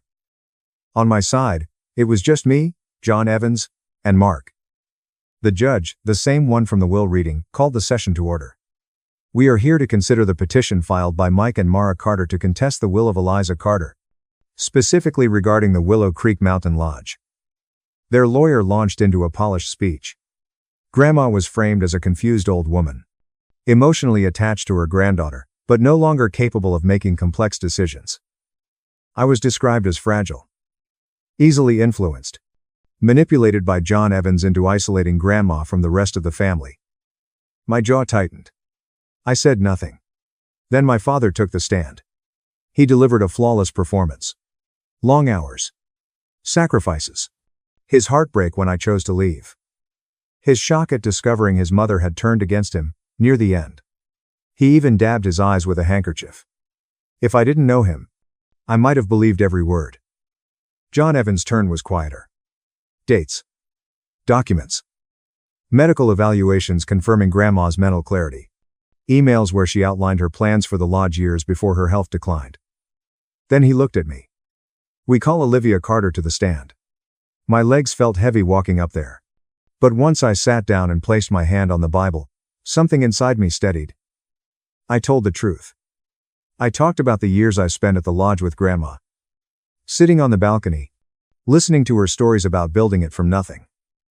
I talked about how she winced when my father pushed her to expand fast and take on debt she didn't want. And I repeated the words she said about the will. If your father wants the lodge, she told me, he has to want you first, and if he can't do that, he gets nothing. My father's lawyer went after me next. She tried to paint me as bitter, spiteful, out for revenge. Isn't it true, she asked, that you harbor unresolved anger toward your father for disowning you? Yes, I said calmly. Of course I do. But my anger didn't write the will. My grandmother did.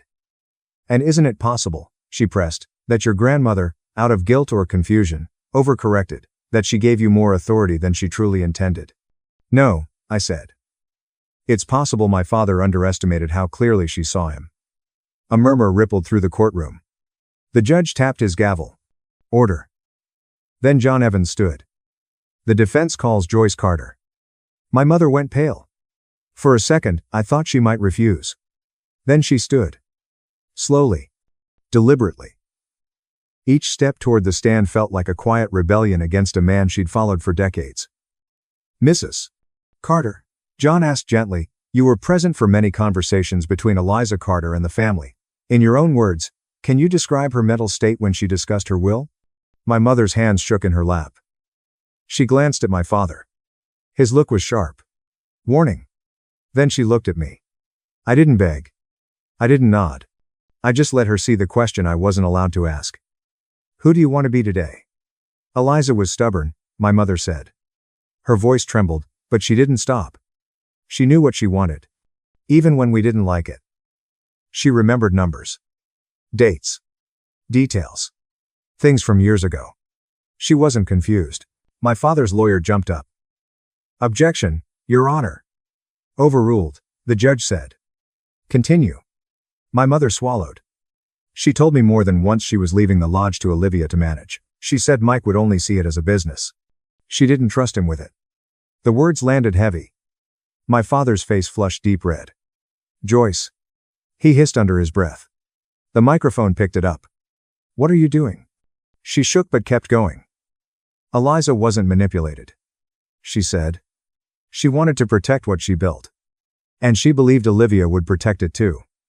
For the first time, my father looked truly stunned. Not because of the legal damage, but because the woman who had always stood behind him had stepped out of his shadow. The rest of the hearing blurred together.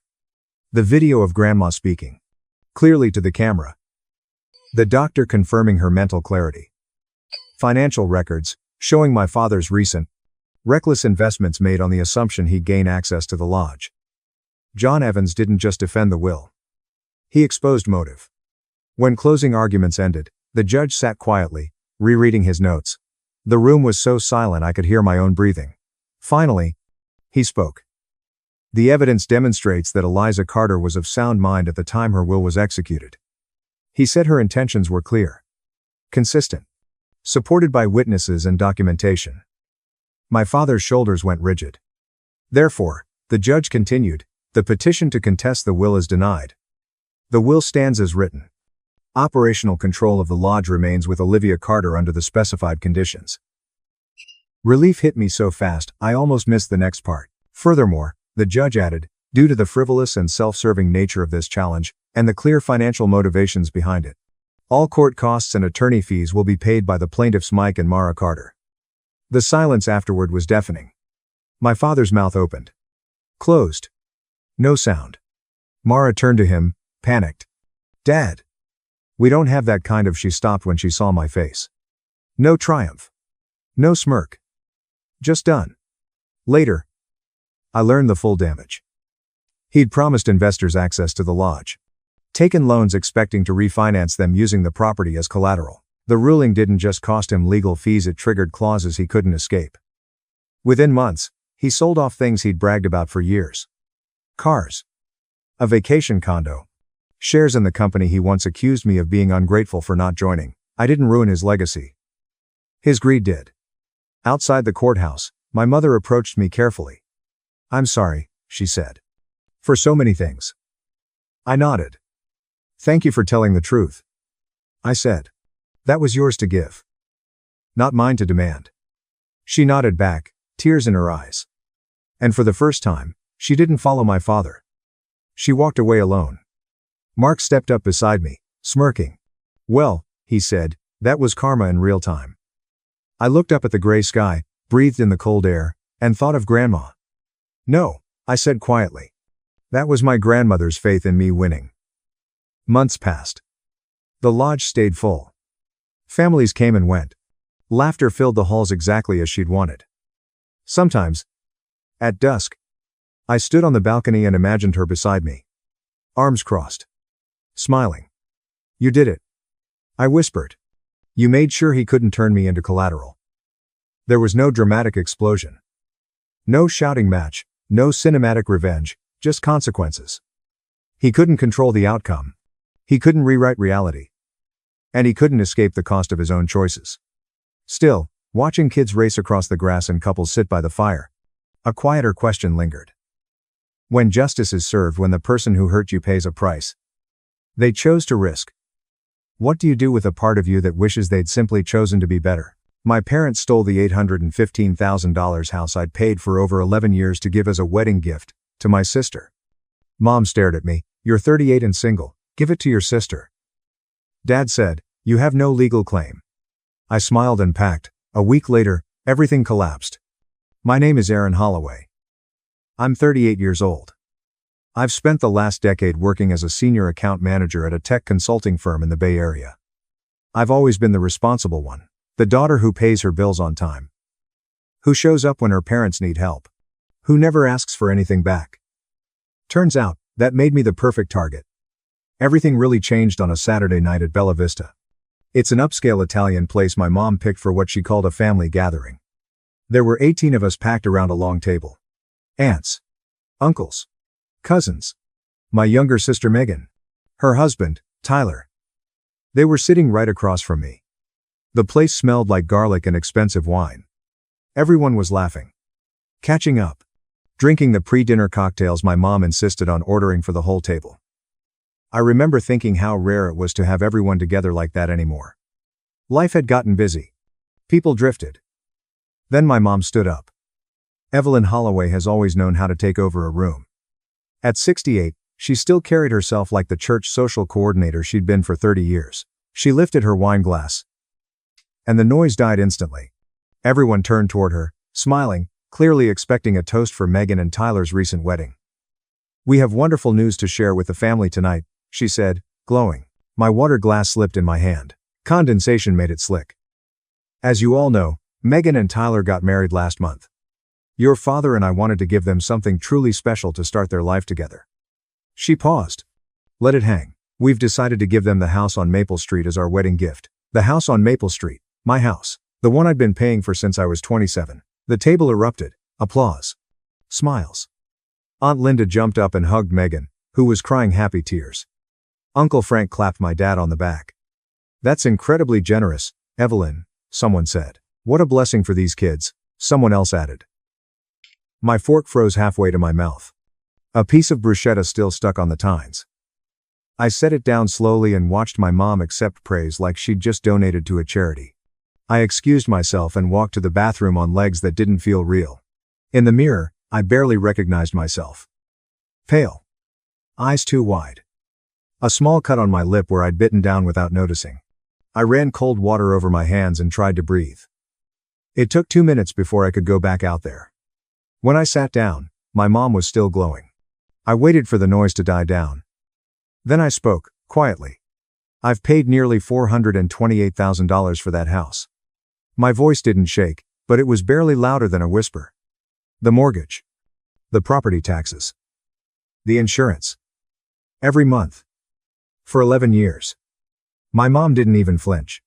She gave me that same calm, patient look she used to give when I was a kid who didn't understand adult things. That was your responsibility as our daughter, Erin, she said. You live there. Of course you contributed. She leaned forward a little, like she was correcting me gently. Besides, you're 38 and still single. Your sister needs this house to start a family. It's time to think about what's best for everyone, not just yourself. The table went dead quiet. A few relatives stared down at their plates. I felt my face heat up, but it wasn't embarrassment. It was something colder. Sharper. My dad set his coffee cup down. The clink sounded loud in the silence. Erin, he said. That tone. The one that meant the decision was already made. The house is in our name. The deed lists your mother and me as the owners. You have no legal claim. That's when it hit me. 11 years earlier, when I was 27 and had just gotten my first promotion, I helped my parents buy that house. I thought we were all going in together. That's how it was explained to me. Then, 9 months after closing, my mom brought me paperwork.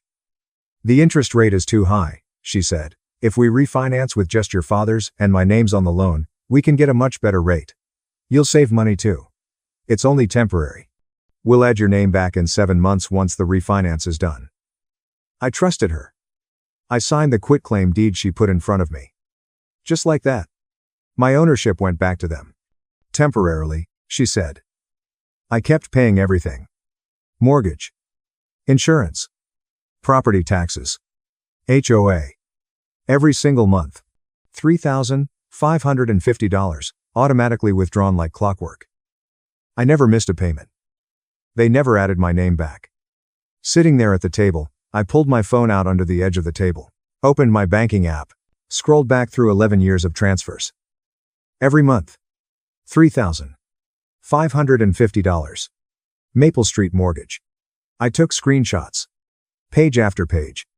My thumb moved on autopilot. I saved everything into a new folder. I named it evidence. The rest of the dinner barely registered. People laughed. Talked.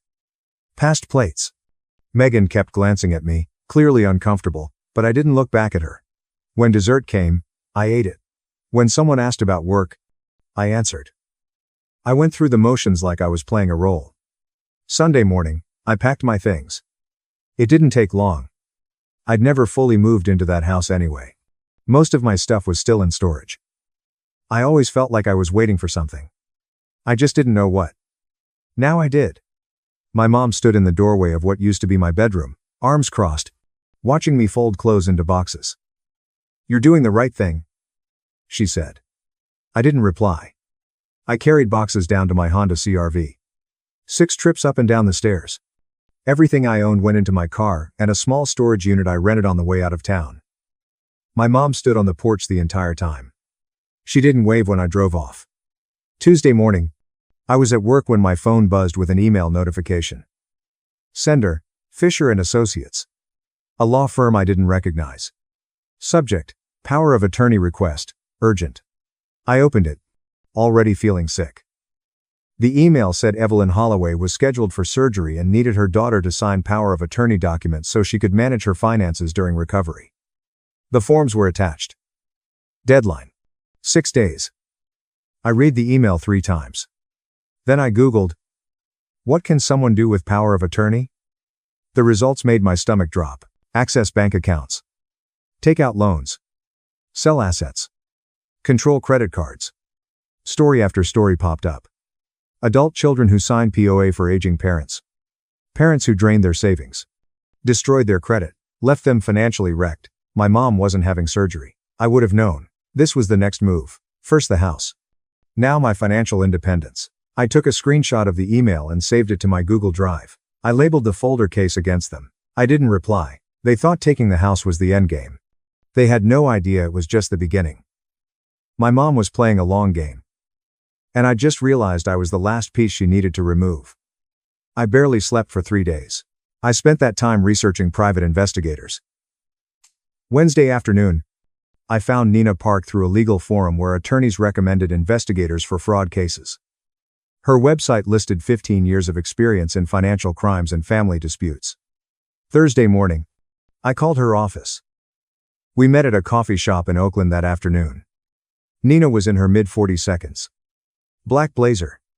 Worn leather portfolio. No small talk. She ordered an Americano and got straight to it. I told her everything. The house. The quitclaim deed. The 11 years of payments. The power of attorney request. She took notes without interrupting. Calm. Focused. I need to know if there's more. I said. I need to know what else they're planning. Nina looked up from her notebook. How far do you want me to go? All the way. 4 weeks later, she called. We need to meet. I left work early and met her at the same coffee shop. She had a manila folder in her hands. She slid it across the table before I even sat down. I opened it, and it felt like the floor dropped out from under me. The first page was 2 credit card statements. Both had my name at the top. Capital 1. Limit, $18,000. Chase. Limit, $22,000. Total balance, $21,500. Transactions going back 8 months. Purchases. I had never taken a cash advance. I had never knowingly carried interest on debt I didn't even know existed. How is this possible? My voice sounded thin. They used your social security number and your old address, Nina said. Your parents' house. Where you lived until 4 years ago. Your credit is excellent, so the applications were approved. All statements were paperless and sent to an email address that looks like yours, but isn't. Aaron.Holloway1988.8@gmail.com. Any physical mail that went to the house was intercepted by your mother before it could be forwarded to you. I felt sick. My face must have gone pale because Nina slid her coffee toward me. Drink something. This is identity theft, I said. Yes. You can file a police report right now if you want. I shook my head. Not yet. What else did you find? She flipped to the next section. Casino records. Court documents. Collection agency filings. My sister Megan owes $142,000, Nina said. 3 casinos. Thunder Valley. Cache Creek. 3 Rivers. There were also records from online betting accounts. FanDuel. DraftKings. Years of heavy losses. Tyler knows about this, Nina added, pointing to an email she'd obtained through methods she didn't explain. He's been pushing your sister to get the house. That's their exit plan. Sell it, or use it as collateral to cover the gambling debt. I photographed every page. One by one. My hands were steadier than I expected. When I finished, I asked her to keep digging. I paid her in cash for the next phase and slid the folder into my bag. 3 weeks later, Nina called again. This time, she came to my apartment. She opened her laptop on my kitchen table and turned the screen toward me. Emails between your sister and Tyler. From 4 months ago, she said, scrolling slowly. I read every word. Tyler wrote, if your mom can't get Aaron completely out, we're screwed. The house is the only way to pay off your casino debt. You need to make sure this happens. Megan replied, Mom's handling it. Aaron won't fight back. She never does. We just need to make sure there are no legal ties left. No co-ownership. Nothing she can use later. Another email, a week after that. Tyler says we should push her out completely. Make it so she can't even think about coming back. I read it 3 times. My younger sister, the one I bought birthday gifts for, helped move into her first apartment. Loaned money to when she asked. She hadn't been tricked into this. She planned it. The gambling debt was the reason. The house was the solution. And I was always meant to be the sacrifice. Can I get copies of everything? I asked. Already printed, Nina said. 3 copies. 1 for you. 1 for your attorney when you're ready. 1 backup. I slid the folder into my bag next to the other one. My evidence was stacking up. Saturday morning. Week 8. I was still asleep when my phone buzzed at 6:05 a.m. Unknown number. The text said, "It's Dad. Meet me at 6. Safeway parking lot on Oak Street. Come alone. Don't tell anyone." I threw on clothes and drove through empty streets in the dark. When I pulled into the parking lot, my dad's Toyota Camry was already there. Exhaust puffing white into the cold air. He stayed in the driver's seat. I walked over. He rolled the window down halfway. He looked older. Like he'd aged 10 years since the dinner at Bella Vista. His hands were shaking. He passed me a thick yellow envelope through the gap in the window. Our fingers didn't touch. "I've been recording everything for 7 months," he said. His voice was barely above a whisper. "Every time your mother and Megan talked on the phone, I knew what they were planning against you." He swallowed. "Aaron, I couldn't stand up to her while I was living under that roof. You know I couldn't. But I can give you this." "Dad, why didn't you?" "I couldn't," he said again. His eyes were wet. "But I can do this. Use it. You deserve justice." Before I could say anything, he rolled up the window and drove off. I stood there in the empty parking lot, clutching the envelope, watching his taillights disappear. Then I got back into my car and opened it. Inside were printed emails.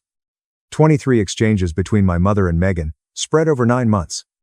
Audio files on a USB drive, labeled in my dad's neat handwriting. Phone recordings. Notes marked M and S January, June. There were also bank statements. Proof that my mother had withdrawn $42,000 from her joint account with my father and quietly transferred it to Megan. No discussion. No warning. At the bottom was a draft of a new will, covered in red ink. I was completely cut out. The first email was dated 9 months earlier, right around the time I'd casually mentioned to my mom that I was thinking about asking to be added back to the deed. She'd written to Megan, "We need to remove Aaron completely. She can't have any claim when we're gone. The house is worth too much now to share." I closed my eyes and took a slow breath. Then I started the car and drove straight to Kinko's. I made 3 copies of everything. Every email. Every bank statement. Every page of that draft will. I uploaded the audio files to my encrypted cloud storage. By the time the sun came up, I had backups on backups. Proof that my own mother and sister had spent 9 months planning to erase me from their lives and their assets. For 38 years, my dad had never stood up to my mom. Not once. But this time, he'd handed me exactly what I needed to take her down. And I fully intended to use it. For the next few weeks, I acted like nothing had changed. I went to work. Came home to my rented apartment. Organized everything into clearly labeled folders. I stayed calm. Methodical. Patient. I knew what was coming. Week 9. I started getting mail forwarded from my old address. The first envelope was thick. Stuffed with papers. Inside were 5 overdue bills, each with a yellow sticky note in Megan's handwriting. "Can you cover these? We're tight this month." The PG&E bill was $920. I'd always kept it around $310 by being careful with the AC. The water bill had jumped from $110 to $355. There was also an HOA violation notice.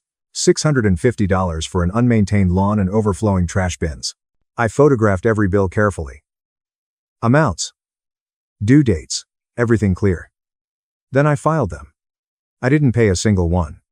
I didn't reply to Megan's text asking if I'd received them. I let them sit. That evening, my mom called. 8 times. I watched my phone light up over and over while I worked on my laptop. Eventually, I put it on silent and kept going. Week 12 brought a different envelope. This one was from Wells Fargo. Thick. Legal-size documents. A refinance application. They needed signatures to adjust the mortgage. As I read through it, everything clicked. When I signed the quitclaim deed 11 years ago, some of the original mortgage paperwork from 2015 had never been fully updated. My name was still on certain documents. The bank system hadn't caught it. Now, to refinance. They needed my approval. I read every page. Took notes. Saved everything to my evidence folder. Monday night of week 12, my phone rang during dinner. I'd unblocked my mom's number that morning, just to see how long it would take. I let it ring. A voicemail popped up immediately. I played the first few seconds. Aaron, call me back immediately. I deleted it. 3 more calls came in over the next 20 minutes. On the 4th call, I answered. Aaron. No hello. Just my name. Like a command. Megan is having issues with the bank. You need to sign some papers. What papers? I kept my voice flat. Refinance documents. The interest rate is too high. The bank needs certain signatures. Apparently, you still have some tied accounts from years ago.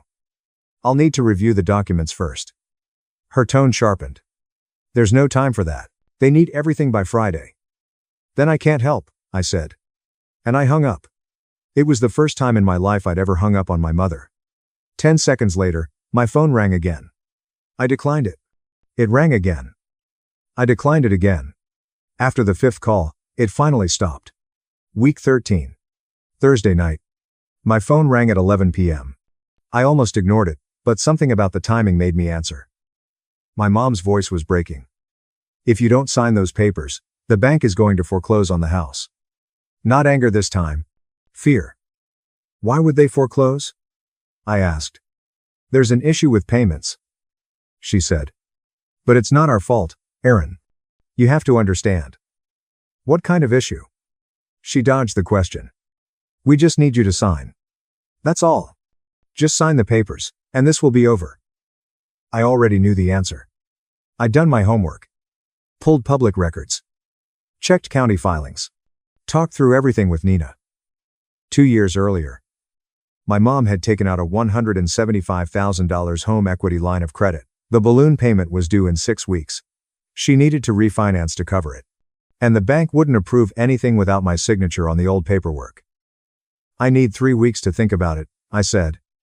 We don't have 3 weeks, she screamed. I could hear my dad in the background, trying to calm her down. Then I can't help you, I said. And I hung up. I blocked her number again. This time for 48 hours. Monday afternoon. Week 14. I was at my desk reviewing a client proposal when my office door slammed open. Megan rushed in.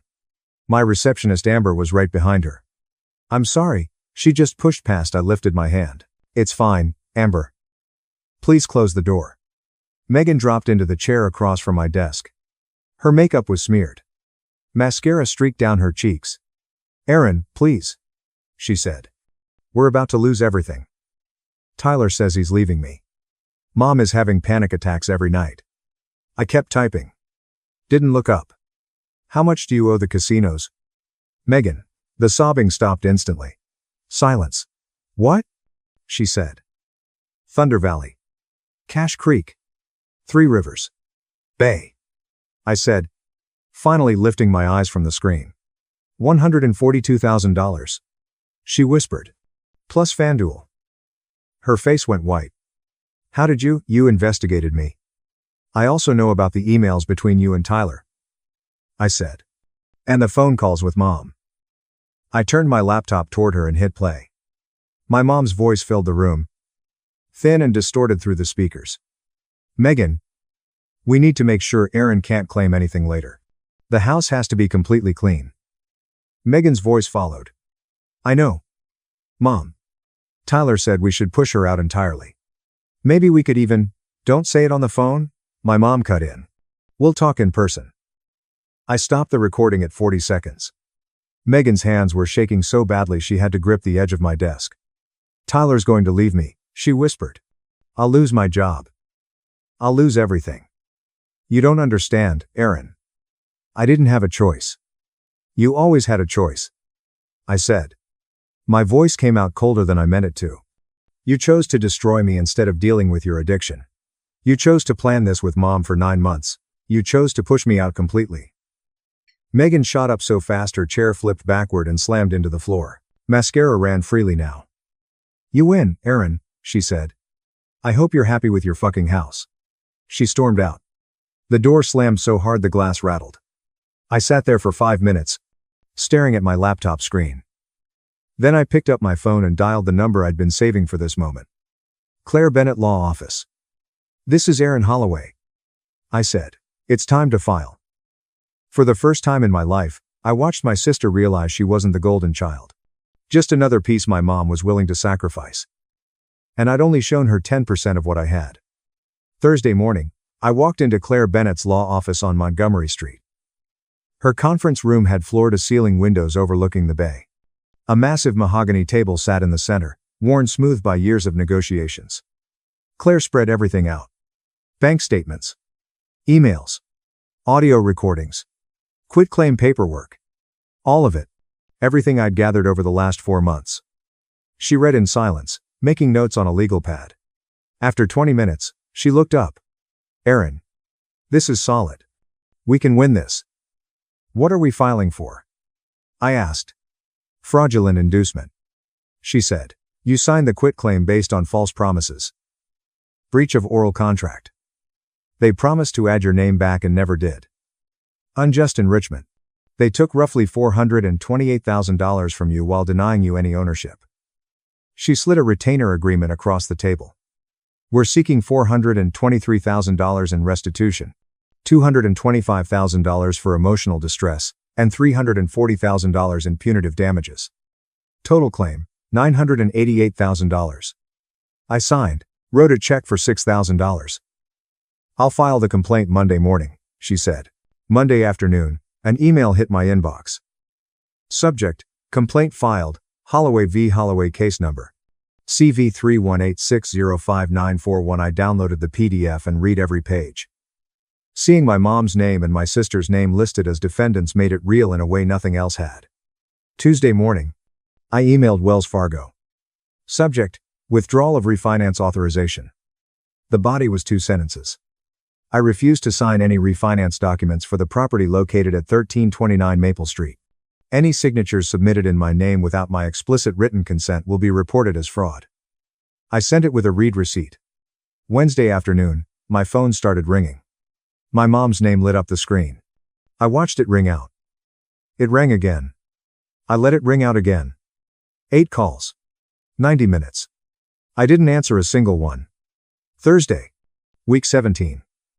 I booked a private study room at the public library on Civic Center Drive. Then I emailed my parents and Megan. We need to talk. Thursday, 2:30 p.m., library study room B. Your choice whether you show up. At 2:25, I laid everything out. 3 binders. Perfectly lined up. Yellow legal pad. 2 pens. The door opened at exactly 2:30. My dad came in first. Head down. Shoulders rounded. My mom followed, chin up, defiant as ever. Megan came last. Arms crossed tight against her chest. They sat across from me. I didn't say hello. I opened the first binder slowly and slid a bank statement across the table. $3,550 every month. For 11 years. Total, $423,000. My mom opened her mouth. I raised one finger. Wait. I opened the second binder. These are your emails, Mom. 23 conversations between you and Megan, planning how to erase me from your lives, and your assets. I turned the page so she could see her own words staring back at her. Her face hardened. Megan started to stand. Sit down. Megan. I said. Without looking at her. You don't get to leave. I opened the third binder. Credit card fraud. $21,500 in debt opened in my name. My dad stared at the table. He didn't look at anyone. My mom shoved her chair back. I looked straight at her. We're not done. Sit. She didn't. She stood behind the chair, gripping it so hard her knuckles turned white. You can file whatever you want, she snapped. But you know what it means. Her voice got louder. I'm 68 years old. This stress could kill me. Your father will be alone. Megan will lose her job. Her marriage. Everything. The church will find out. She leaned forward. Everyone at Street, Mary's will know that you, the daughter, destroyed your own family. I closed the binders one by one. You might win the house, Aaron, she said. But you'll lose everything else. You're not cruel enough to do that. You're not me. It was the first honest thing she'd said. I stood and slipped the binders into my bag. You're right. I'm not you. I walked toward the door. That's why I'm giving you a choice you never gave me. You have 12 days to settle out of court. Or we go to trial, and everything becomes public record. I walked out. Behind me, my mom said, say something. My dad's voice was barely audible. What do you want me to say? Saturday morning. Week 18. My phone buzzed on the nightstand around 7:50 a.m. Unknown number. I almost ignored it. Something made me answer. Is this Aaron Holloway? This is San Francisco General Hospital. Your father was brought in after being clocked at 25 miles over the speed limit. I parked illegally and ran to the ICU desk. I'm Aaron Holloway. My father was brought in. The nurse's face changed. I'll get the doctor. The doctor met me in the hallway. I'm very sorry. We did everything we could. He passed at 7:28. 15 minutes before they called me. I sat beside his bed for 30 minutes, holding his hand even though it was already cold. At 9 a.m., my mom walked in. She looked at me and said, flat and icy, are you satisfied now? I didn't answer. I kissed my dad's forehead and walked past her. I didn't look back. The funeral was week 19. A traditional Catholic service at St. Mary's. I sat in the back pew. My mom sat up front, surrounded by church women offering sympathy. Megan didn't come. Afterward, I drove back to my apartment. I didn't cry. I opened my laptop and emailed Claire. The 12-day deadline still stands. My father died because he never had the strength to stand up while he was alive, but he left me something my mother couldn't destroy. Proof. Next week, we'll see if it's enough. Week 23. My phone rang. A man introduced himself as Daniel Mercer. I'm calling regarding Richard Holloway's estate. There will be a will reading on Thursday at 2:30 p.m. Your presence is required. I parked in the underground garage of his downtown office and took the elevator to the 7th floor. Dark wood. Leather chairs. Aaron Holloway, I told the receptionist. 2:30 p.m. Appointment. She led me into the conference room. My mom was already there. Sitting straight. Hands folded neatly on the table. Megan sat across from her, slouched in her chair, eyes glued to her phone. Neither of them looked at me when I walked in. Daniel Mercer came in next, carrying a leather portfolio. Thank you all for coming, he said, taking a seat. He opened a document. Last will and testament of Richard Holloway. Executed 9 months ago. 9 months. That was exactly when my mom and Megan started planning how to erase me. Daniel went through the basics first. Evelyn's retirement accounts totaled $265,000. Savings of $72,000 were split between Evelyn and Megan. Then he turned the page. Regarding the property located at 1246, he read, I leave my 50% ownership interest to my daughter, Aaron Holloway, in recognition of her financial contributions totaling $423,000 over the past 11 years. My mom's coffee cup hit the saucer with a sharp clink. That's not possible, she said. He wasn't in his right mind when he wrote that. Daniel looked at her calmly. The will was properly executed with 2 independent witnesses and a notary. It is completely valid, Mrs. Holloway. He turned to me and handed over a sealed envelope. Your father left you a personal letter. My mom stood up immediately. I'm contesting this. That's your right, Daniel said. But contesting a properly executed will is expensive and rarely successful. I took the envelope and left. I didn't open it until I was sitting alone in my car in the parking garage. Inside was a single page, written in my dad's careful handwriting. Aaron, I'm sorry, I wasn't brave enough to stand up while I was alive. But I can make this right now. You deserve the house. Don't let anyone take it from you again. I love you, Dad. I cried for the first time since he died. Week 24, Claire called me. Evelyn's attorney wants to settle, she said. They're asking for mediation. Week 25. We sat in a mediation office downtown. My mom and her attorney, Grant Wallace, on one side. Claire and me on the other. The mediator at the head of the table. Mrs. Holloway is offering $230,000 over 6 years if she keeps the house, Wallace said. Claire didn't even look at me. No. That's more than fair, my mom snapped. I spoke for the first time. I opened my folder and slid documents across the table.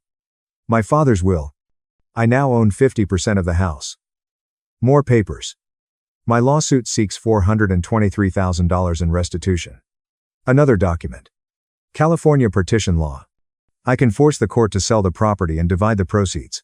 I looked directly at her. You'll be homeless. Mom. Wallace leaned over and whispered in her ear.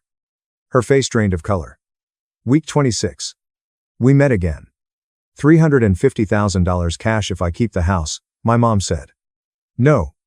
I replied. Transfer the house. That's the only option. Week 27. Final session. The settlement agreement sat on the table between us. My mom stared at it for 5 minutes. Finally, her attorney leaned in and said quietly, Evelyn, you need to sign. Her hand shook as she picked up the pen. She signed. I signed. The mediator nodded. We're done here. Week 29. The deed transfer was recorded. The new deed read, Erin Holloway, a single woman, as her sole and separate property. I framed it and hung it in my home office. Week 31. I hired professional movers to pack up my mother's belongings. I couldn't bring myself to go back to the house yet. The moving supervisor called me at 4 p.m. We're done. She left a note on the counter. What does it say? Just says, you win. Wednesday morning, I finally drove over with my new keys. I unlocked the door and walked into empty rooms. Quiet. Hollow. My dad's reading chair was still in the corner of the den. I sat down in it. I stayed there for 20 minutes. 7 months later, in April, I was painting the spare bedroom when my phone buzzed. Unknown number. The text read, Erin, this is Mom. I know you don't want to talk, but I want you to know I'm sorry. Can you forgive me? I walked into the kitchen, set my phone on the counter, poured a glass of wine. I looked out the window at the flowers my dad had planted 15 years ago. I'd been learning how to take care of them, watering them every Wednesday, the way he used to. I picked up my phone. My thumb hovered over the keyboard for 5 minutes. Then I swiped left and deleted the message. I didn't block the number. That would have required caring enough to take action. The phone buzzed again. Another message from the same number. I didn't even read it. I swiped left. Deleted it. Went back to my wine. I sat on my couch, in my living room, in my house, and let out a slow breath. For the first time in 38 years, I felt like I was home. People keep asking me if I forgave my mother. The answer is no. Not because I'm holding on to anger, but because I learned that some people don't deserve another chance to hurt you. I didn't take the house back out of revenge. I took it back to prove something to myself. I deserve a place where no one, not even the woman who gave birth to me, can take what's mine. Erin's story shows something a lot of us struggle to accept. Sometimes the people who hurt us the most are the ones who were supposed to love us unconditionally. But here's what she learned. Setting boundaries isn't selfish. It's survival. You don't owe anyone, not even family, the right to keep hurting you. Forgiveness doesn't mean letting the abuse continue. It means choosing peace over proximity. Erin didn't win because she got the house back. She won because she finally understood her worth wasn't defined by people who refused to see it. If this story resonated with you, or if you've lived through something similar, share your thoughts in the comments. Have you ever had to set boundaries with your family? How did it change your life? And if you want more stories like this, stories about people who fought back and took their lives back, subscribe to the channel and hit the notification bell. Your story matters. And you're not alone in this. I called my parents from an ambulance bleeding internally, begging them to watch my 4-year-old twins for just 40 minutes. But my mom texted back, "You're a nuisance. Figure it out yourself." They chose concert tickets over my life. So I ended $389,750 of support. My name is Claire Holloway. I'm 36. I'm a cardiology resident.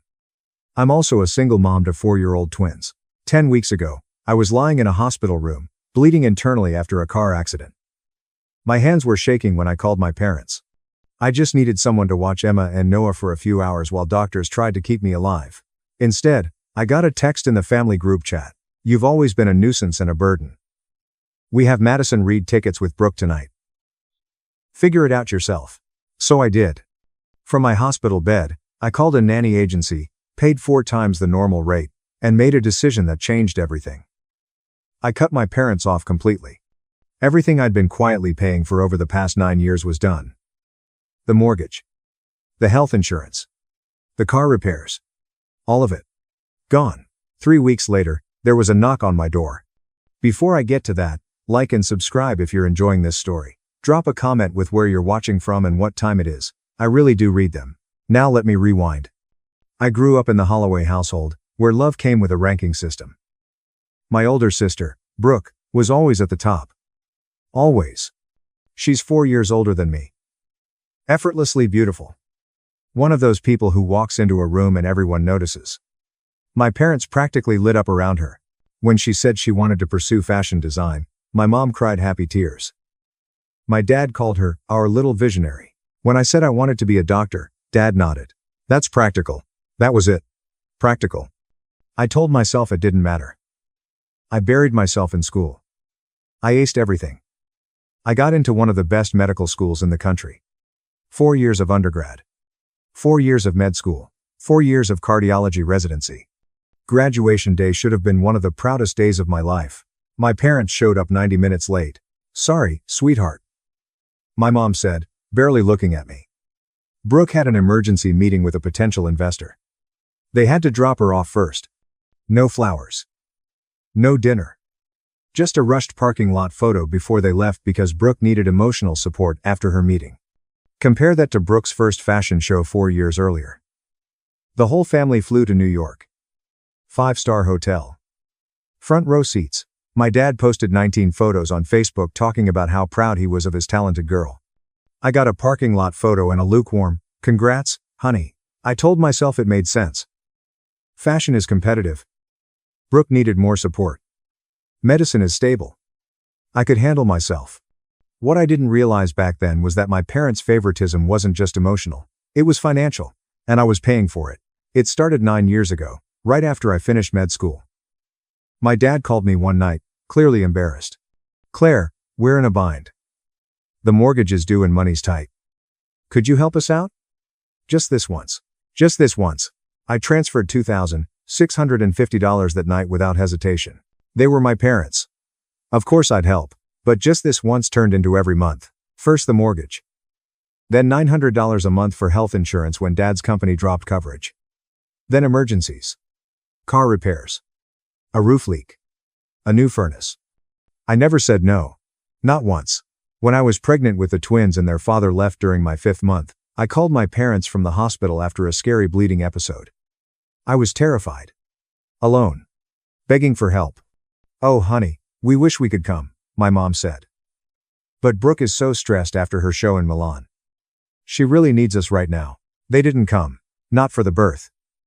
Not for that first brutal month when I wasn't sleeping, nursing 2 newborns while studying for my boards. But the transfers never stopped. $2,650 for the mortgage. $900 for insurance. Whatever else they needed. I kept a spreadsheet.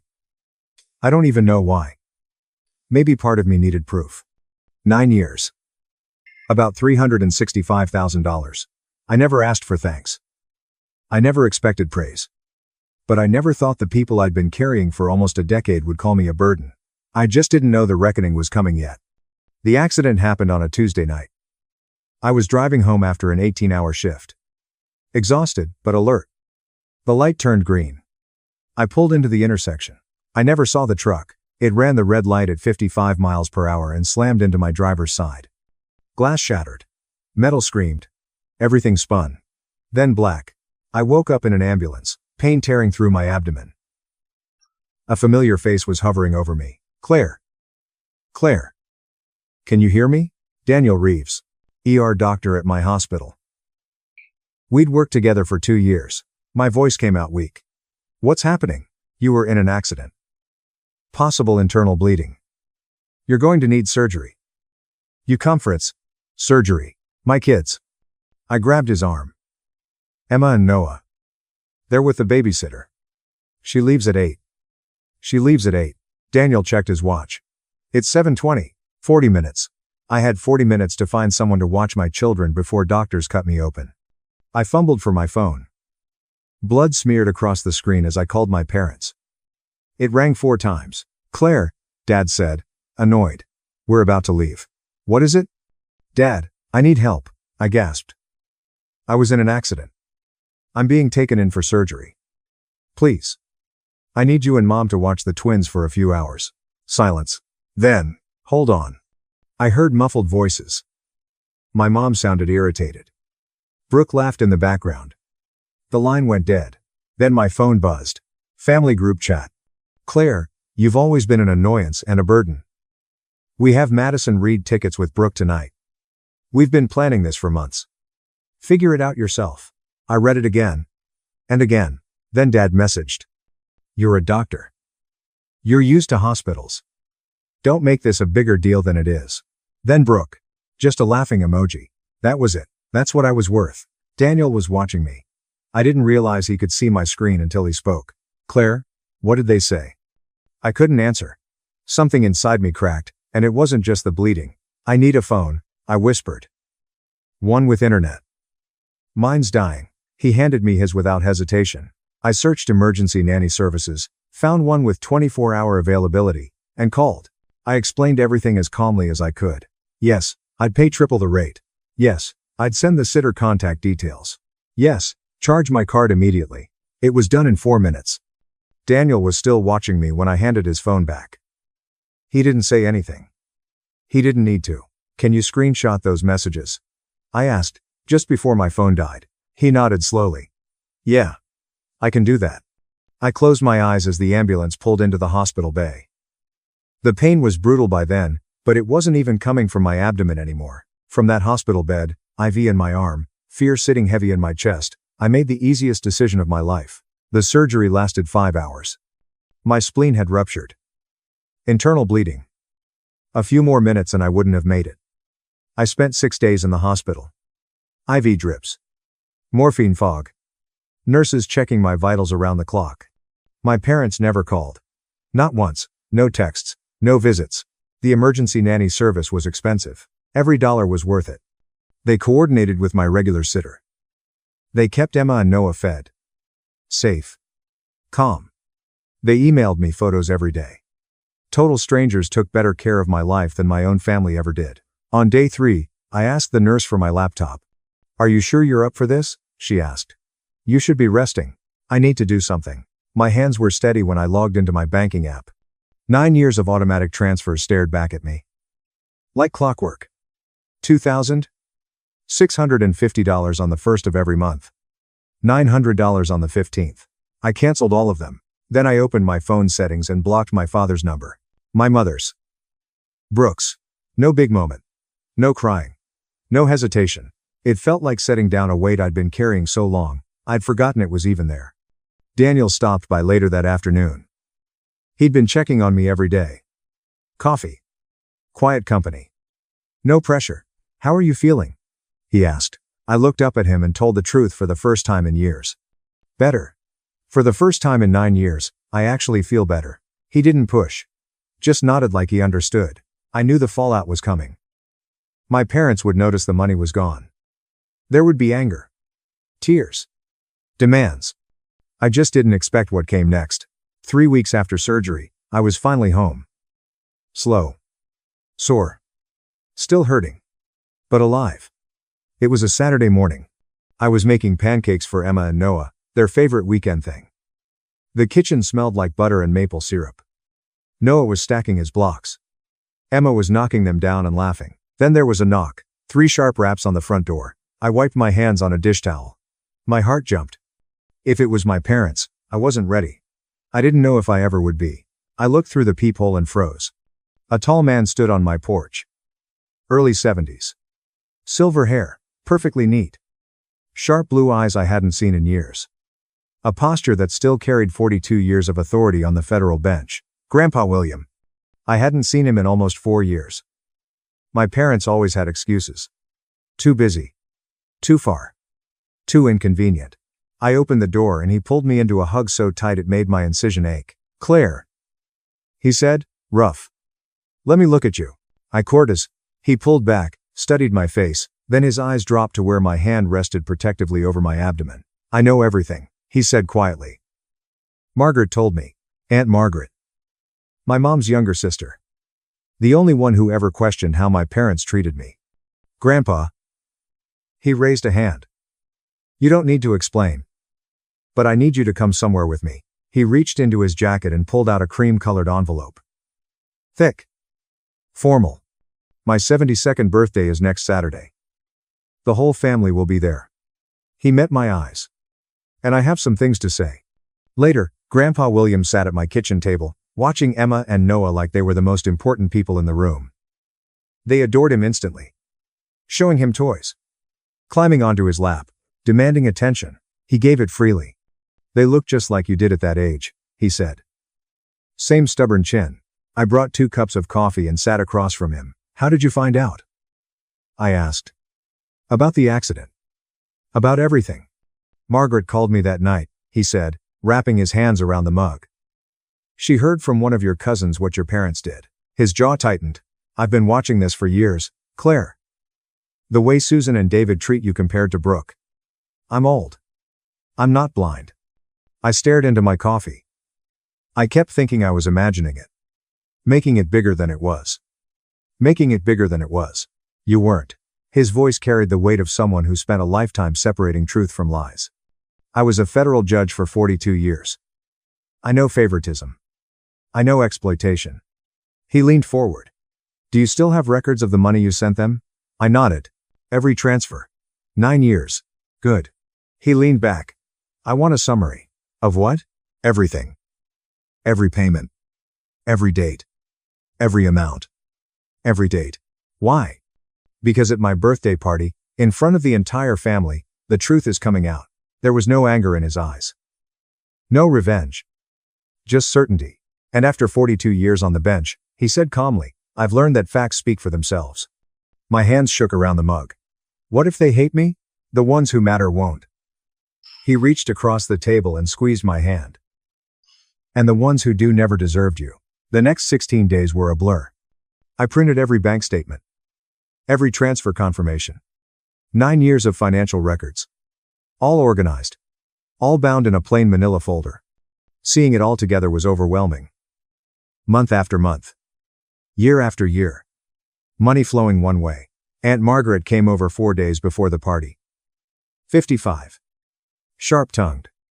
Always the black sheep for refusing to play along. She flipped through the folder. Her face darkened with every page. $382,000, she said flatly. Claire, do you understand what this is? I do, I said. That's more than most people make in 7 years. She set the folder down. And they called you a burden. I pressed my palms against the counter. I don't want to destroy the family. I just want them to see it. To acknowledge it. You're not destroying anything, she said, placing a hand on my shoulder. You're stopping the lie. They built their comfort on your silence. You don't owe them that anymore. I nodded, even though my stomach twisted. What if everyone takes their side? Some might, she said. Families are complicated. Then she shrugged. But your grandfather has influence. And you have the truth. That night, I got a text from a cousin I barely spoke to. Heard you and your parents had a falling out. Brooke's been telling everyone you've been acting erratic since your accident. Just wanted to give you a heads up. I stared at the screen. They were already spinning it. Painting me as unstable. Setting the stage before I even showed up. I hadn't wanted a fight. But they were clearly bringing one anyway. Grandpa William's house sat on 4 acres of perfectly manicured land. White columns. Wraparound porch. The kind of place that whispered old money and quiet authority. I pulled into the circular driveway, hands tight on the wheel. Emma and Noah chattered in the back seat about the balloons they could see through the windows. More than 45 cars lined the property. Everyone was there. I wore a simple navy dress. Clean. Professional. Understated. I wasn't there to make a scene. I was there to tell the truth.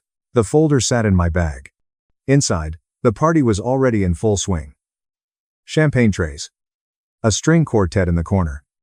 Crystal and silver catching the chandelier light. And then I saw them. My parents stood near the fireplace. Dad in his best suit, looking completely at ease. Mom was standing there in a cream-colored dress, laughing at something someone said. Then they saw me. Her laugh died instantly. Dad's face hardened.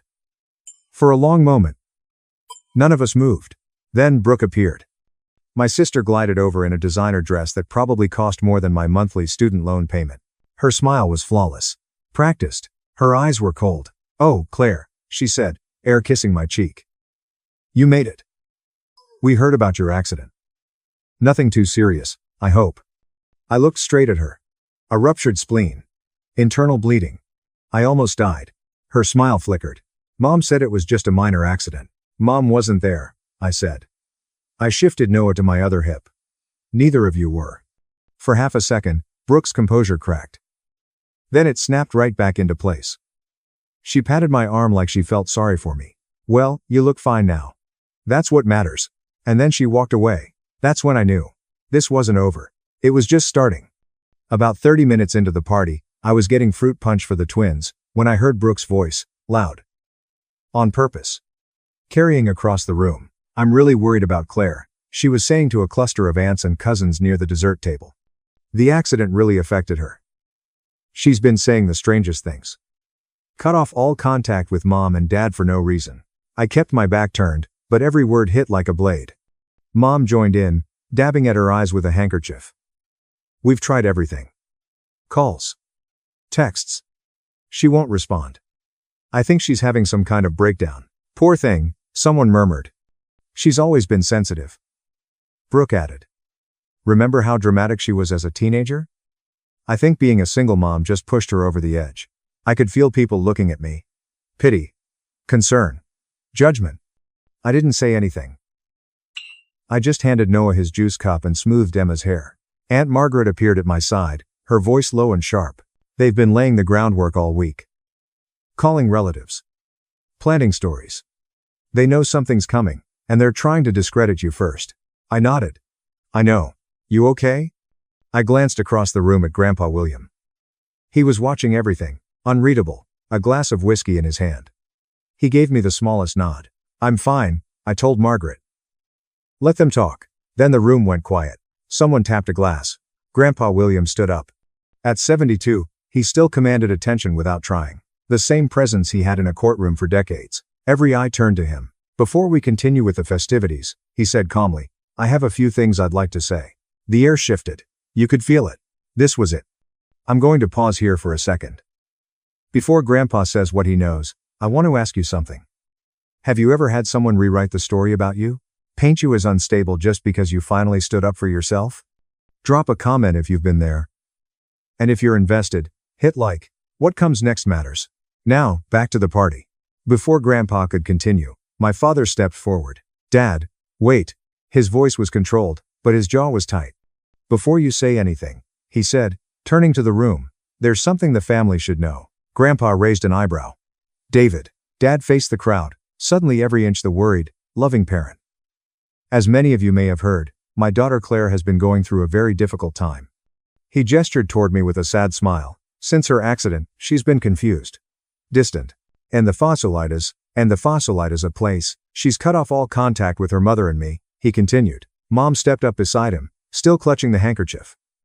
"We've only ever wanted what's best for her," she said, voice trembling. "But she's been spreading terrible lies. Saying we abandoned her. That we don't love her. We don't love her." The room was silent. I felt it. 50 pairs of eyes locked onto me. "We've tried to be patient," Dad went on. "But it's been heartbreaking. We gave that girl everything." "Everything," Brooke echoed from across the room.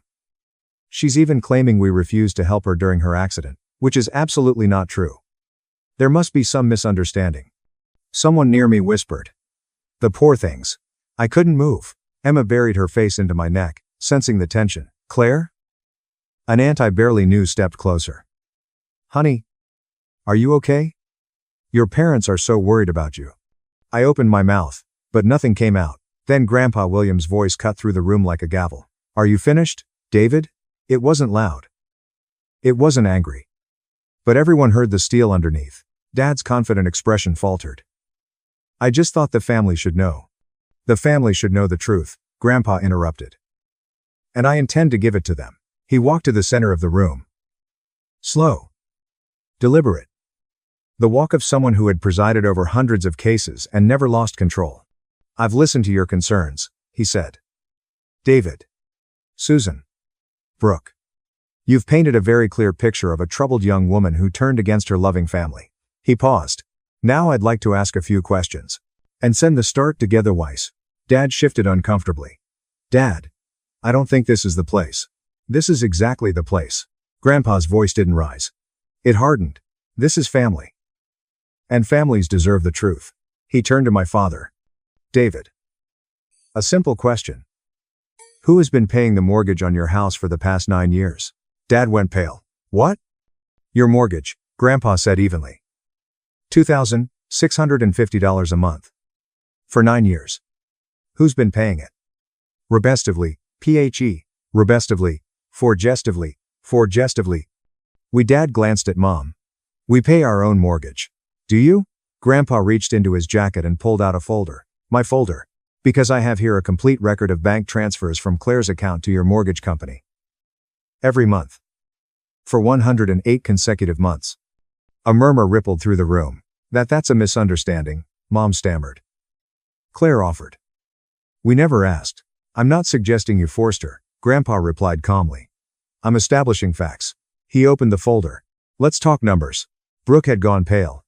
Dad's hands were clenched at his sides. Mom looked like she might faint. And I stood there holding my kids, heart pounding, as the truth finally came out. 9 years, Grandpa read. Mortgage payments totaling $286,200. He looked up. That's the house David and Susan live in. The house they claim they pay for themselves. Someone gasped. Health insurance premiums. $97,200, he continued. When David's company dropped coverage, Claire paid. And he turned the page. Car repairs, home maintenance. Emergency expenses. Approximately $51,500. Another page. Cash gifts and financial support for Brooks Fashion Ventures. $14,800. He closed the folder. Total, $389,750. Give or take. No one spoke. Aunt Margaret stepped forward. For context, that's more than most people make in 7 years of full-time work.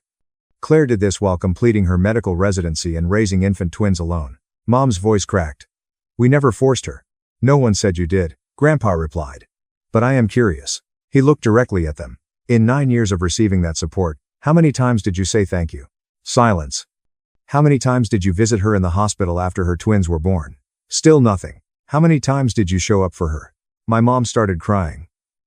Not the quiet, sympathetic tears from earlier. Real sobbing. Messy. Loud. We thought she was fine, Dad said, hollow. She never complained. She always managed.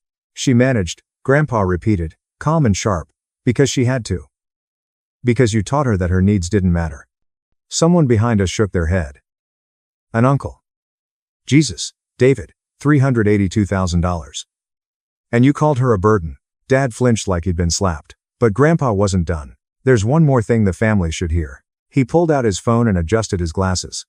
10 weeks ago, Claire was in a serious car accident. She was bleeding internally and rushed into emergency surgery. The room went still. From the ambulance, she called her parents. Her children were at home with a babysitter who was about to leave. She needed someone to watch them for a few hours. He paused. Looked straight at my parents. This is the text message she received in response. From Susan. I'll read it exactly. He cleared his throat. Claire, you've always been an annoyance and a burden. We have Madison Reed tickets with Brooke tonight. Figure it out yourself. The room exploded. Oh my God. Someone whispered. That's not your taking it out of context, Brooke said quickly. There is no context, Aunt Margaret snapped.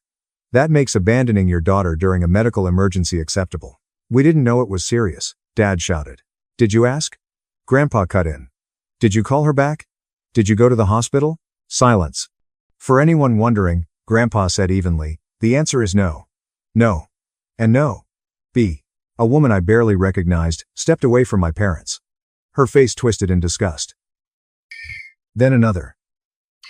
And another. My mom was sobbing now, uncontrollable. I didn't mean it like that, she cried. I was frustrated. You didn't think your daughter might die. Grandpa finished. Because you never thought about her at all. He turned back to the room. I'm not asking anyone to judge. I'm presenting facts. What you do with them is your choice. Then he looked at me. Claire. Do you want to say anything? I hadn't planned to. I came expecting Grandpa to handle it. To let the facts do the talking while I stood there quietly. But looking around the room at my crying mother, my stunned father, my sister barely holding it together, I realized I wasn't done. I handed Noah to Aunt Margaret and stepped forward. I didn't come here for revenge, I said. My voice surprised me. It was steady. I came because Grandpa invited me. And because for 36 years, I've been living inside a version of this family that wasn't real. Herring stated and also. I looked at my parents. I believed you when you said Brooke needed more support because her industry was harder. When you said I could handle things on my own, I believed you. I tried to be what you needed me to be. A tear slid down my cheek. I didn't wipe it away. But that night in the ambulance bleeding, terrified, I finally understood. I wasn't strong to you. I swallowed. I was convenient. I was exploitable. And no matter how much I gave, it was never going to make you see me the way you see her. People had moved closer without me noticing. A hand on my arm. A cousin nodding through tears. My dad opened his mouth. Claire, I'm not finished. I don't hate you, I said quietly. But I can't keep pretending this is okay. I can't keep buying love that should have been free. An uncle turned on my father. How could you, David? Living off your daughter for years and treating her like nothing. The room felt like it was tilting.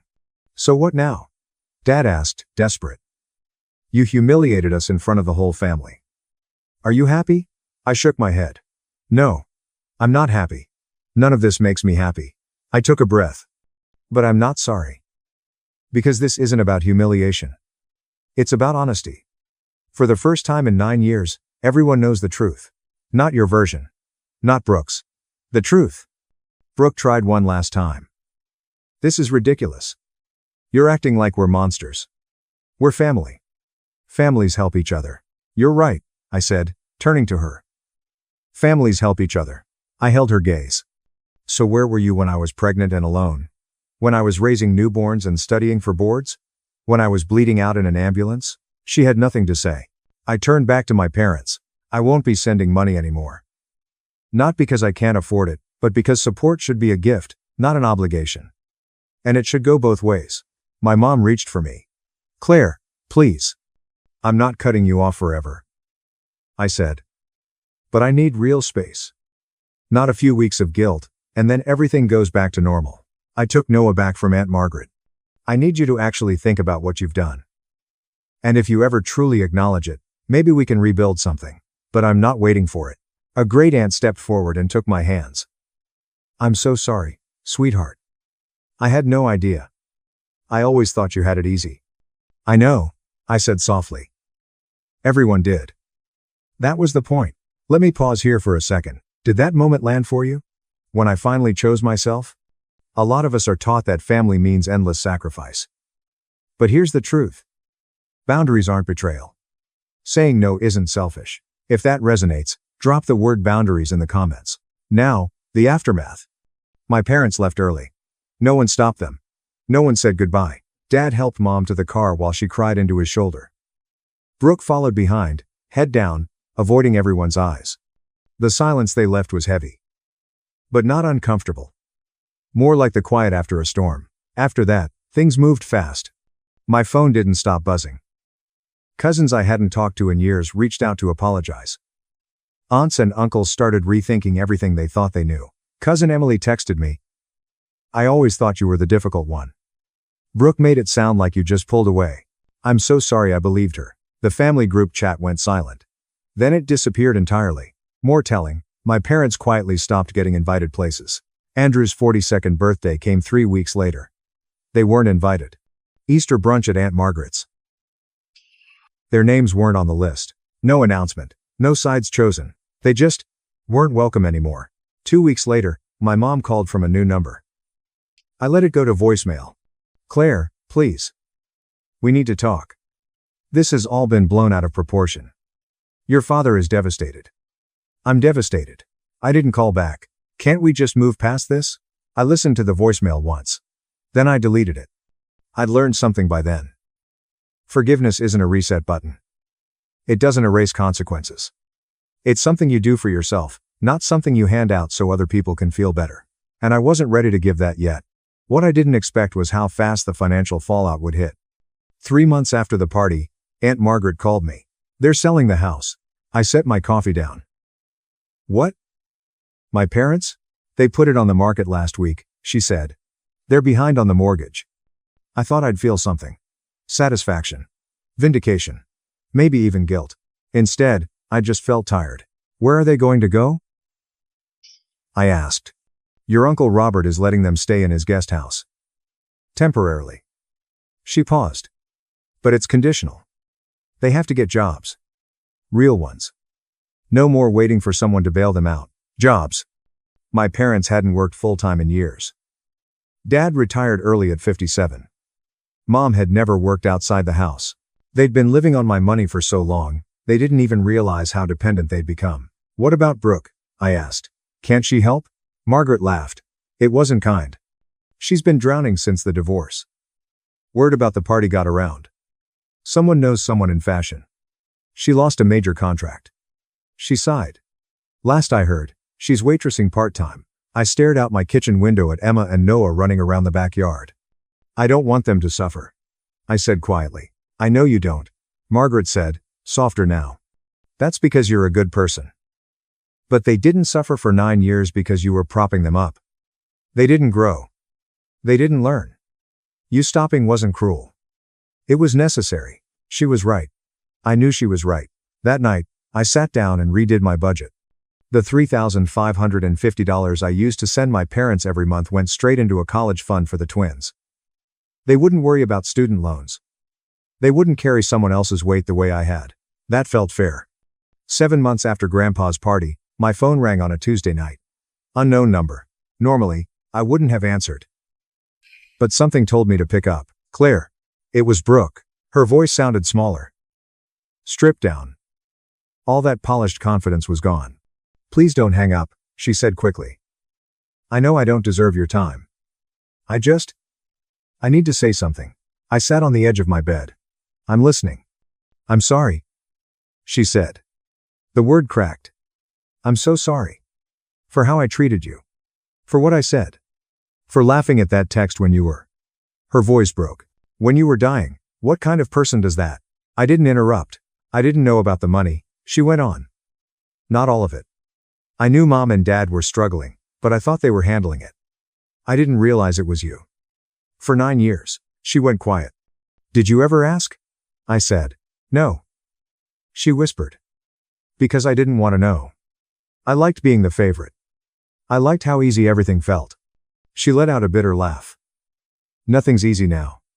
I heard about the contract. Turns out reputation matters. Funny how that works. We sat in silence for a moment. I'm not asking for money, she said finally. Or forgiveness. I just wanted you to know. I see it now. All of it. Who I was.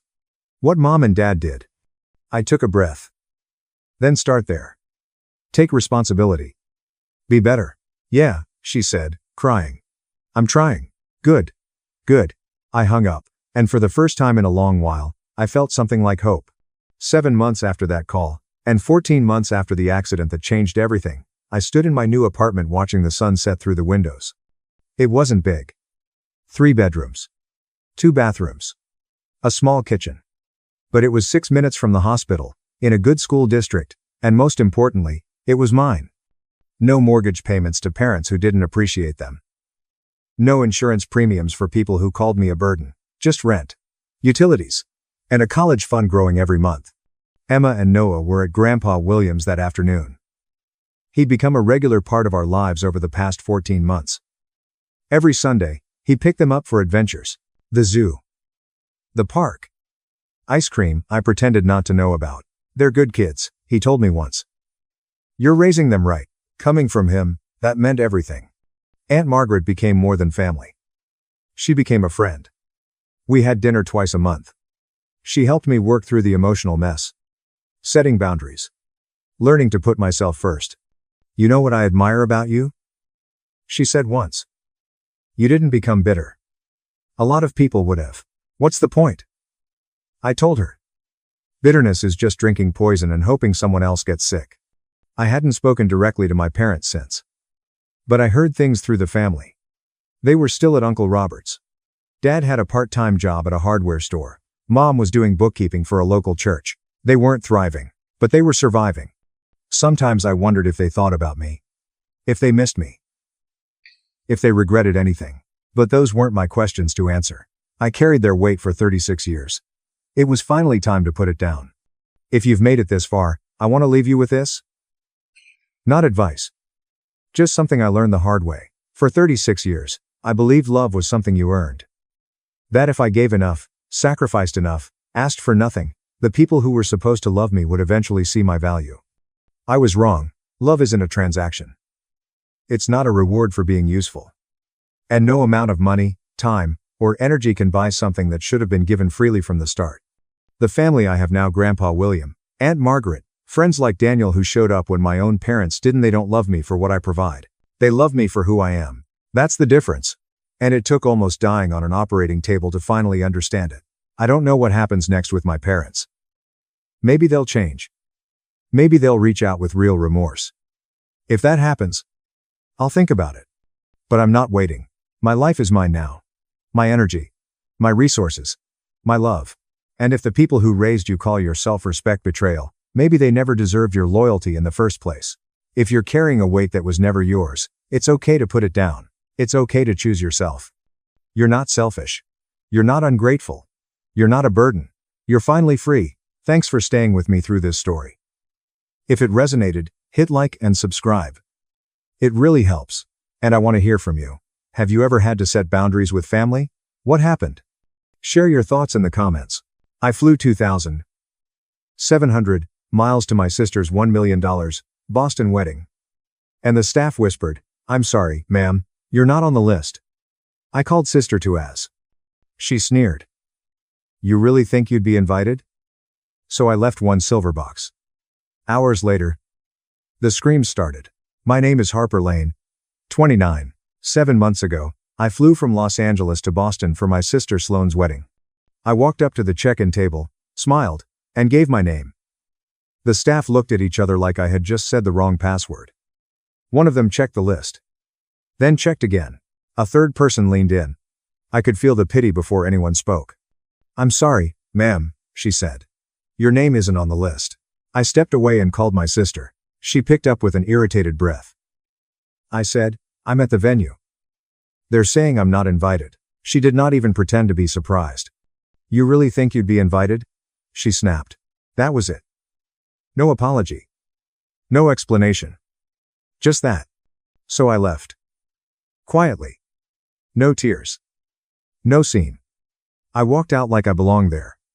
Because I refused to give her the satisfaction. I still had a gift. A small silver box. Simple enough to fit in my palm, heavy enough to feel like a decision. I set it on the gift table and went back to my hotel. Later that night, Sloane opened it in front of 388 guests. After that, my phone started lighting up. Call after call.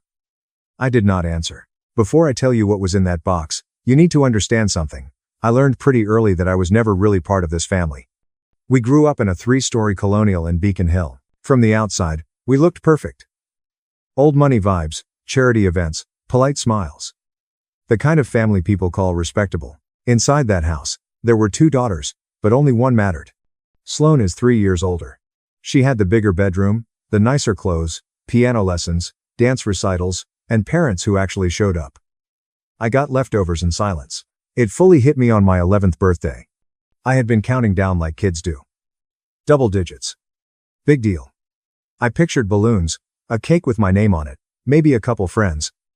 Maybe my parents acting like I existed for one day. That morning, I ran downstairs. The kitchen was empty. My mom was in the living room on the phone, planning Sloane's cotillion like it was life or death. My dad was already working. Neither of them looked up when I walked in. I said, "Mom, it's my birthday." She covered the receiver like I was interrupting something important. "I know, sweetheart. We'll do something later." They never did. That night, there was a knock on my bedroom door. It was my grandmother Vivienne, my dad's mom. She came in with a small wrapped box and sat on the edge of my bed like she had been waiting all day to catch me alone. "Happy birthday, my darling girl," she said. Inside was a real camera. Silver body. Leather strap. It felt huge in my hands, like it belonged to someone older, someone braver. She smiled and said, "You have an artist's eye." Then she touched my cheek and said something I still hear in my head. "One day, the world will see what I see in you." I had no idea that camera would end up changing my life. I think she did. 9 years later, I graduated high school with a full scholarship to Rhode Island School of Design. I was proud of myself. I wanted my family to be proud too. I wanted them to show up for once. Graduation was on a Saturday afternoon. I was giving a short speech about following your passion. I rehearsed it for weeks. I kept picturing my mom smiling at me and my dad shaking my hand like he respected me. That morning, I came downstairs in my cap and gown. Sloan was at the kitchen table scrolling on her phone. My parents were gathered around my dad's laptop like something urgent was happening. I said, "The ceremony starts at 2. We should leave by 1 if we want good seats." My mom did not look up. "Sweetheart." Something came up. I just stared at her. "What do you mean?" My dad said it like it was obvious. "We can't miss Sloan's Goldman Sachs networking event. It's a huge career opportunity." My dad said, "It's a huge career opportunity." I stood there in my graduation gown, holding my speech notes. "It's my graduation." My dad lowered his voice, like he was doing me a favor. "Photography isn't a career, Harper. Maybe you should think about business school like your sister." Sloan smiled. Soft. Satisfied. Like she had just won something. So I went alone. A room full of strangers listened to my speech. When they called my name, I looked out and saw one familiar face in the front row. Grandma Vivienne. She clapped harder than anyone. When it was over, she grabbed my hands and leaned in close. "Remember, sweetheart," she whispered. "The greatest treasures aren't always the ones people fight over. Sometimes they're the ones quietly passed on." And this one, I did not really understand what she meant back then. Years later, standing outside my sister's wedding with that silver box in my hand, I finally did. After graduation, I bought a one-way ticket to Los Angeles. 2 bags. No goodbye. There was no one to say it to. I stayed quiet for 11 years. I started as a wedding photography assistant. Carrying gear. Fixing lights. Doing the jobs nobody wants. I learned everything I could. I saved every cent. I built my business one client at a time. No one in my family asked what I was doing. Harper was basically a stranger to them. Sloan, though, always made sure I knew what she was doing. Every few months, she would call to announce another achievement like I was her personal audience. Corner office. Promotions. Titles. Then the hedge fund manager boyfriend. Then the perfect life updates. One night she said, "I just closed an 8-figure campaign. What about you? Still doing those little photo shoots?" I was sitting in my office in downtown Los Angeles. Trophy walls. Floor-to-ceiling windows. A client list that would have made her choke on her own ego. I kept my voice calm. "I'm doing well, Sloan. Congratulations." "Thanks," she said, like I had complimented her shoes. "Mom and Dad are throwing me a celebration dinner next week. Obviously, you're not invited. It's just immediate family." Immediate family. I let that sit for a moment. Then I said, "Of course, have a wonderful time." After I hung up, I looked around my workspace.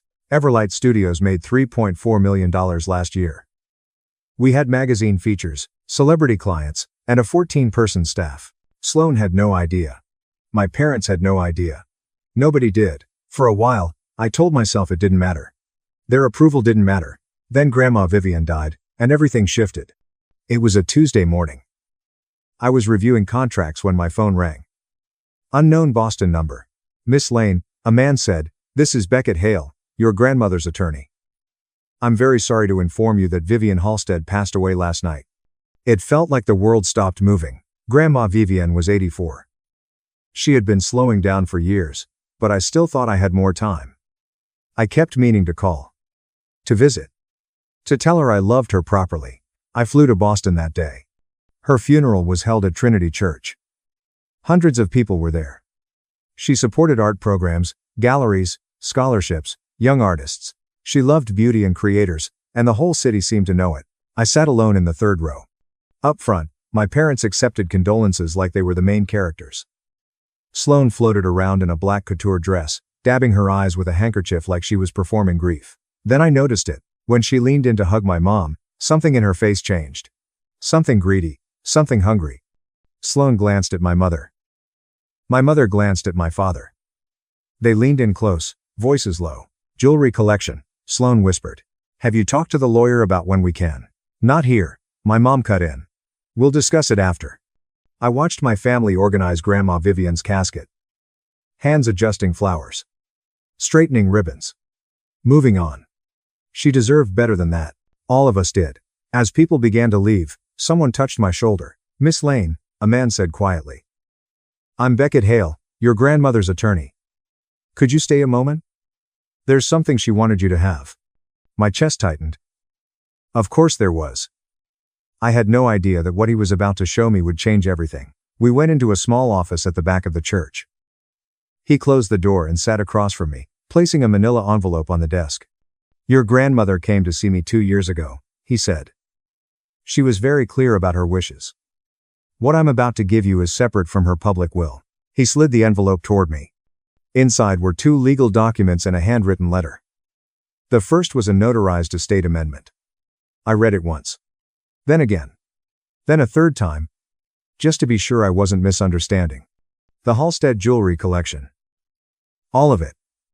$2.6 million worth. Left to me. Not Sloan. Not my mother. Me. My hands started shaking when I unfolded the letter. My dearest Harper. If you're reading this, I'm gone. I need you to understand why I made this choice. Sloan sees these pieces as trophies. Things to show off and be envied.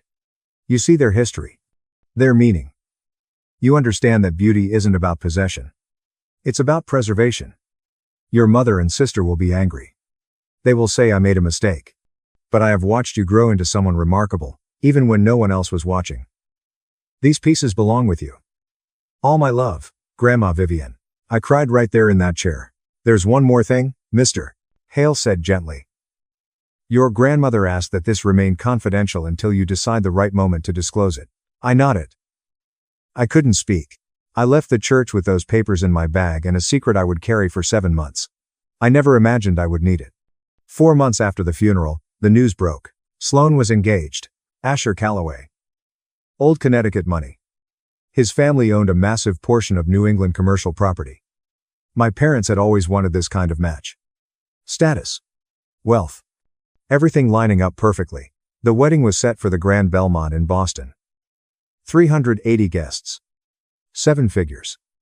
Every detail planned within an inch of its life. I waited for an invitation. Weeks passed. Nothing. I checked the mail every day. Refreshed my email constantly. I kept telling myself it was delayed. That my sister was just being my sister. Finally, I called my mom. Mom, I haven't received my invitation yet. Should I RSVP directly to Sloan, or? Silence. Then she said my name carefully. Harper. Sloan asked me to talk to you about that. My stomach dropped. She feels the wedding is very intimate, my mom said. And she thought it would be better if you didn't attend. I almost laughed. Intimate? I said. I saw her Instagram. There are 380 guests. Another pause. You know how you can be at these events, my mom continued. Awkward. We don't want anything to distract from Sloan's day. I sat there holding the phone, listening to my own breathing. I see, I said finally. Thank you for telling me. Then I hung up. That night, I scrolled through Sloan's social media. Tiffany's registry. Engagement parties. Dress fittings. Hundreds of comments congratulating her. There was no place for her sister among those 388 guests. I stared at my phone for a long time. And then I made a decision. 4 days before the wedding, I booked a one-way flight from Los Angeles to Boston. I didn't tell anyone. I didn't ask permission. I packed one small bag. On my kitchen counter sat the gift. A silver box tied with a white ribbon. Small enough to slip into my purse. Easy to carry. Easy to leave behind. I barely slept the night before my flight. Part of me wanted to stay home. To stop caring. To avoid one more rejection. But caring was the problem. I always cared. My family had ignored me for 29 years. I was used to their dismissals. Their disrespect. I thought distance would fix it. 2,700 miles didn't. I wasn't going to Boston for revenge. I wasn't going to make a scene. I wasn't going to confront Sloan. I wanted one thing. To give my sister a wedding gift. Just once. I wanted to show up. At 6 in the morning, I put on makeup, slipped into a navy dress, and looked at myself in the mirror. You can do this, I whispered. The silver box was already in my purse. I didn't know what would happen when Sloane opened it.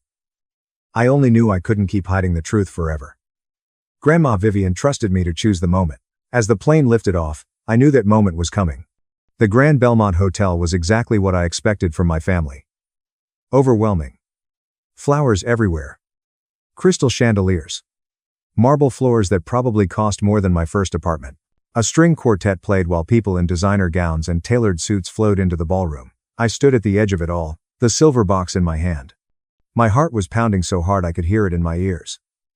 As I walked toward the check-in table, I suddenly became very aware of how simple my dusty rose dress looked compared to everyone else. 2 women in black sat behind a guest list so thick it looked like a novel. "Good afternoon," I said. "I'm here for the Lane Calloway wedding." "Of course," one of them said politely. "Name, please." "Harper Lane," I said. "I'm the bride's sister." She smiled and ran her finger down the list.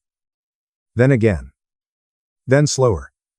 Her smile faded. "I'm sorry, ma'am," she said. "Your name isn't on the list." My face burned. "Could you check again?" Lane. They flipped pages. Another woman leaned in to help. "There's a Howard Lane," she said. "A Diane Lane. Sloane Lane, soon to be Calloway." She looked up at me, almost apologetic. "No Harper." Behind them, the ballroom doors were wide open. I could see white tables, tall centerpieces, and people laughing with champagne glasses in hand. 380 guests. Every single one invited. Except me. The receptionist shifted uncomfortably. "Ma'am, is there someone I could call for you?" "No," I said quietly. "It's fine. I'll handle it." I stepped away and pulled out my phone. I called Sloane. She answered on the second ring. "What?" she said. Already irritated. I could hear music and laughter behind her. Glasses clinking. Her perfect day in progress. "Sloane, it's Harper. I'm at the hotel. They say I'm not invited. If you wouldn't eventually went for mover." Silence. Then she said, flat and calm, "I know. That's because you weren't invited. I expected it. It still hurt. I'm your sister." She laughed. Not nervous. Not awkward. Cold. "You really think you'd be invited?" she said. "This wedding is for people who matter. Important people. Not someone who takes pictures for a living. Important people." I closed my eyes. "I flew across the country," I said. "That's your problem," she snapped. "I didn't invite you. I just wanted to give you a gift. To wish you well." "A gift?" she scoffed. "What could you possibly give me that I don't already have?" "Let me guess. A homemade photo album? A coupon for a free portrait session?" I didn't answer. "Let me be clear," she said. "No one wants you here. Not Mom. Not Dad. And definitely not me. You've always been an embarrassment to this family. Go home, Harper.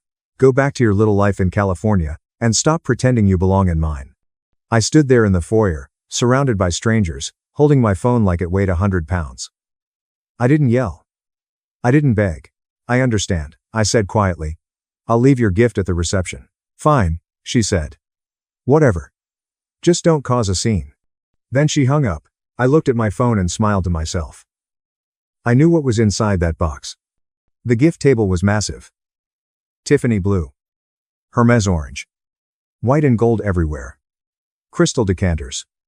Silver frames. Envelopes thick enough to make statements. I walked up slowly with my small silver box. One of the reception staff watched me, clearly confused about why I was still there. I placed my gift on the edge of the table. It looked almost invisible next to everything else. Tucked under the ribbon was a simple card. "To Sloane. From your sister, Harper." "Ma'am?" someone said softly. I turned. One of the women from the check-in table had followed me. "Are you sure you don't want to stay?" she asked. I could try to speak to the wedding coordinator. I smiled and shook my head. "No, thank you."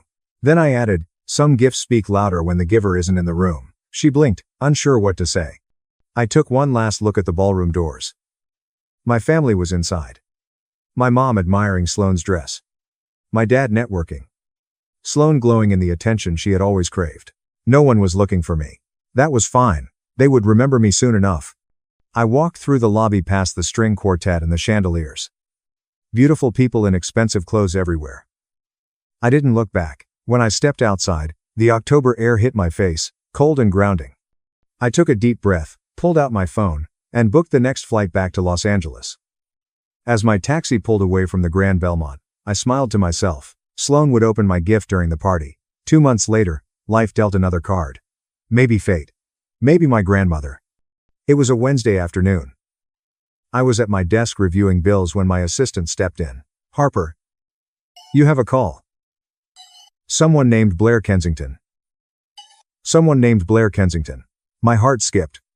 Blair Kensington. The Blair Kensington. Owner of Kensington Events. One of the most powerful wedding planners on the East Coast. Senators. Celebrities. Old money families. She was also one of Grandma Vivian's closest friends. I took the call. "Mrs. Kensington," I said. "It's been a long time." "Too long, my dear," she said warmly. "Vivian spoke about you constantly. She was so proud of what you built." My throat tightened. "Thank you. I'm calling because I have a bride in Boston who needs a photographer," she continued. "Very particular. Very demanding. She wants the best. And I told her Everlight Studios is the best."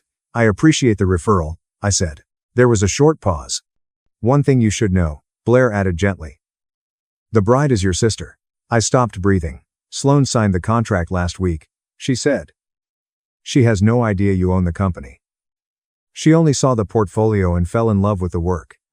"You knew," I said quietly. "And you still recommended us." "Your grandmother would have wanted this," Blair replied. "She always said the truth finds its own way out." "The contract is already signed. $18,000 non-refundable deposit. Whether you show up personally is entirely your choice." I stared out at the Los Angeles skyline through my office window. My sister had hired me. Without knowing it. Without knowing anything. A month before the wedding, Sloan hosted a brunch. I heard about it later through Boston social circles. A 4-season suite. 28 women. Champagne. Crustless sandwiches.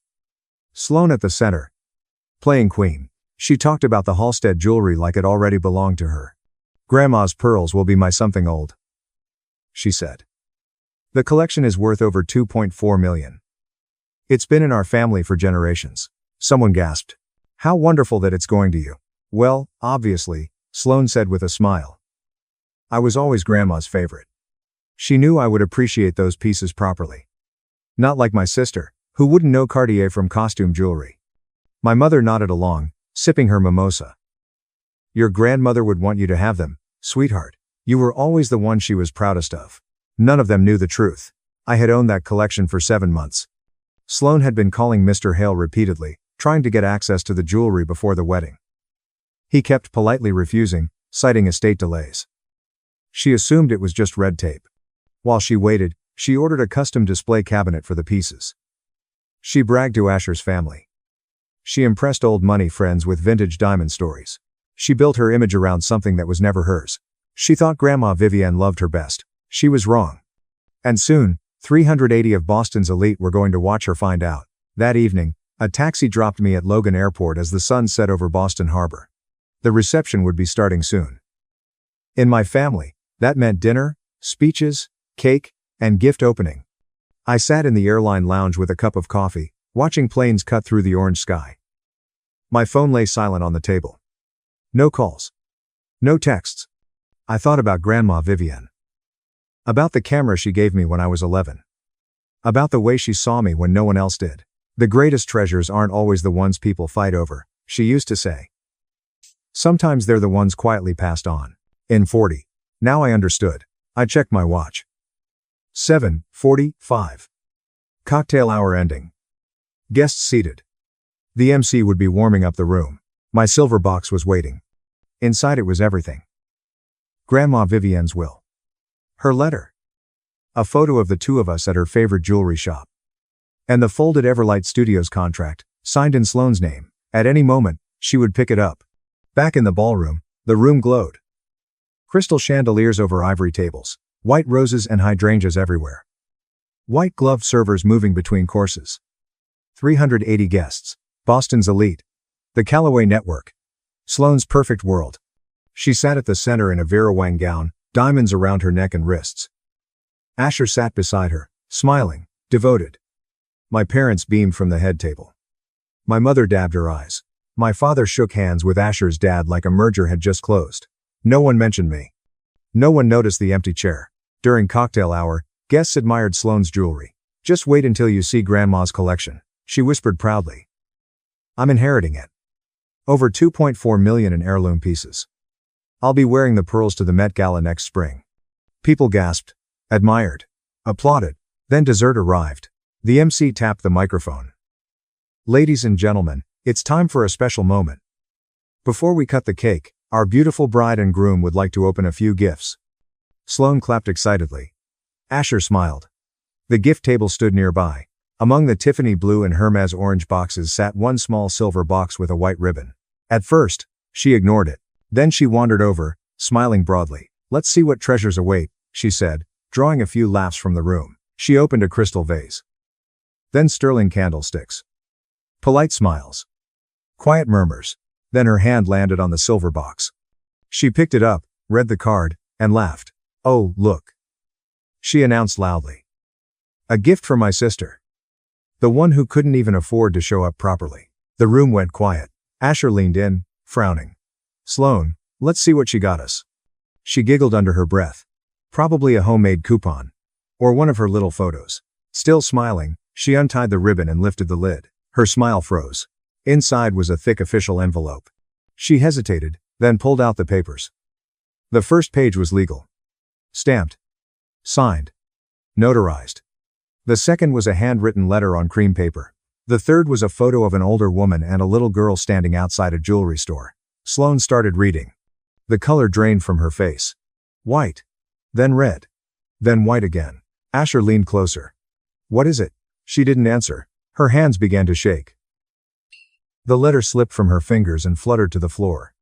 At a nearby table, my mother noticed. She stood abruptly. Sloane, sweetheart? Sloane looked up at her, eyes wide and unfocused. This can't be real, she gasped. This can't. Grandma loved me. She would never. The room went still. 380 people watching a bride unravel. Then Sloane noticed another folded page at the bottom of the box. My mother rushed to the head table. What is it? What's wrong? Sloane shoved the papers into her hands. My mother scanned the document. The legal seal. The notarized signature. The line naming Harper Lane as the sole owner of the Halstead jewelry collection. All of it. My mother went pale. This has to be a mistake. It's not. Sloane snapped. Look at the date. 2 years ago. Before Grandma even got sick. Whispers rippled through the ballroom. Isn't that the jewelry she was talking about earlier? The 2.4 million collection? She said it was hers. Sloane heard them. Her face twisted. This is fake, she shouted, waving the papers. My sister forged this. She's always been jealous of me. My father stepped in behind my mother. Let me see that. He picked up the letter from the floor. Grandma Vivian's handwriting. Her words. Her reasoning. Clear and unmistakable. My mother whispered. Graham, tell me this isn't real. My father said nothing. He knew that handwriting. He knew his mother's signature. And in that silence, something finally landed. This can't be happening, he said quietly. Sloane clutched the letter and broke down. Not today. She sobbed. Not at my wedding. Asher stared at her, stunned. He looked like he was seeing her for the first time. Then he said, wait. His eyes dropped to the box. There's something else in there. Sloane looked down. Beneath the tissue paper was another folded document. She pulled it out with trembling hands. A contract. R.Studio's wedding services agreement. She skimmed the page, then froze on the signature line. Client, Sloane Lane. Company owner, Harper Lane. Deposit, $18,000, non-refundable. No, she whispered. No, no, no. Sloane, Asher said sharply. She handed him the paper. His expression changed as he read. You hired her company, he said. You told me your sister was a failure. That she couldn't hold down a job. I didn't know, Sloane stammered. I didn't know. She spun around, wild-eyed. Where's the photographer? Where is the photographer? A young woman with a camera stepped forward, clearly nervous. I'm the lead photographer, ma'am. Harper Lane owns R.Studios, but she doesn't usually attend weddings personally. Asher looked at her. You work for my sister? The photographer nodded. Everlight has photographed over 240 weddings. We're one of the top firms in the country. The room went dead silent. 380 guests, watching Sloane's perfect world collapse in real time. Phones came out at nearby tables. Did she say 2.4 million? The photography company is owned by her sister? The one Sloane's been calling a failure? Asher slowly lowered the contract. Sloane, he said. What else have you lied about? She couldn't speak. She just stared at her phone with shaking hands. Probably trying to call me. To yell. To fix it. Some things don't get fixed. My parents closed in around her as whispers turned into murmurs. Mascara streaked down her face while she clutched the papers like they might disappear if she held on tight enough. Then Blair Kensington stepped forward. She had been standing off to the side, watching quietly. Like someone who knew exactly when to intervene. If I may, she said. The room went silent. Blair took the document from Sloane's hands and glanced at it. This is authentic, she said calmly. I personally witnessed Vivienne Halstead sign this amendment 2 years ago. I was present when she discussed her wishes with her attorney. My mother shook her head. Blair, you can't. I can, Diane, Blair said firmly. She looked at Sloane with something close to pity. Vivienne was my closest friend for 40 years. She told me exactly why she made this choice.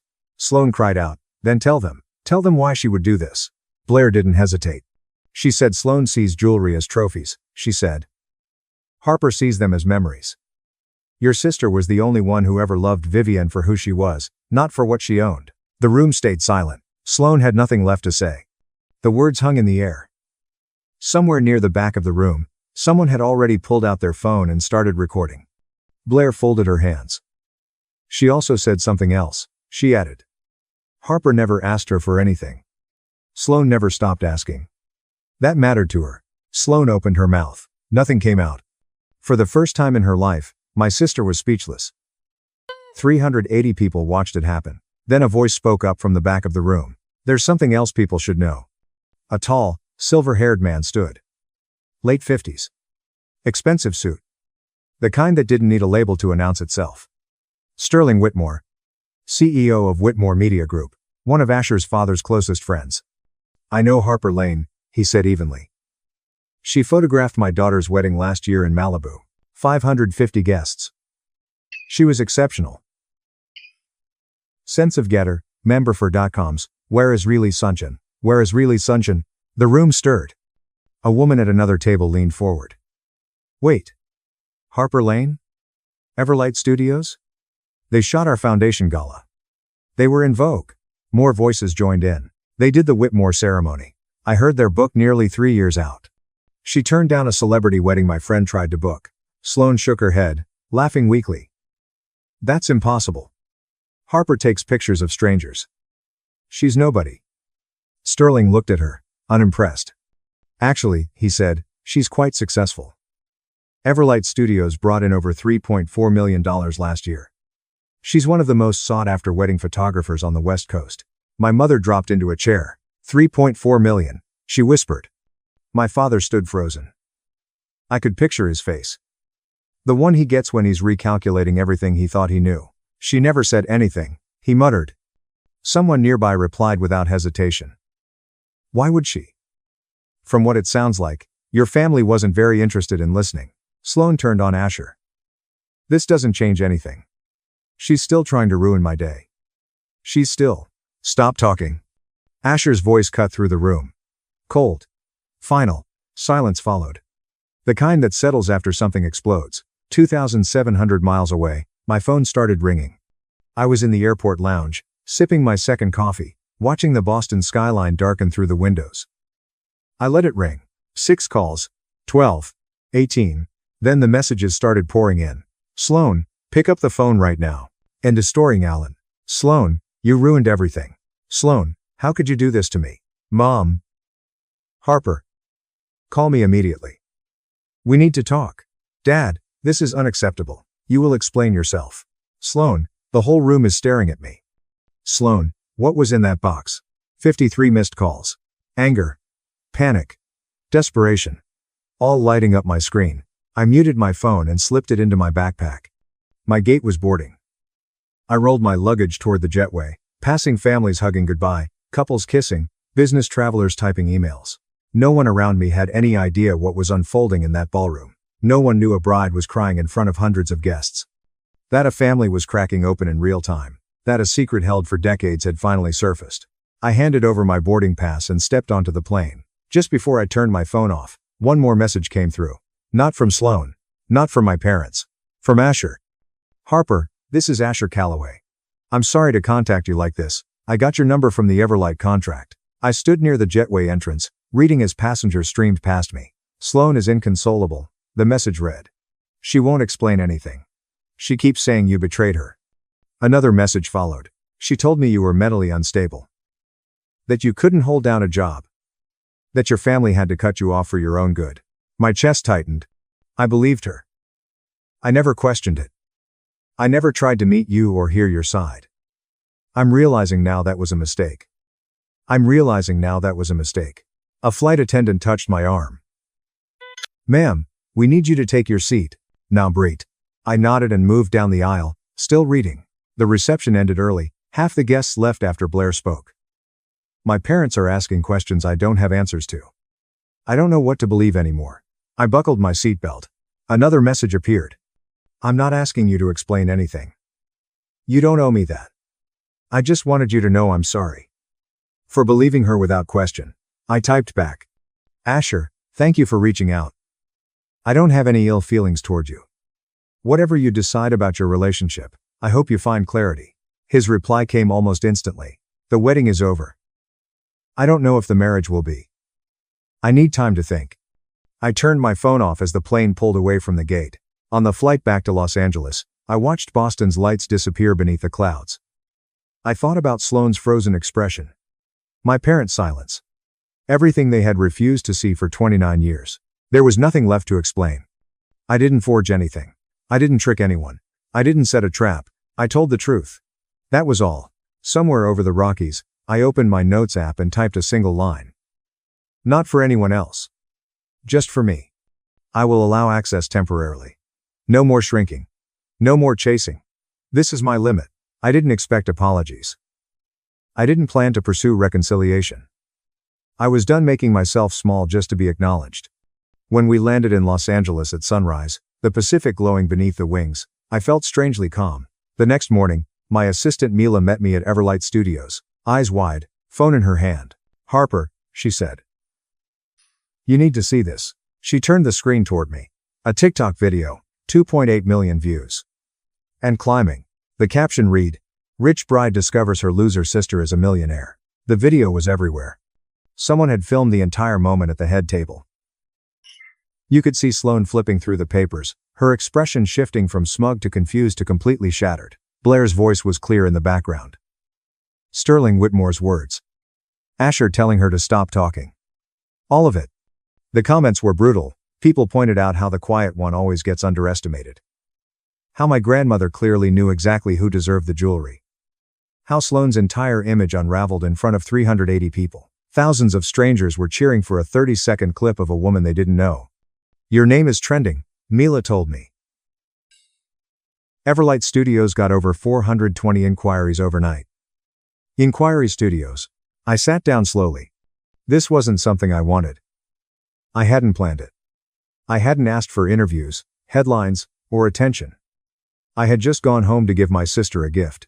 Now the world was watching. My phone started ringing. Emails followed. A reporter from the Boston Globe wanted an interview about the viral wedding video. I ignored it. Cancel my meetings today, I told Mila. I need some time. This isn't over. I can feel it. 4 days later, my receptionist buzzed my office. Miss Lane, there's a woman here to see you. She says she's your mother. I closed my eyes before standing up. My mom looked completely out of place in the lobby. Chanel earrings. Silk blouse. Perfect hair. And eyes that were red and unsure.